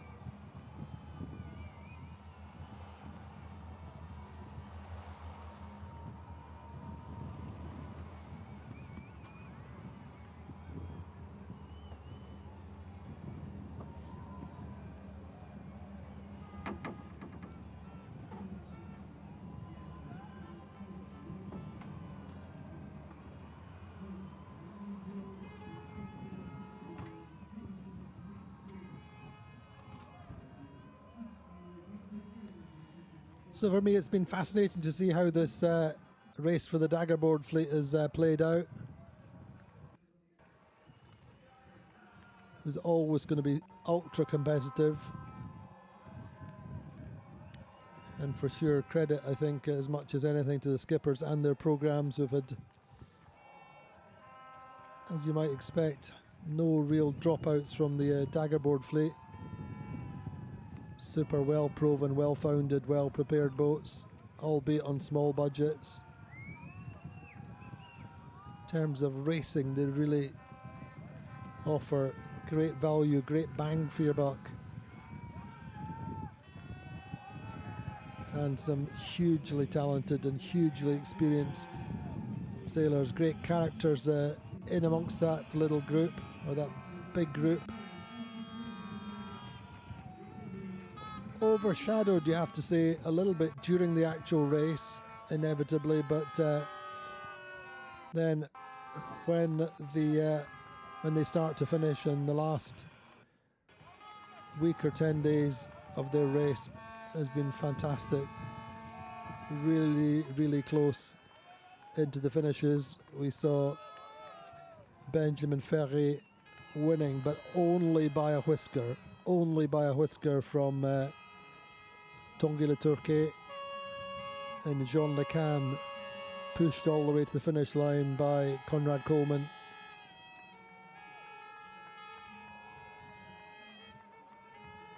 Interesting to reflect on all the conversations that we we see on social media and various different forums whether there should be a separate daggerboard class, but it's open to debate. But certainly the racing in between the daggerboard boats has been super high level.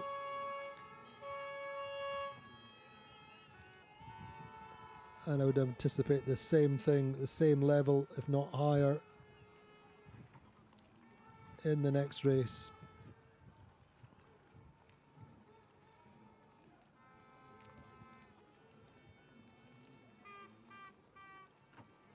If you're heading out to do your first ever Vendée Globe, still a great way to start, a great way to get into it.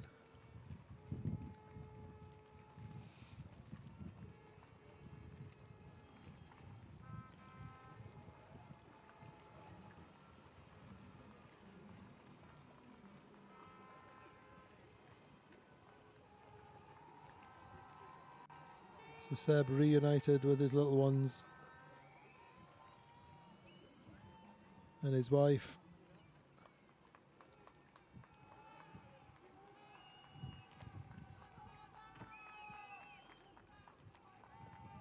Great job, Seb, really. Many congratulations for your race and for the way he's distinguished himself, communicated throughout his course. Again, a skipper who's never over-dramatised his problems. He's had a consistent problem recently with his energy, with his charging systems, with his engine, which has compromised his race laterally. But that's all behind him now.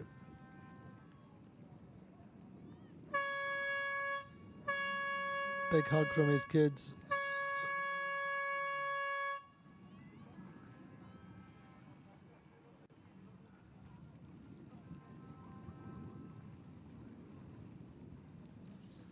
So you have to reflect on what a great weekend it's been for the Vendée Globe.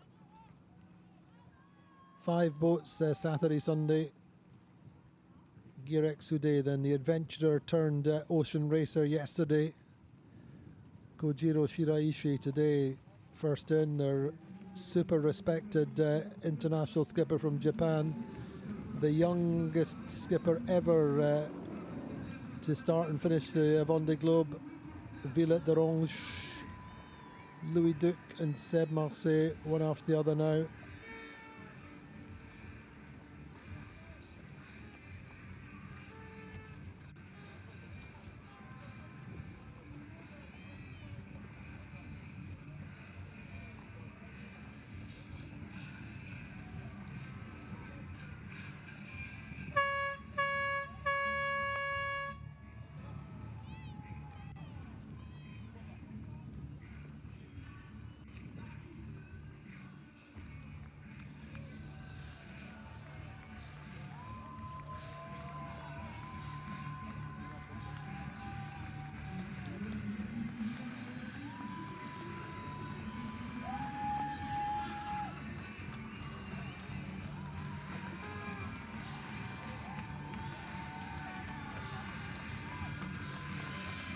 So the public coming back in off the channel, back into Les Sables d'Olonne.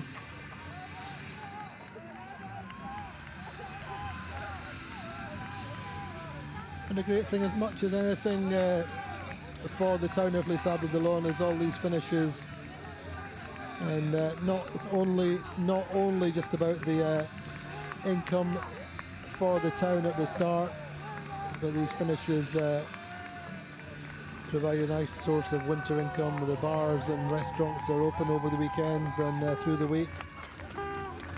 And certainly they should do some quite good business tonight, I would imagine. Certainly busy last night, I believe.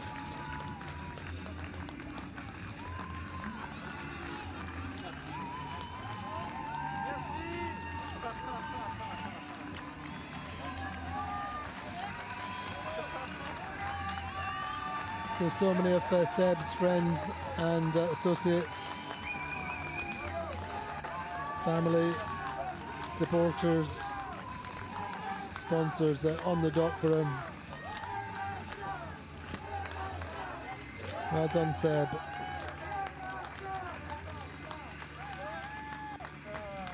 Bringing back a boat in completely and utterly one piece, pretty close to 100%, and the skipper, who really, I think, has loved most of the race.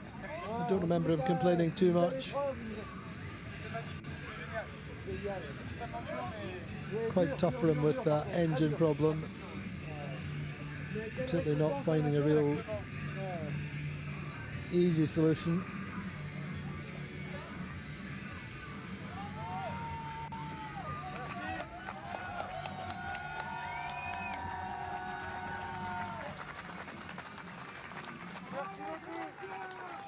Merci. 27th place then for Seb Marsset.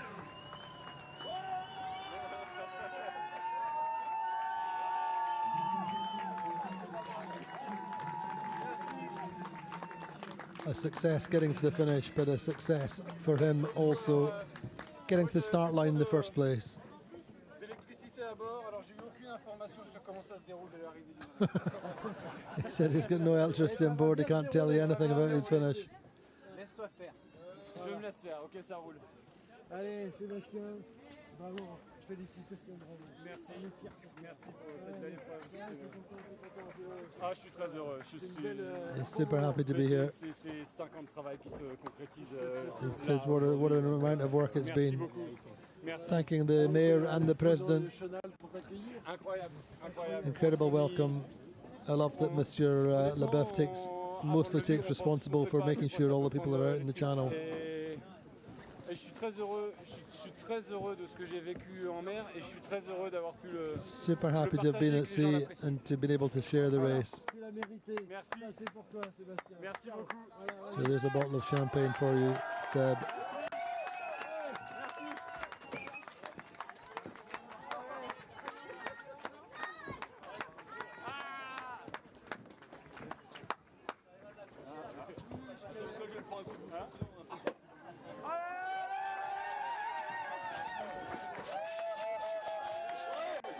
So Seb, such a small, close-knit team. It is those who've supported them all along. Pour faire un tour du monde en solitaire, faut toute une équipe.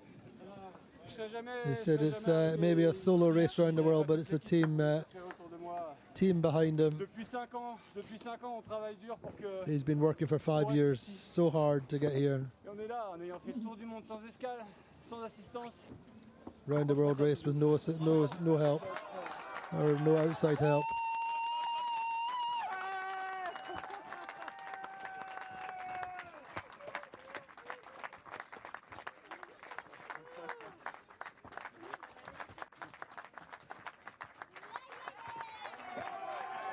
I bet that tastes amazing, amazing.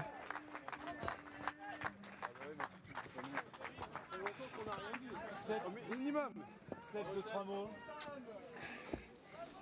Sur l'émotion qui t'a traversé là pour la ligne, c'est quoi? C'est un 3 qui s'en va? Bah, on a eu 2 heures là pour attendre de rentrer. Honnêtement, So 2 hours to wait for the channel entry and 2 hours to reflect a little bit on his race and what's been going on. L'équipe a pris le relais. C'est fou à quel point l'adrénaline de la course et l'adrénaline de vouloir finir. Give you a little time for the adrenaline from the race to just dissipate a little bit. Pendant toute cette course, quoi. Et c'est vrai que du coup, je me suis fait une petite sieste avant de rentrer dans le chenal. A little bit of a sleep before he came into the channel. C'est vrai que l'engouement de voir autant de monde, je m'attendais pas à ce qu'il y ait autant de monde. On dit Sébastien Marsset carré du Vendée Globe. Bon, c'est incroyable, ça prend aux tripes et voilà, ça fait plaisir. It's incredible. It's a lot of pleasure. Beaucoup de plaisir à faire cette course, même si par So moments, much pleasure from the race itself. Enjoyed it. Et je suis content que des gens l'aient apprécié et que j'ai pu le partager avec du monde à terre, quoi. But I really enjoyed being able to share it with people on land. Notamment, mais plein de galères aussi. Raconte-nous là, qu'est-ce qui te marque vraiment? Ah, ce qui me marque, je suis extrêmement fier. Je suis extrêmement fier de ma course. Super proud, super J'ai happy fait, la descente de l'Atlantique, l'océan Austral. with his strategy going down the Atlantic. He was really much in the fleet, in the match. Je suis très très fier de ça. Vraiment. Very proud of that. En tant que sportif, je suis High level, he sailed at a high level Après, sportingly. J'ai joué un peu de malchance avec de la casse sur la remontée de l'Atlantique. Et en fait, Not je so pense good que on the c'était climb back up the Atlantic. C'était le côté dur de mon Vendée Globe et à la fois It's je the pense hardest bit of his Vendée Globe. ça pouvait pas être facile tout du long et je pense que ce côté difficile m'a apporté beaucoup aussi, beaucoup de résilience, beaucoup de He learned a lot, learned about himself and his resilience. de les régler et de se rendre compte qu'on est capable, que je suis capable, He's learned what he's really capable of. I think he said that a few times in the latter days of his race.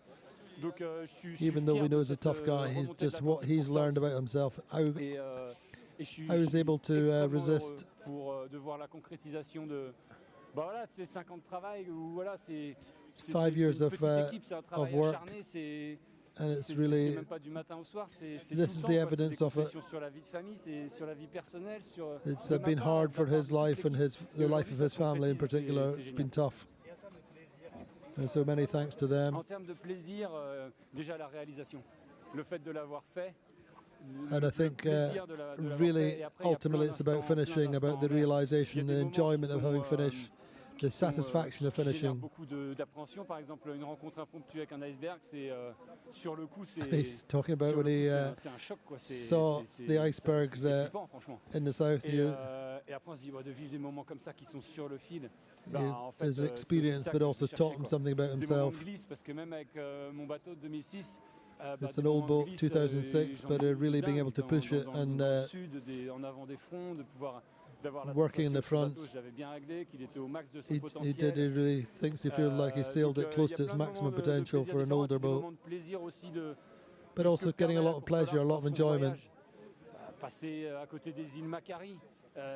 was close to the Macquarie Islands, passing Cape Horn. All the ocean racing sailing, or ocean sailing. Voilà, puis des moments de plaisir aussi qui étaient honnêtement insoupçonnés. C'est des petits caps du quotidien en mer, par exemple le cap de Bonne-Espérance. On le passe Just sans le these voir. things that happen every day. En fait, là encore, ça prend au trip, ça émeut. Passing the Cape of Good Hope. Cette émotion là en mer en fait quoi. All the different emotions, he really enjoyed Merci it. beaucoup, merci Thank beaucoup you pour to l'accueil. everyone. Merci. Merci. Merci. So bravo Seb, Sébastien Marsset, our final finishers of the weekend. Very respected skipper amongst his peers for so many different reasons.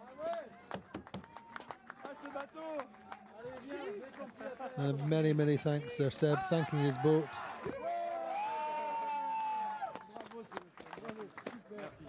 And a special thanks from the President. You get a it's interesting to see Seb and Girek there. Bravo Seb, bravo Girek. Ça m'intéresse. Bravo. You suddenly get a sudden reminder of how big Seb is when he's alongside the President. 1.9 metre, I think Seb is. He still plays basketball at home in Nantes.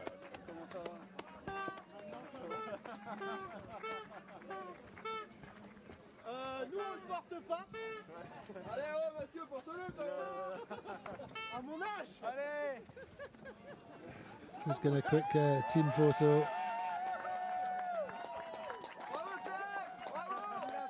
Bravo Seb, really. Chapeau, well done, great job.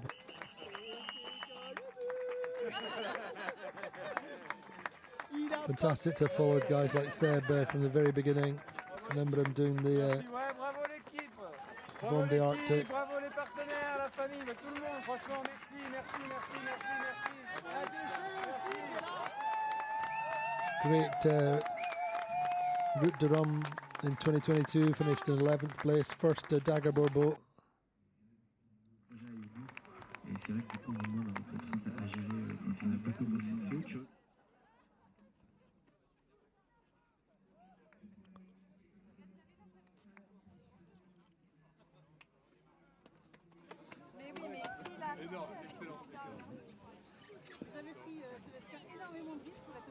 Vendée Globe, ça a des risques financiers notamment. Est-ce que ça va aller vite?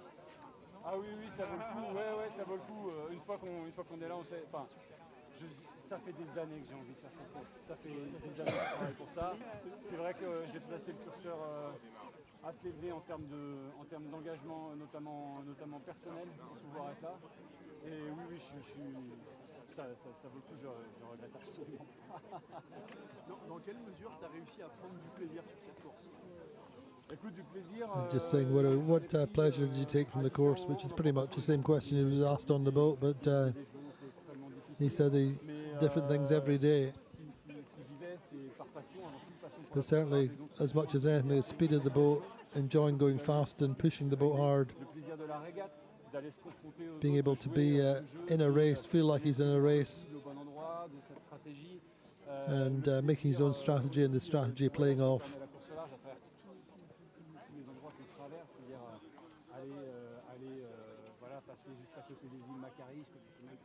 And being able to see the different islands, like the Macquarie Islands off New Zealand, where you'll remember that's where Louis Burton stopped in the last race to climb his mast.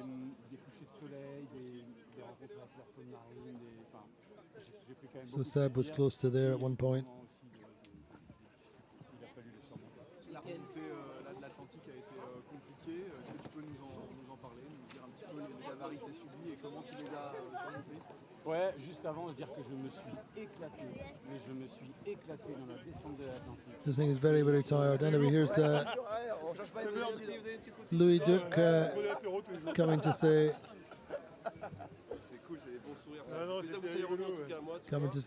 welcome and talk to Seb Marsset about his race. There's Hubert Lemonnier in the red Ellie Hansen jacket, race director. C'est une des premières années que c'est comme ça. C'est clair. C'est bien de naviguer. En fait, il y a eu C'était pas mal, hein. C'était chiant, mais c'était pas mal. Ouais, c'est With Guirec just in the foreground. Il y a eu plein de merde pendant 4 ans sur les préparations, tous on a eu des.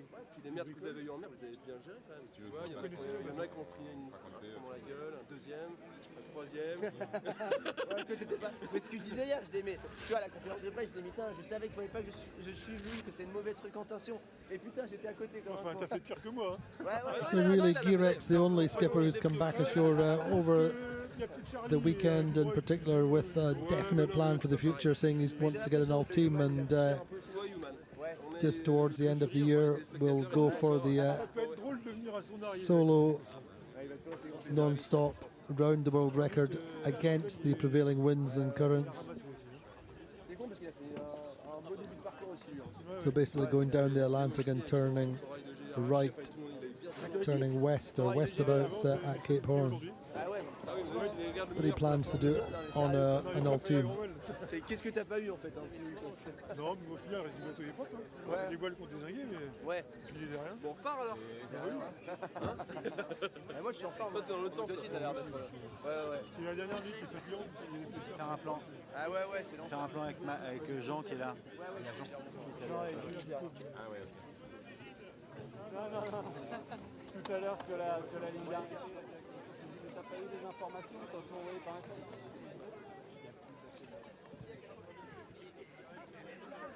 As I keep saying, the boats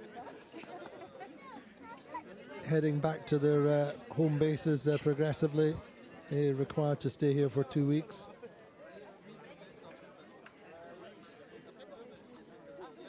Sean LeCam there.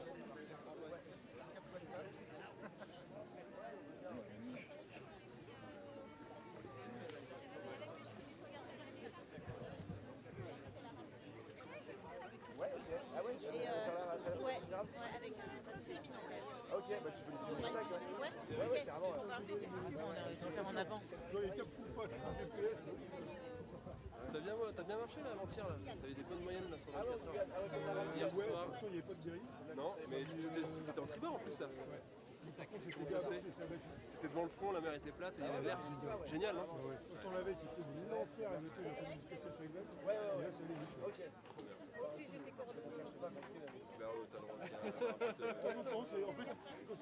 So I think they're talking about last night and the approach, because all the boats sped up coming into the finish line. ça me posait pas mal. Je dis, bah, là où t'es, moi je suis passé, j'ai pas But those of you who follow the race will realise or recognise the fact that we're expecting to have Violette coming in tomorrow for a Monday lunchtime channel, and indeed everybody's sped up over the last 24 hours, and we've had a great day with 4 boats in the channel today, and a few quieter days waiting for Antoine Cornic to come in the middle of the week. And you can start to anticipate the end of this race towards the end of the month.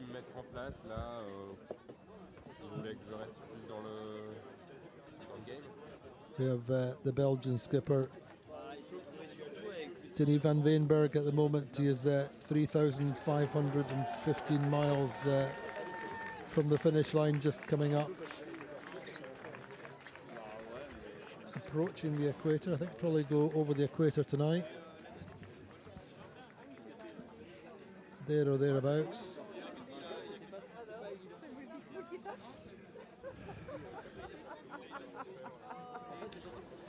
And ahead of him, Fabrice Amadeo and the Les Sables d'Olonne based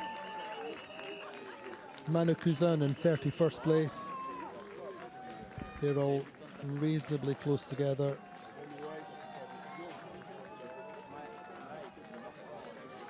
About 300 miles or so between Manu Cousin in 31st and Denis van Veenberg in 33rd. Then I was saying earlier on in the broadcast, the battle still going on between Olli here, the Swiss-German, Tut Gut in 29th.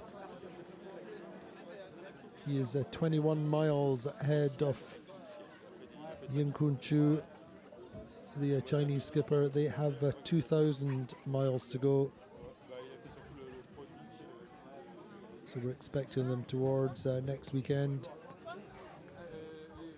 Probably the 15th, we think. Maybe the 14th.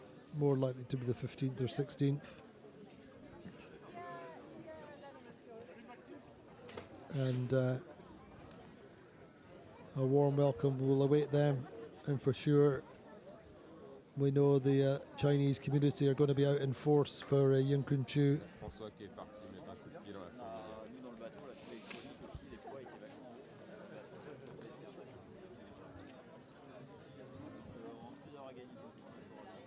Louis Duke deep in conversation with Jean Lecam.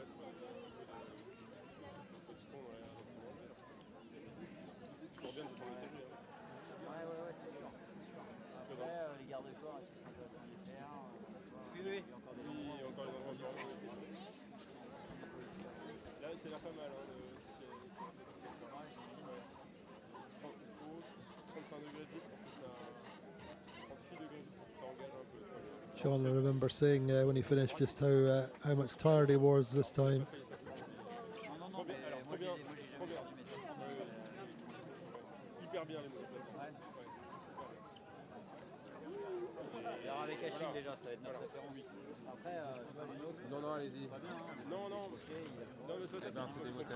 Seb catching up with his friends, family, sponsors. Après, on peut lui donner plusieurs fonctions. Si on veut que la fasse ici. Voilà, ça me prend de ouais, c'est pas mal. Ouais. Pour lui en mer, c'est pas mal. Tu pourras aller moins à la musique. Ouais. Ouais, c'est top. Non, mais c'est juste qu'ils sont plus d'allongement et du coup, pour le coup, ils gagnent un peu plus. Oh, mais ça donne envie, hein. In a few minutes, I think they'll make their way up to the public stage. The crowd has thinned out very slightly, but plenty of fans there for Seb Marsset and Louis Duke, 26th and 27th place finishers.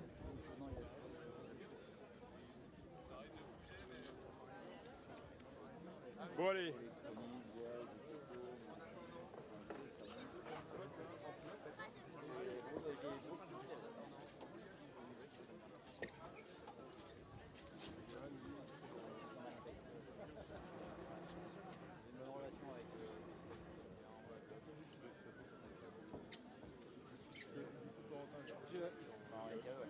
pilote, il part bien, Chad. Il a fait la Chad. Il y a exactement le même truc. Il a des trucs comme ça, ouais. François, retourne mettre un coup de pied dans la tournée. Je crois que c'était vraiment impressionnant. Envoyer. Moi, c'est pareil. C'est pas les surboosts, les ouais, c'est facile.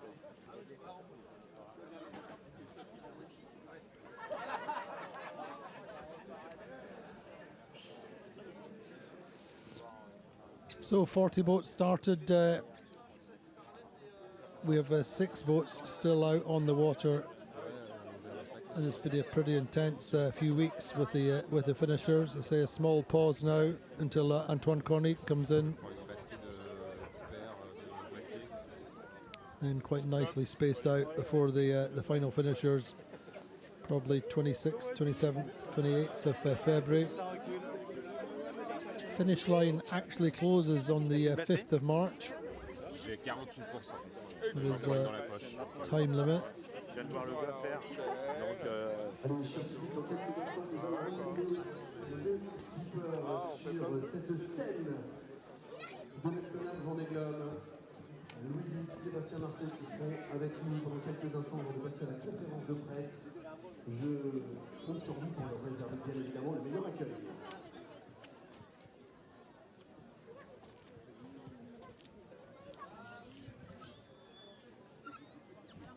So Louis heading up the pontoon in a few seconds.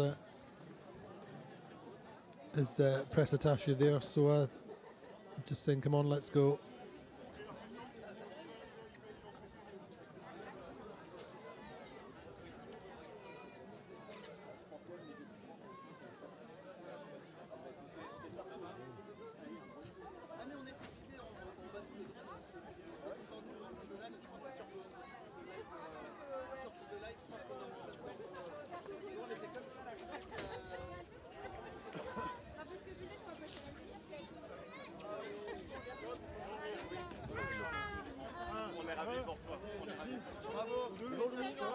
J'avais fait une visio avec la petite pendant votre tour du monde. Ah bah merci, oui, super.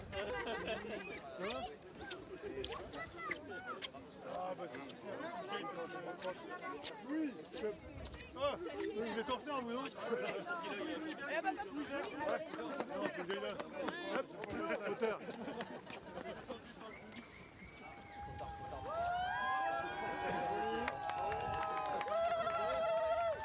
So Louis Duke coming on to actual dry land in the next few seconds. He's off the ponton d'honneur. Welcomed by all our volunteers. Hundreds of volunteers in the red jackets that do so many valuable jobs round the race village, round the whole town over the duration of the Vendée Globe starts in particular and the finishes. All a reflection on this huge pride that the town has in this race that they own.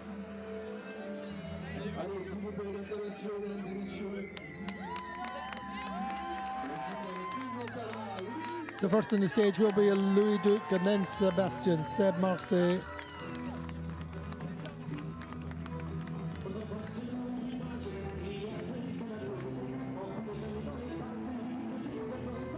So this proud Norman skipper from Cherbourg, a village just outside Cherbourg.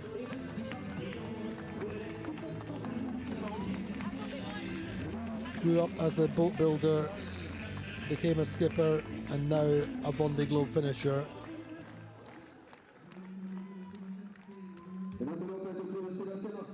Being followed up onto the main stage by Seb Marsset, also a Vendée Globe finisher. Career sailor.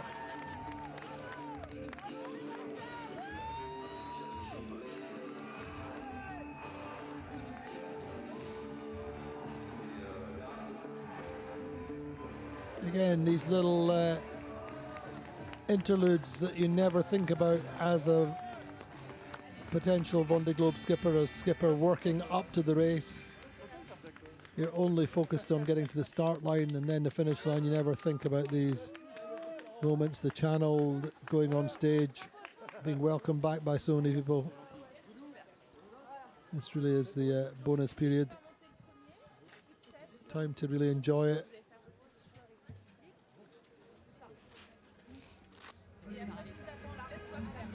Allez, s'il vous plaît, mesdames et messieurs, pour cette deuxième moment très fort de ce dimanche après-midi. Just saying the second emotional moment of the day of this Sunday on this 10th edition of the Vendée Globe. Welcoming to the stage, 24-25 Vendée Globe, Louis Duke and Sébastien Sébastien Marsset, I beg your pardon. Louis Duke.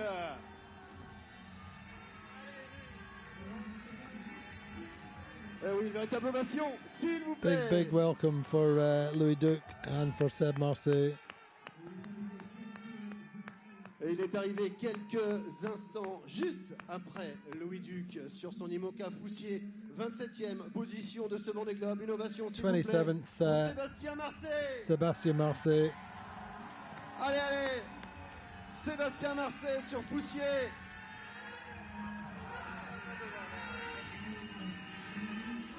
Bravo Seb, bravo Louis. Et bien sûr, la présence du président du Vendée Globe et du président du conseil départemental de la Vendée, Alain Leboeuf, qui a quelques mots. Louis, viens nous retrouver au centre de la scène. C'est ton moment.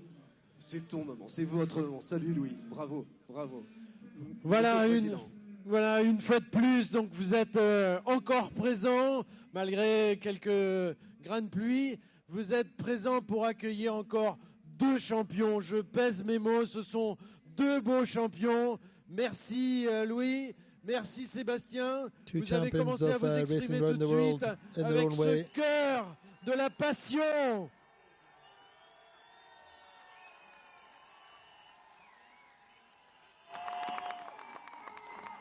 Ils sont méritants et c'est pour ça que vous êtes là ce soir. Et moi j'ai beaucoup de plaisir à accueillir des beaux marins comme Louis et Sébastien. Merci du fond de mon double cœur. Merci beaucoup, Monsieur le Président. Effectivement, aussi beaucoup de very quick words from Seb and from Louis. Je crois que toutes les personnes ici présentes sont très fières de ce que vous avez pu faire aussi sur ce Vendée Globe. J'en suis convaincu, n'est-ce pas? Eh oui. Louis, tu le dis, tu l'as souvent dit, ce Vendée Globe t'en rêves depuis que tu navigues, c'est-à-dire à peu près à l'âge de 4 ans. Et même avant ça, il naviguait déjà avant même l'âge de 4 ans. Et maintenant, c'est fait, ça y est. Ouais, c'est fait. Merci à vous tous d'être là, même sous la pluie, hein, c'est sympa. Je suis ravi de partager ça avec Sébastien parce que on se connaît depuis un petit moment. Maintenant, on a été concurrents dans plein de catégories différentes. Et puis là, sur le Tour du Monde, on a commencé à se croiser en Afrique du Sud. Et puis, on a fait des choix différents. Puis, on s'est retrouvés plein de fois. Il y a un moment sympa au Cap Horn. Just saying that they took different routes down in the south of South Africa. And here they are close together at the finish line. Incredible race. C'est vrai que vous êtes quand même collés au train. C'était super d'avoir Seb à côté de moi. Ouais, effectivement, Super to have had him close to him and racing against him around the world. Sébastien, toi c'est pareil, c'est un projet que tu prépares quand même depuis quelques années. C'était un projet pas forcément simple, mais que tu as réussi à mener jusqu'au bout. Aujourd'hui, on est nous aussi tous fiers de toi. Et tu l'as dit tout à l'heure, tu es très fier toi aussi de ce que tu as pu réaliser. Ouais, bonsoir à tous. Merci beaucoup de votre présence. Franchement, c'est So, surréaliste. thanks to everyone who's a realist. Really, il y a quelques heures, j'étais tout seul sur mon bateau depuis. only a few hours ago, he was all alone in his boat, and now it's really overwhelming to see everybody here welcoming him back. Merci beaucoup, merci pour Thank you cet to accueil. everyone for the welcome, for the support, all the way through the race. Là, effectivement, ce Vendée Globe, ça fait 5 ans, ouais, même plus de 5 ans que je travaille. More than 5 years of work, 5 years or more years of 5 years of work. De plein de difficultés. Many difficulties, many things that they had to overcome financially and everything else. Je suis effectivement extrêmement fier de boucler ce tour du monde. Et je suis Super proud of completing his round the world race. Mes partenaires pour être présent ici. Special thanks for his sponsors for their support and being with him. Ouais, vous pouvez, bien sûr, bien sûr. Et j'ai pris énormément de plaisir à régater également autour du monde. Et c'est vrai qu'avec Louis, On s'est pas mal renvoyé la balle tout du long du Tour du Monde. But great to have had a race with Louis and with others so close. Same boats of the same generation. It's been a hard, close race for them. Honnêtement, je me suis régalé. Merci à tous. Thank you to everyone. Et ce Vendée Globe, Sébastien, c'est beaucoup d'émotions aussi. Parce qu'on t'a vu, hein, on a tous en mémoire cette image quelques heures après le départ où tu étais très ému de pouvoir prendre ce départ. On t'a vu tout à l'heure aussi, très ému d'arriver. C'est un condensé d'émotions, ce Vendée Globe. Bah oui, effectivement, on passe par des hauts, par des bas. Ne serait-ce que le fait d'être au départ était déjà une première victoire. Le fait d'être à l'arrivée. So getting to the start line was his first victory, first win. Really, that was the big thing for Seb Marsset. Si je le pratique, c'est aussi pour qu'il me procure ces émotions. And after that, it was really a bonus. Je suis très content de les partager avec. Very happy to have got round and shared the race with everyone. Merci Seb. So that's Sébastien Marsset. Merci Seb. Bien sûr. Tous les deux, vous avez énormément navigué, mais toi, qu'est-ce que tu retiens plus particulièrement de ce Vendée Globe en termes de navigation? Eh bien, écoute, je retiens plein de choses, et ça le truc, c'est que c'est tellement riche en météo, ce parcours, il se passe tellement de choses. So many important things, so many... Voilà. Il se passe tellement de choses sur ce Tour du Monde que... So many different things happened on this round the world race. Enjoyed the meteo strategy, the different weather. Et j'ai trouvé ça extraordinaire. It's really extraordinary. Voilà, moi je retiens quoi? Je retiens un passage du Cap Horn avec plusieurs bateaux. On était 4 bateaux ensemble. To go round Cape Horn with other boats in contact. Frustration aussi à des moments. Great. J'ai eu des avaries de ma faute parce que de toute façon, hein, quand il y a une bêtise, en général, c'est que c'est la faute du capitaine. Il n'y a pas à discuter. Hein. Et donc après des petites bêtises, ça m'a empêché d'être performant tout le temps. Et je m'en suis mordu les doigts tout ce Tour du Monde. Et quelquefois, j'arrivais à revenir un petit peu. Ça a énervé. So he was able to come back at Seb at times and enjoyed that. Ah oui. Et puis, et du coup, c'est ça, c'est que je suis le plus heureux de terminer. Et j'ai un côté de performance un peu frustré. Et donc, c'est pour ça qu'il faut absolument revenir dans 4 ans. Earlier in the broadcast that it was great to see the different regions, the skippers from different regions represented over the weekend, the Norman flag flying there from Normandy. Ici, dans ce chenal, pour accompagner Miranda Meron et Alvin Mabir, mais Miranda qui faisait son tour du monde, on ramenait son bateau ici, et moi mon bateau il était dans le fond du chantier à Caen, brûlé, cramé, et on commençait à le découper pour le réparer. C'est un bateau qui avait brûlé, qui avait pris feu, et qui était dit non réparable, et en quelques temps, on l'a réparé. Just saying that he's talking about the history of his boat, having picked it up in the boatyard, repaired the boat,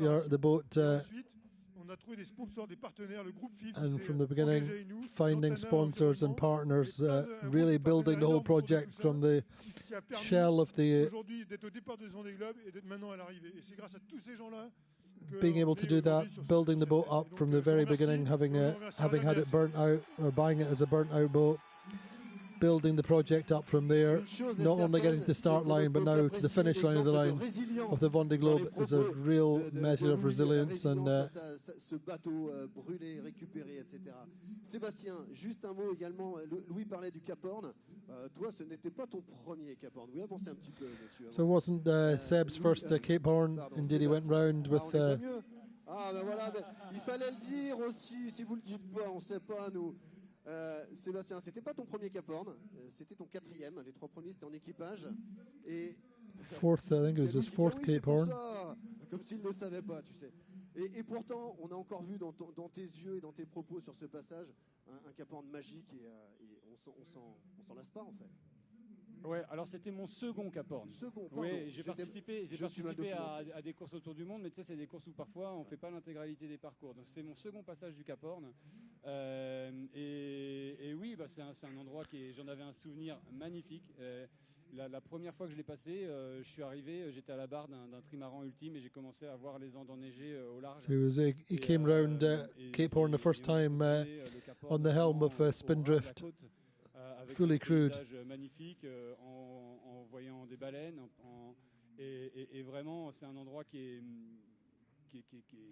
magnifique quoi, tout simplement et d'y retourner quelques années plus tard, 10 ans plus tard en fait quand même. To come back 10 years later, solo on his Amoka. Beaucoup plus dur. It's so much harder. Mais par contre c'est vrai que j'ai revécu cette émotion d'un endroit qui est. But he just voilà, remembered the emotions auquel on of n'accède pas particular facilement, emotions of où, Cape Horn. c'est la nature qui fait foi avant toute chose, et qui est un moment qui est. On y passe, alors on y a passé un peu de temps parce qu'il n'y avait pas de vent. Moi j'ai eu. He got past and there wasn't a lot of wind when he went past. On avait passé la nuit devant le Cap Horn. Il y a le gardien de phare du Cap Horn, il appelle tous les marins qui passent un par un. And the great thing was, of course, the light. Et donc j'entends qu'il appelle, oui. Je vous entends discuter. He had a call, as did most skippers, had a call with the lighthouse keeper from Cape Horn. And that was a big moment for Seb. J'étais très content d'avoir le temps de le voir, et puis à un moment donné on dit bon ça va bien, ça a assez duré, là il y a de la route, on faut y aller maintenant. Ouais. C'est fini l'escale. En tout cas, je suis certain qu'ils auront beaucoup de très belles choses à nous raconter dans les heures qui viennent et dans les jours qui viennent. Merci beaucoup. So just saying that there will be so many memories to recount over the next days, hours and days to come. But in the meantime, Louis Duke and Sébastien Marsset. Sébastien Marsset sur FOUSSIER. S'il vous plaît, la photo officielle avec le président. Président, si vous voulez bien vous approcher. So final thank you from the President, Monsieur Alain Leboeuf. They'll have the official photographs with Monsieur Leboeuf, Louis Duke and Seb Marsset, but that is getting towards the end of our broadcast for the day. Indeed, for the weekend, a great weekend in this 10th edition of the Vendée Globe with successive skippers coming in today. Two pairs with Kojiro Shiraishi, Violette Dorange, then Louis Duke and Seb Marsset all coming into the channel today. And yesterday with Guirec Soudé. It will be Antoine Cornic during the middle of the week and two skippers next weekend. But thank you so much for joining us, and do join us again for the next skippers on this Vendée Globe coming in during the week. Antoine Cornic, we'll see you then.